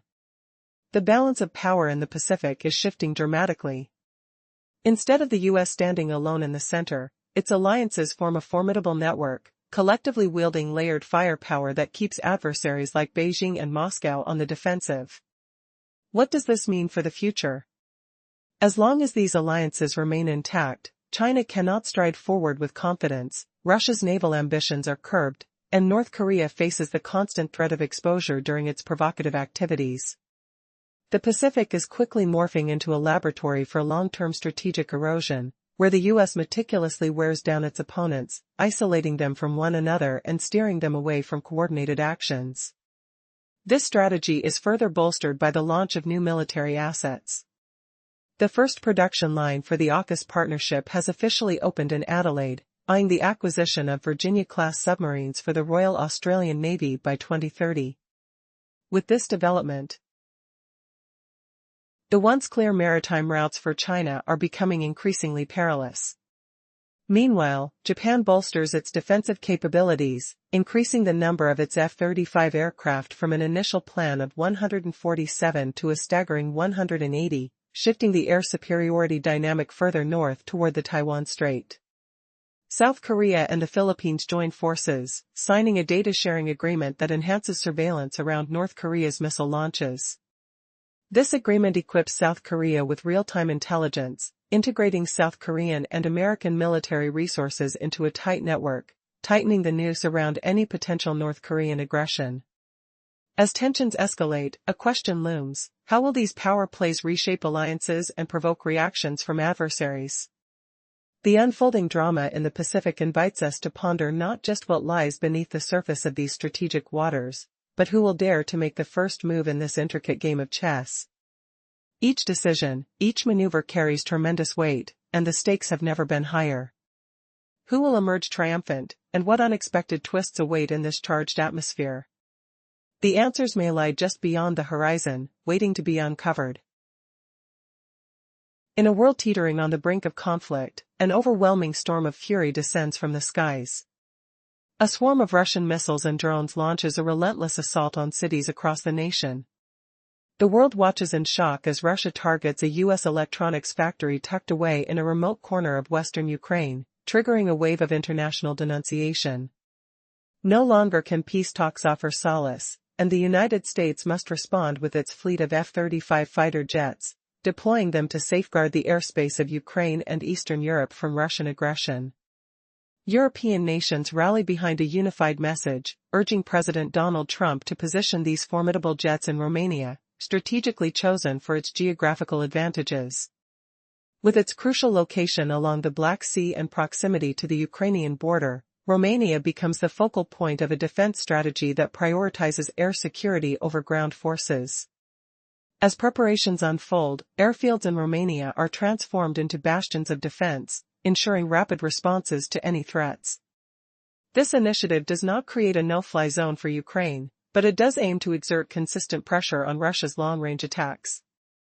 Politicians in the region recognize the necessity, despite Moscow's strong objections. Romania's infrastructures, including runways and command centers, are now pivotal in this unfolding drama, as NATO prepares to deepen its ties and enhance security.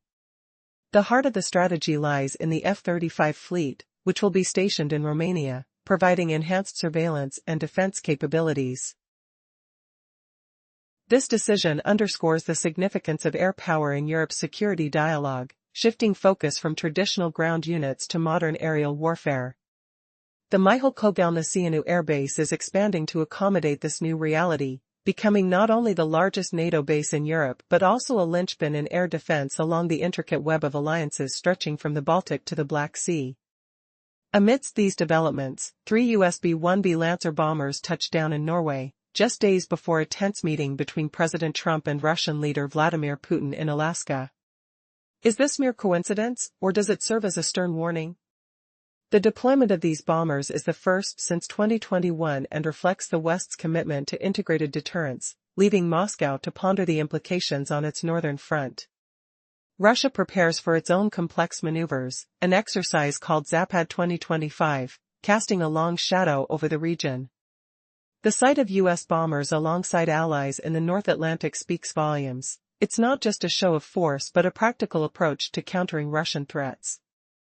The magnitude of this military choreography increases the stakes, and both sides must now navigate a high-tension landscape where every move counts. What lies ahead in the shadow of these military giants? As tensions escalate, the world holds its breath, teetering on the fragile line between diplomacy and conflict. The powerful imagery of military might juxtaposed with delicate international relations raises urgent questions. Who will blink first in this dangerous game of brinkmanship? The players are in position. But the unfolding drama promises unforeseen twists that could change the course of history forever. In the heart of Europe, a new wave of tension is brewing, driven by the relentless fury of war. The skies darken as a swarm of missiles and drones unleash chaos across cities. Russia's audacious strike on a U.S. electronics factory in a secluded corner of western Ukraine sends shockwaves, prompting an outcry from around the globe. European capitals rally, demanding that action be taken against this aggression, while Washington contemplates its response. As peace talks falter, the United States mobilizes its F-35 fighter jets, positioning them as guardians of the airspace over Ukraine and Eastern Europe. But the stakes escalate further. European nations urgently call upon President Trump to station these formidable jets in Romania, recognizing its strategic. But the stakes are higher than ever. European leaders are now pushing President Donald Trump to position fighter jets in Romania, a strategic move highlighting Romania's critical location along the Black Sea coast. This geographical advantage, coupled with NATO's expanding infrastructure, makes Romania a pivotal player in the ongoing conflict. The plan aims to establish air security, a shield against potential ground invasions, by preparing Romanian airfields for immediate operations. As discussions unfold in Washington, a disciplined patrol and rapid response capability emerges on the horizon. The request also includes continuous access to satellite reconnaissance and advanced air defense systems. While this framework does not establish a no-fly zone over Ukraine, it is designed to apply sustained pressure on Russia, disrupting its long-range assault capabilities. Tensions mount further as Romania's airbases prepare for the arrival of F-35s, enhancing their operational readiness. The Mihail Kogalniceanu airbase is undergoing significant expansion, transforming it into NATO's largest base in Europe. This expansion is not solely for Romania's defense, it aims to provide 24/7 coverage of the Black Sea airspace, creating a formidable network for detecting threats. As the U.S. bolsters its military presence, Russia's political response becomes increasingly complex. The Kremlin faces internal turmoil, with reports of declining morale among military units and faltering communications. Commanders are being relieved as the military balance shifts, leading to a precarious political landscape. But the threat is not confined to the battlefield. The Baltic Defense Initiative exemplifies how these challenges can ignite broader conflicts. The war in Ukraine transcends borders, it is a battle of ideologies, with the Baltics emerging as a formidable force. By taking proactive measures, they are redefining modern warfare, emphasizing rapid response and integrated alliances. What does this mean for Ukraine? The introduction of advanced systems like HIMARS has transformed the conflict. Initially viewed as a tactical weapon, HIMARS has evolved into a psychological weapon, forcing Russian commanders to rethink their strategies. In just 1 year, Ukrainian forces have decimated enemy supply lines and command centers, showcasing the devastating efficiency of these systems. As the war rages on,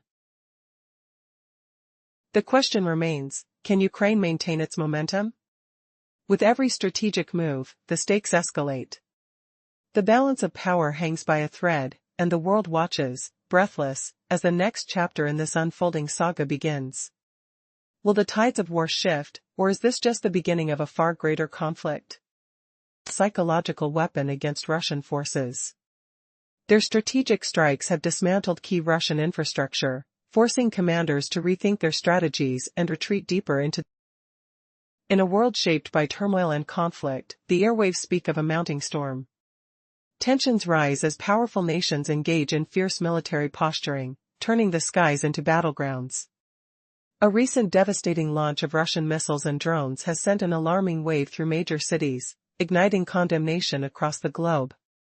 The epicenter of fury lies in an electronics factory in western Ukraine, now a target of international outrage.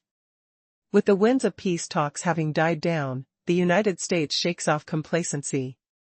In response to the escalating threat, F-35 fighter jets are dispatched to safeguard not only Ukraine but also Eastern Europe from the looming shadow of Russian aggression. The icy air of Romania, with its strategic position along the Black Sea, becomes crucial. The call for increased military presence intensifies as European leaders implore President Donald Trump to solidify security measures. Are we on the brink of something larger than anyone anticipated? The airfields sprout new purpose, ready to welcome advanced fighter jets, as NATO's security framework unfurls. With Romania's geographical advantages, a formidable deterrent forces a re-examination of Russia's military options. The Mihail Kogalniceanu airbase is set to expand, poised to become NATO's strongest bastion in Europe. But what about the risks involved? With increasing military presence, the chance for miscalculation looms ominously.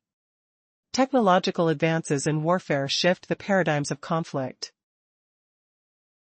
The F-35 jets are not mere aircraft, they are part of a sophisticated network that interlinks everything from reconnaissance to missile defense. They enhance the agility and responsiveness of Allied forces, creating a formidable barrier against potential attacks. The importance of a tight-knit network of intelligence and air defense raises questions on Russia's capabilities. How will they respond to a threat that adapts and evolves in real time? Meanwhile, as the geopolitical chess game unfolds, 3 B-1B Lancer bombers touch down in Norway, setting the stage for a high-stakes meeting between President Trump and Russian leader Vladimir Putin. Is this mere coincidence, or could it be a calculated message? The implications are profound, as Russia conducts its own military exercises, dubbed Zapad 2025, just as the bombers establish their presence.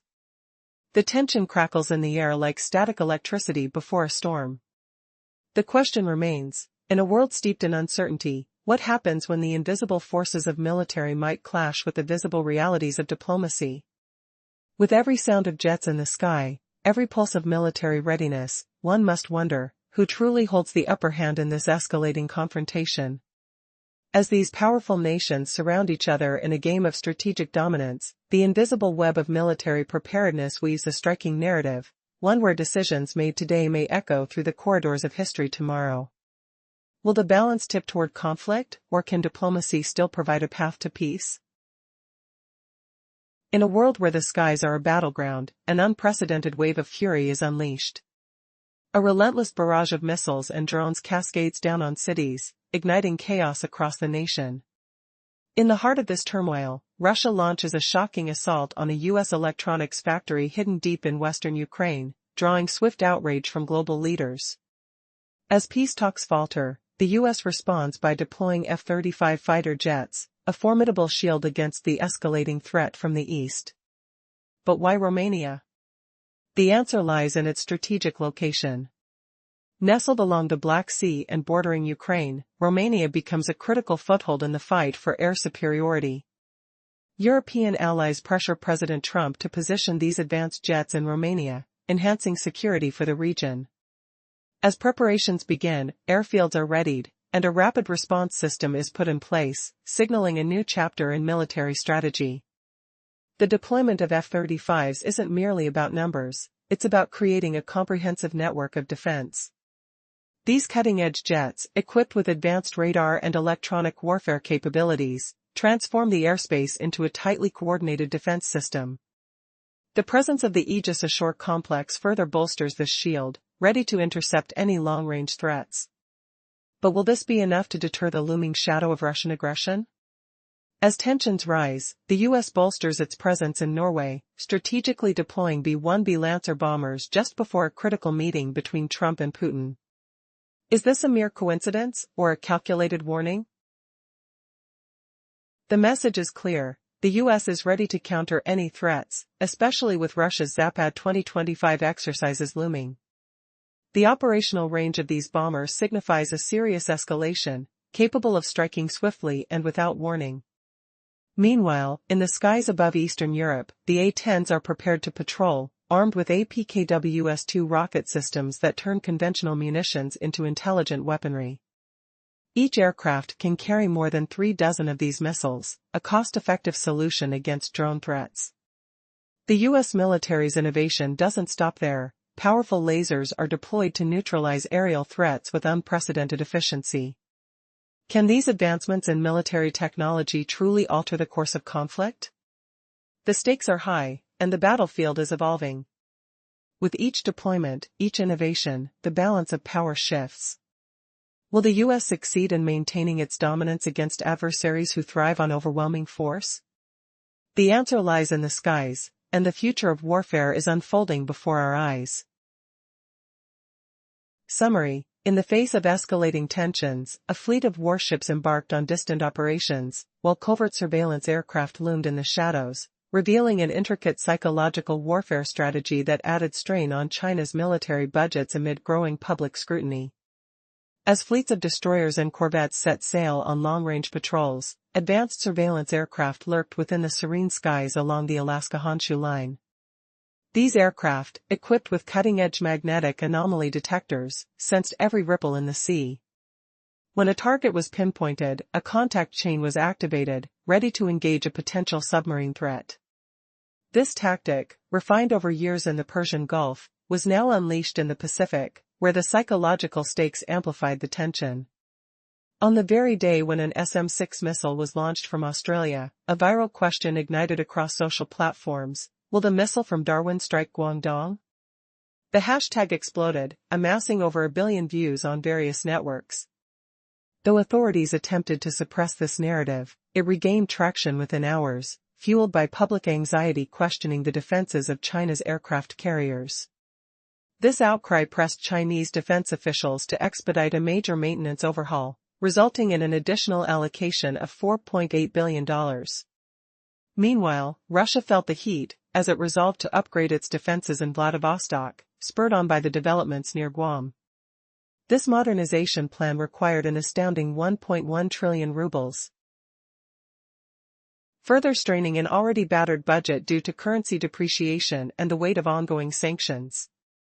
Tensions weren't confined to the seas alone. North Korea was responding with limited resources of its own. They repositioned KN-25 rocket artillery on the Sea of Japan's coast, capable of housing tactical nuclear warheads.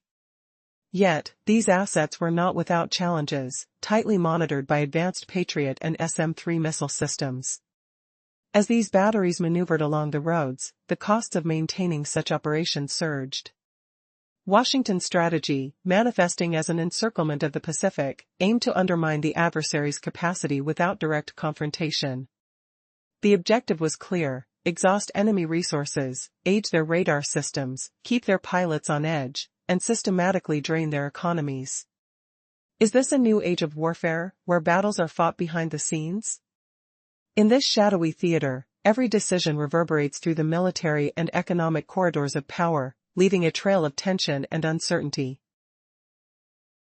Imagine a battlefield where no shots are fired, yet vast fortunes vanish daily. Picture radar systems straining under relentless watchfulness and pilots forced into endless alert, their nerves stretched thin. This silent war drains the enemy bit by bit, wearing down weapons, exhausting defenses, bleeding economies, without a single direct hit. This is the cutting-edge strategy unfolding in the Pacific. To counter this unyielding pressure, China's Ministry of Defense revealed a striking new budget line called A2A Sustainability. This program alone demands a staggering $19.6 billion just to keep the defense network humming nonstop, 24/7, covering the soaring costs of energy, fuel, and the human force powering it all. Across the border, Russia quietly shoulders a similar burden, hidden under the code name Eastern Region Inventory Renewal. Independent analysts pegged the secret budget at an eye-watering 2.1 trillion rubles. Meanwhile, North Korea's resources are stretched dangerously thin. Leaked reports show it imported solid fuel missile components from China, payment made with chemical raw materials, further squeezing its fragile economy. In sharp contrast, the United States is executing a cunning, cost-efficient plan. Its Typhoon missile launchers arrive overseas packed in containers, ready to operate independently without costly maintenance cycles. Pre-stocked Tomahawk cruise missiles, a consistent production line of SM-6 interceptors set until 2027, active bomber fleets, and persistent submarine missions compose a self-sustaining defense web. Washington's approach builds deterrence on a lean budget, no surprise expenses with every warning or alert.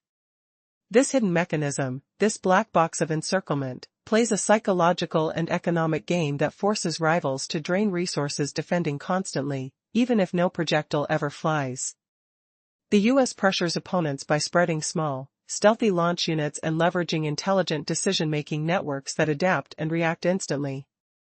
This evolving chess match turns the Pacific into a sprawling economic battleground for the 21st century. Rockets rarely launch, yet budgets quietly hemorrhage.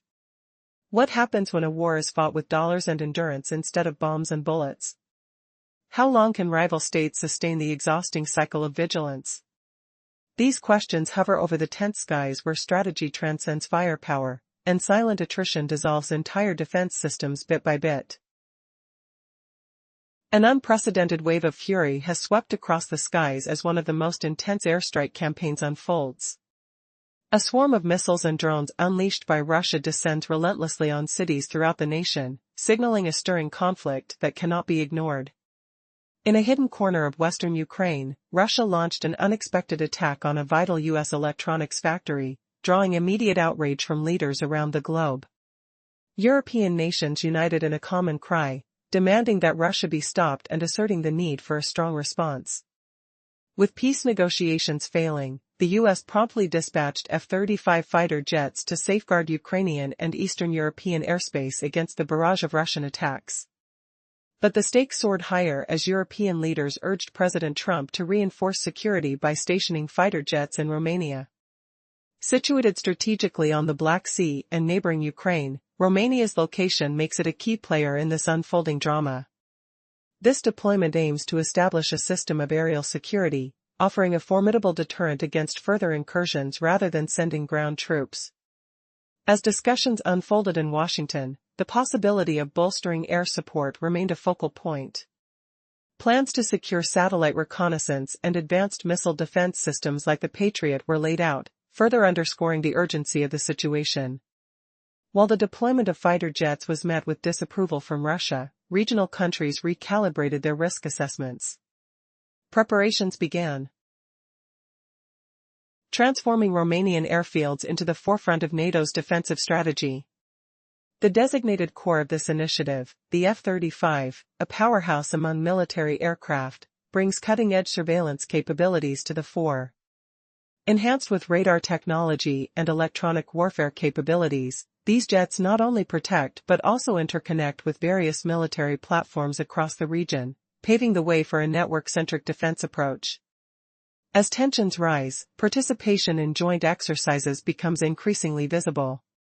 Recently, 3 US B-1B Lancer bombers arrived in Norway mere days before a high-stakes meeting between President Trump and Russian leader Vladimir Putin. Was this merely a fortuitous occurrence, or a harbinger of something greater? The deployment of these bombers, the first since 2021, sends a distinct message: the U.S. is prepared to bring its deterrent capabilities closer to Russia's doorstep.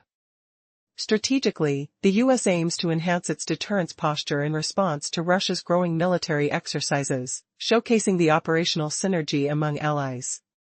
This military maneuver introduces additional pressure on Russian forces and effectively alters the dynamics of the Arctic theater. The arrival of B-1B bombers, addressing the delicate balance between deterrence and diplomacy, signifies a readiness to engage should the need arise. What may seem like a small fleet, carries ramifications far greater than its size.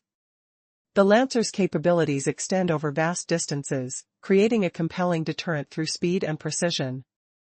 As the situation evolves,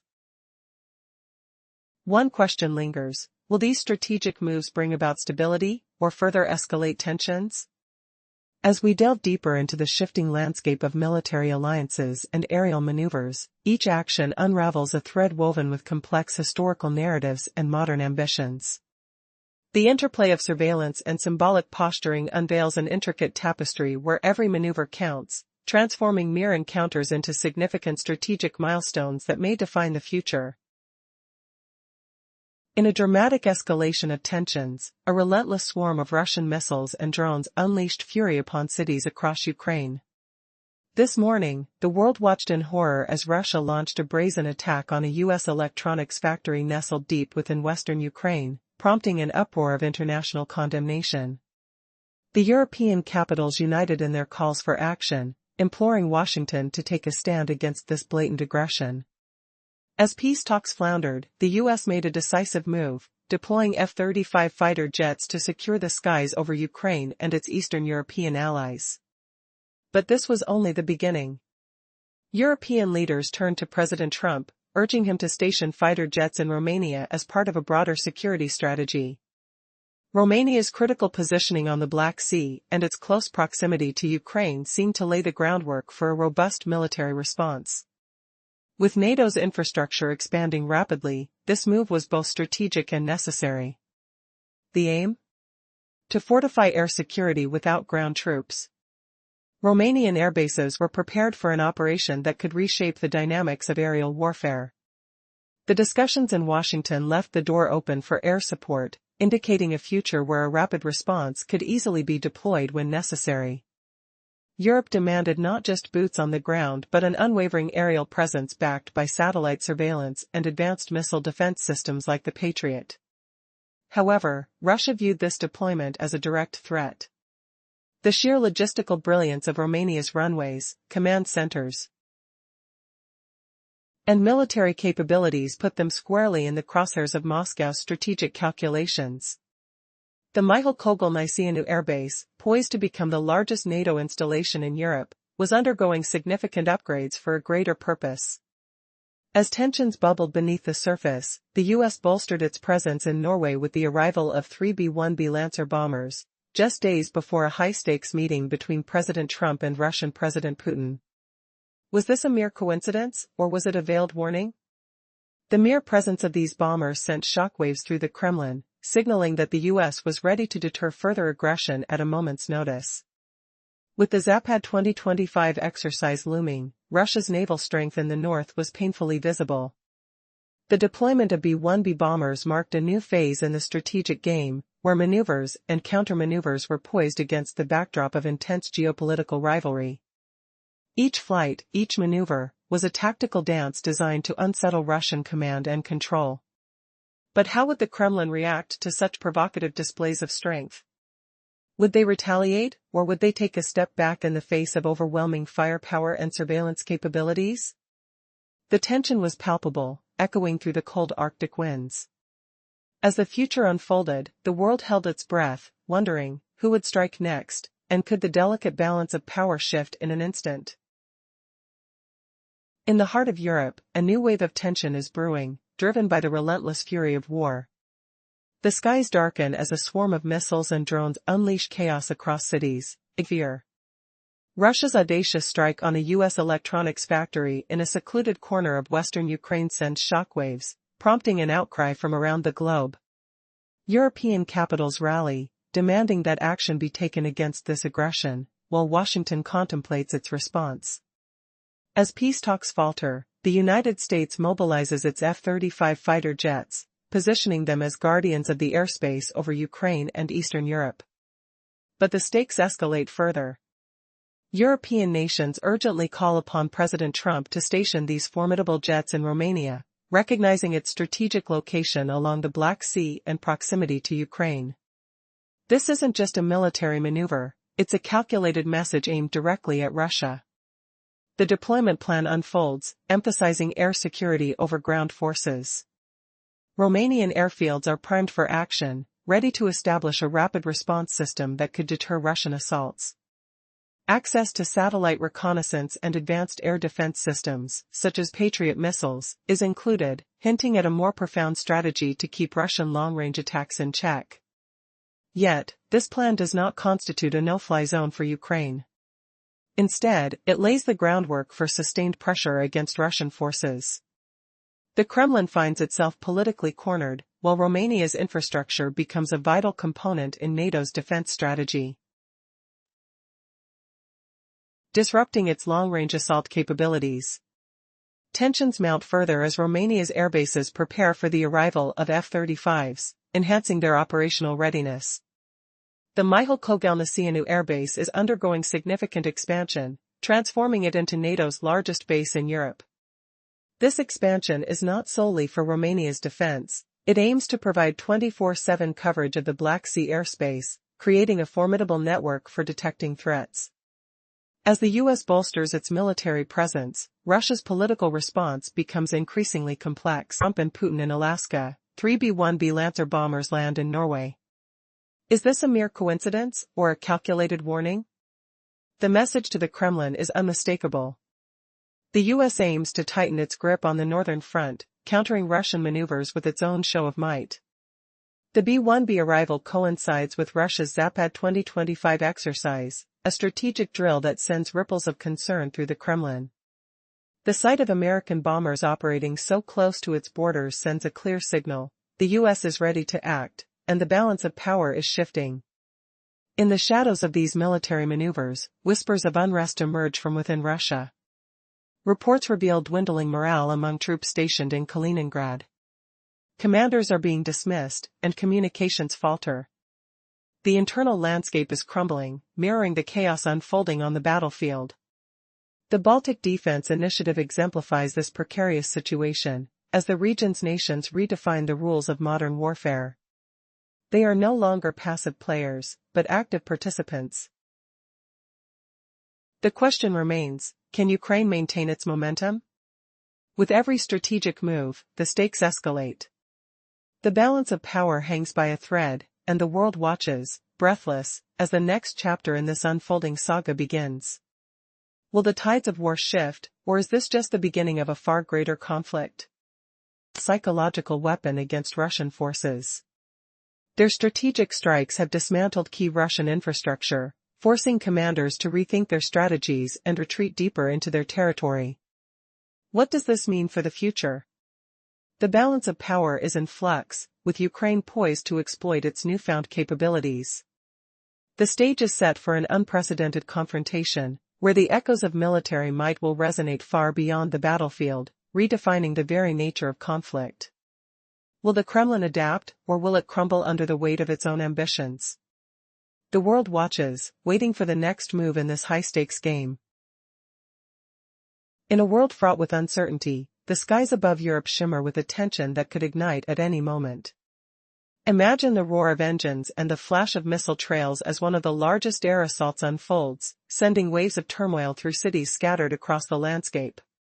Russia's audacious strike on a U.S. electronics factory nestled in the remote expanse of western Ukraine evokes a torrent of outrage from global leaders, each one demanding action to halt this aggression. As diplomatic efforts falter, the U.S. unveils its arsenal of F-35 fighter jets, tasked with safeguarding Ukrainian airspace against a deluge of Russian drones and missiles. The European nations rallied behind President Trump, urging him to strategically position these advanced aircraft in Romania. This location, pivotal due to its proximity to the heart of the conflict, becomes a linchpin in the effort to reinforce security along NATO's eastern flank. The deployment is science behind strategy, a network of air defense systems converging to form an impenetrable shield. Romania's air bases are rapidly being prepared for a decisive beginning. A decision looms. Will this aggressive stance shake the Russian bear? As anticipation builds, and preparations accelerate, one wonders, will the presence of F-35s alter the balance of power in the region? The Mihail Kogalny Air Base stands poised for transformation, its expansion indicating an imminent escalation in defenses that could reshape security dynamics in the Black Sea. Suddenly, in the midst of this air superiority strategy, we encounter an unexpected twist. The arrival of 3 US B-1B Lancer bombers in Norway, days before a crucial meeting between Trump and Putin, shifts the narrative. Is this mere coincidence, or perhaps a pointed message to the Kremlin? As these bombers touched down, they brought with them the promise of enhanced deterrence. The Lancers, the largest conventional weapons carriers in the U.S. arsenal, symbolize the backbone of aerial power. With their speed and operational range, they serve as a stark reminder of America's military might, not just numbers, but the technology that facilitates a robust network of defense. In a flashback to a palpable moment in time, the engines roar like a lion untamed, sending vibrations through the air as they prepare for their mission. The clock ticks down, and the eyes of the world remain fixed on the unfolding drama in the skies. Will the layered defense strategy be enough to counter the looming threat? With the stakes rising, the clock winds down towards Zapad 2025, a strategic exercise by Russia, painting the atmosphere with uncertainty. The stage is set, but the question remains, how will the delicate balance of power hold in the face of growing tensions? From lasers designed to intercept threats to strategies that amplify deterrence, the military landscape is evolving rapidly. In this cat-and-mouse game, perception is as powerful as the weapons deployed.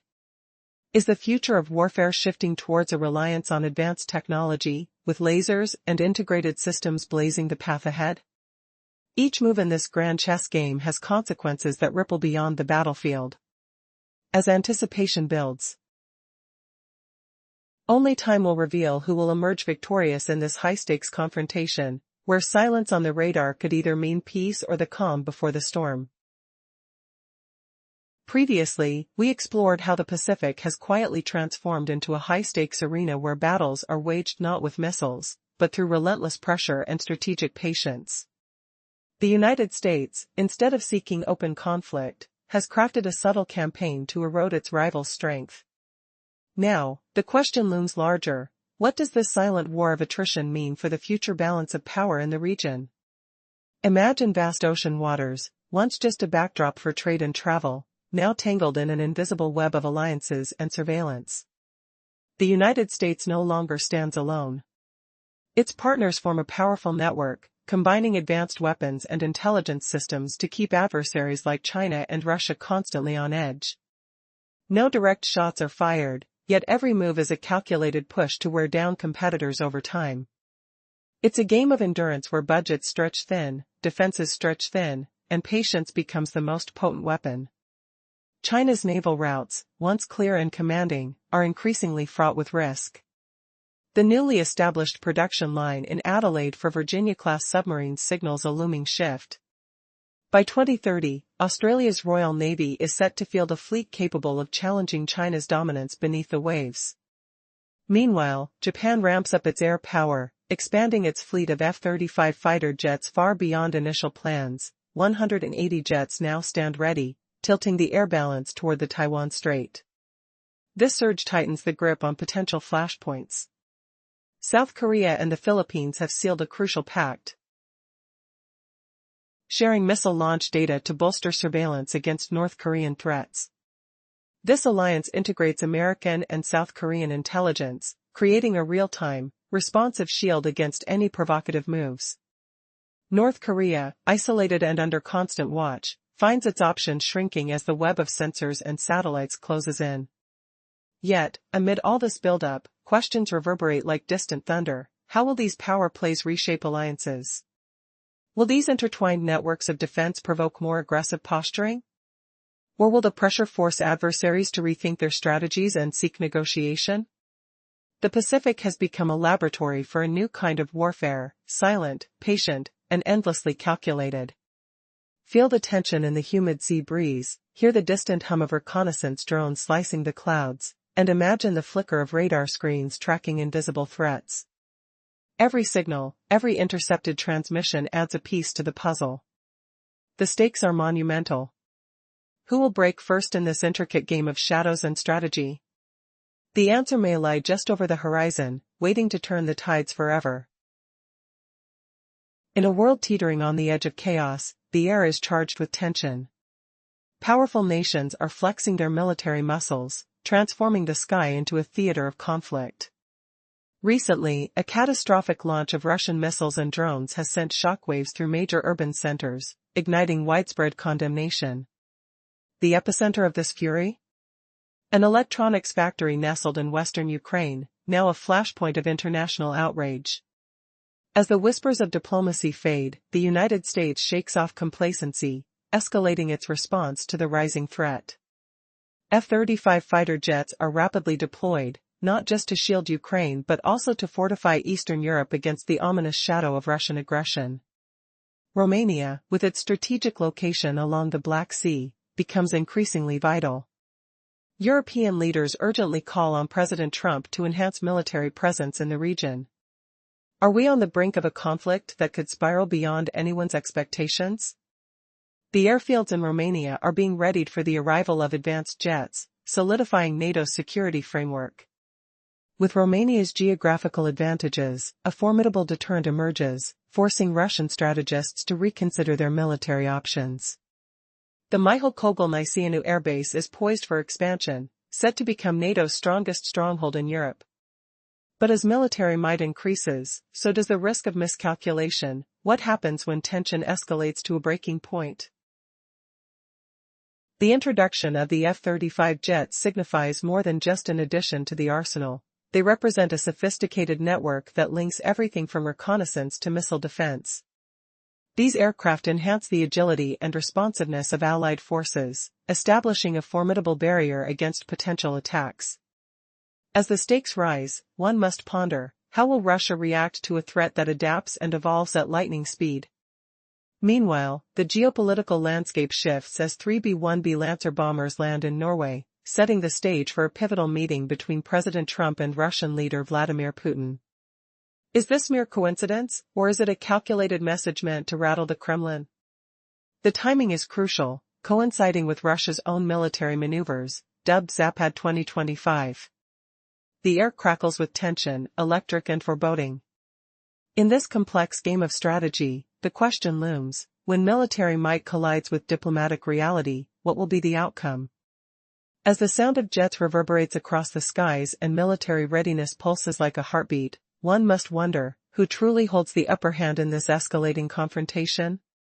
The narrative unfolds as powerful nations surround each other, weaving an intricate web of military preparedness. Decisions made today could echo through history.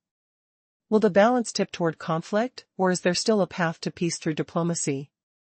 The stakes have never been higher. A relentless storm of missiles and drones swarmed across Ukraine, turning the skies into a battlefield of fury. This morning's shocking attack targeted a U.S. electronics factory hidden deep in western Ukraine, an act so bold it ignited a wave of international outrage. European capitals, united in alarm, demanded Washington respond decisively. But as peace talks crumbled, the U.S. took a daring step, deploying F-35 fighter jets to shield Ukraine and Eastern Europe from the growing threat overhead. Yet this was just the opening move. Europe's leaders urgently pressed President Trump to send fighter jets to Romania, a nation whose strategic location on the Black Sea's edge places it at the heart of the conflict. With NATO's infrastructure rapidly expanding, this wasn't just politics, it was a calculated move to fortify the skies without committing ground forces. Romanian airbases were swiftly prepared, transforming into potential launch pads for a new era of aerial defense. Washington's talks left room for air support, signaling a future where rapid response would be the norm.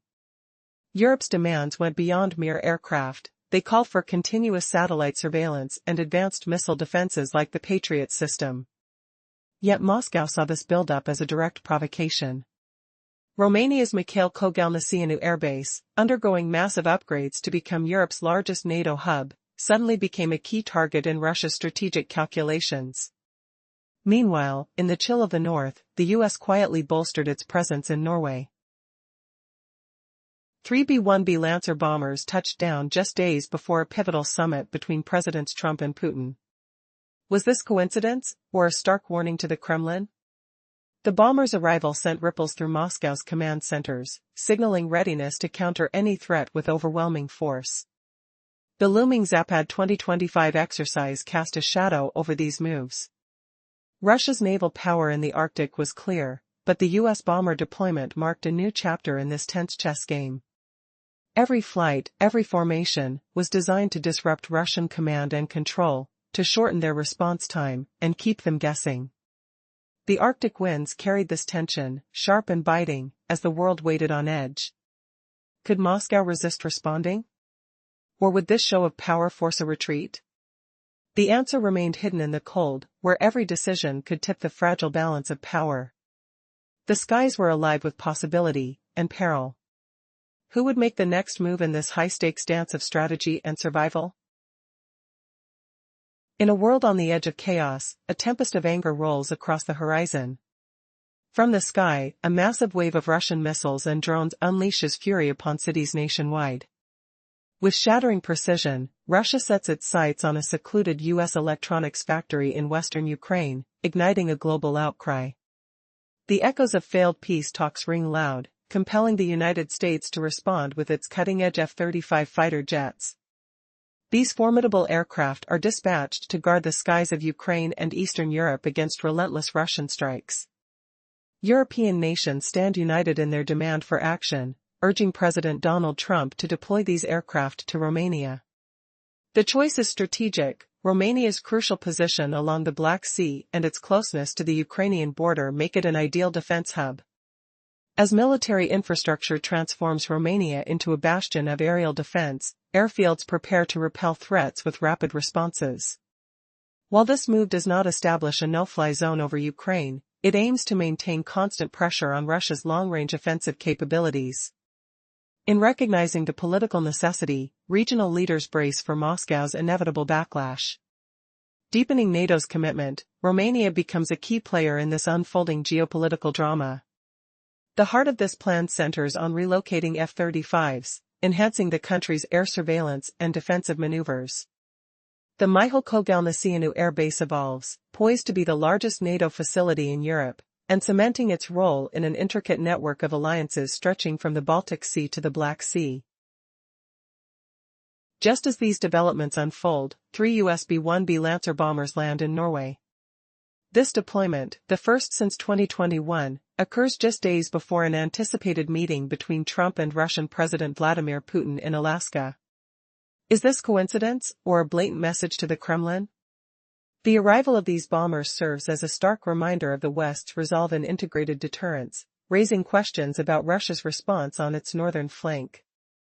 Amidst the ongoing preparations, Russia readies itself for a significant military exercise dubbed Zapad 2025, drawing forth uncertainty in the region. The sight of U.S. bombers alongside NATO allies signifies more than intimidation, it's a calculated defense strategy against potential Russian threats. As both sides engage in this intricate military choreography, the stakes grow higher, and every action ripples through the fragile fabric of international relations. What surprises lie in wait as tensions mount? With the world holding its breath, there's a palpable tension hanging in the air. The striking imagery of military power balanced against delicate diplomacy raises crucial questions. Who will make the next move in this dangerously high-stakes game? As the players position themselves, the unfolding tale promises twists and turns that could forever alter the course of global history. Each maneuver is watched closely, every bombing run or military drill could tip the scales.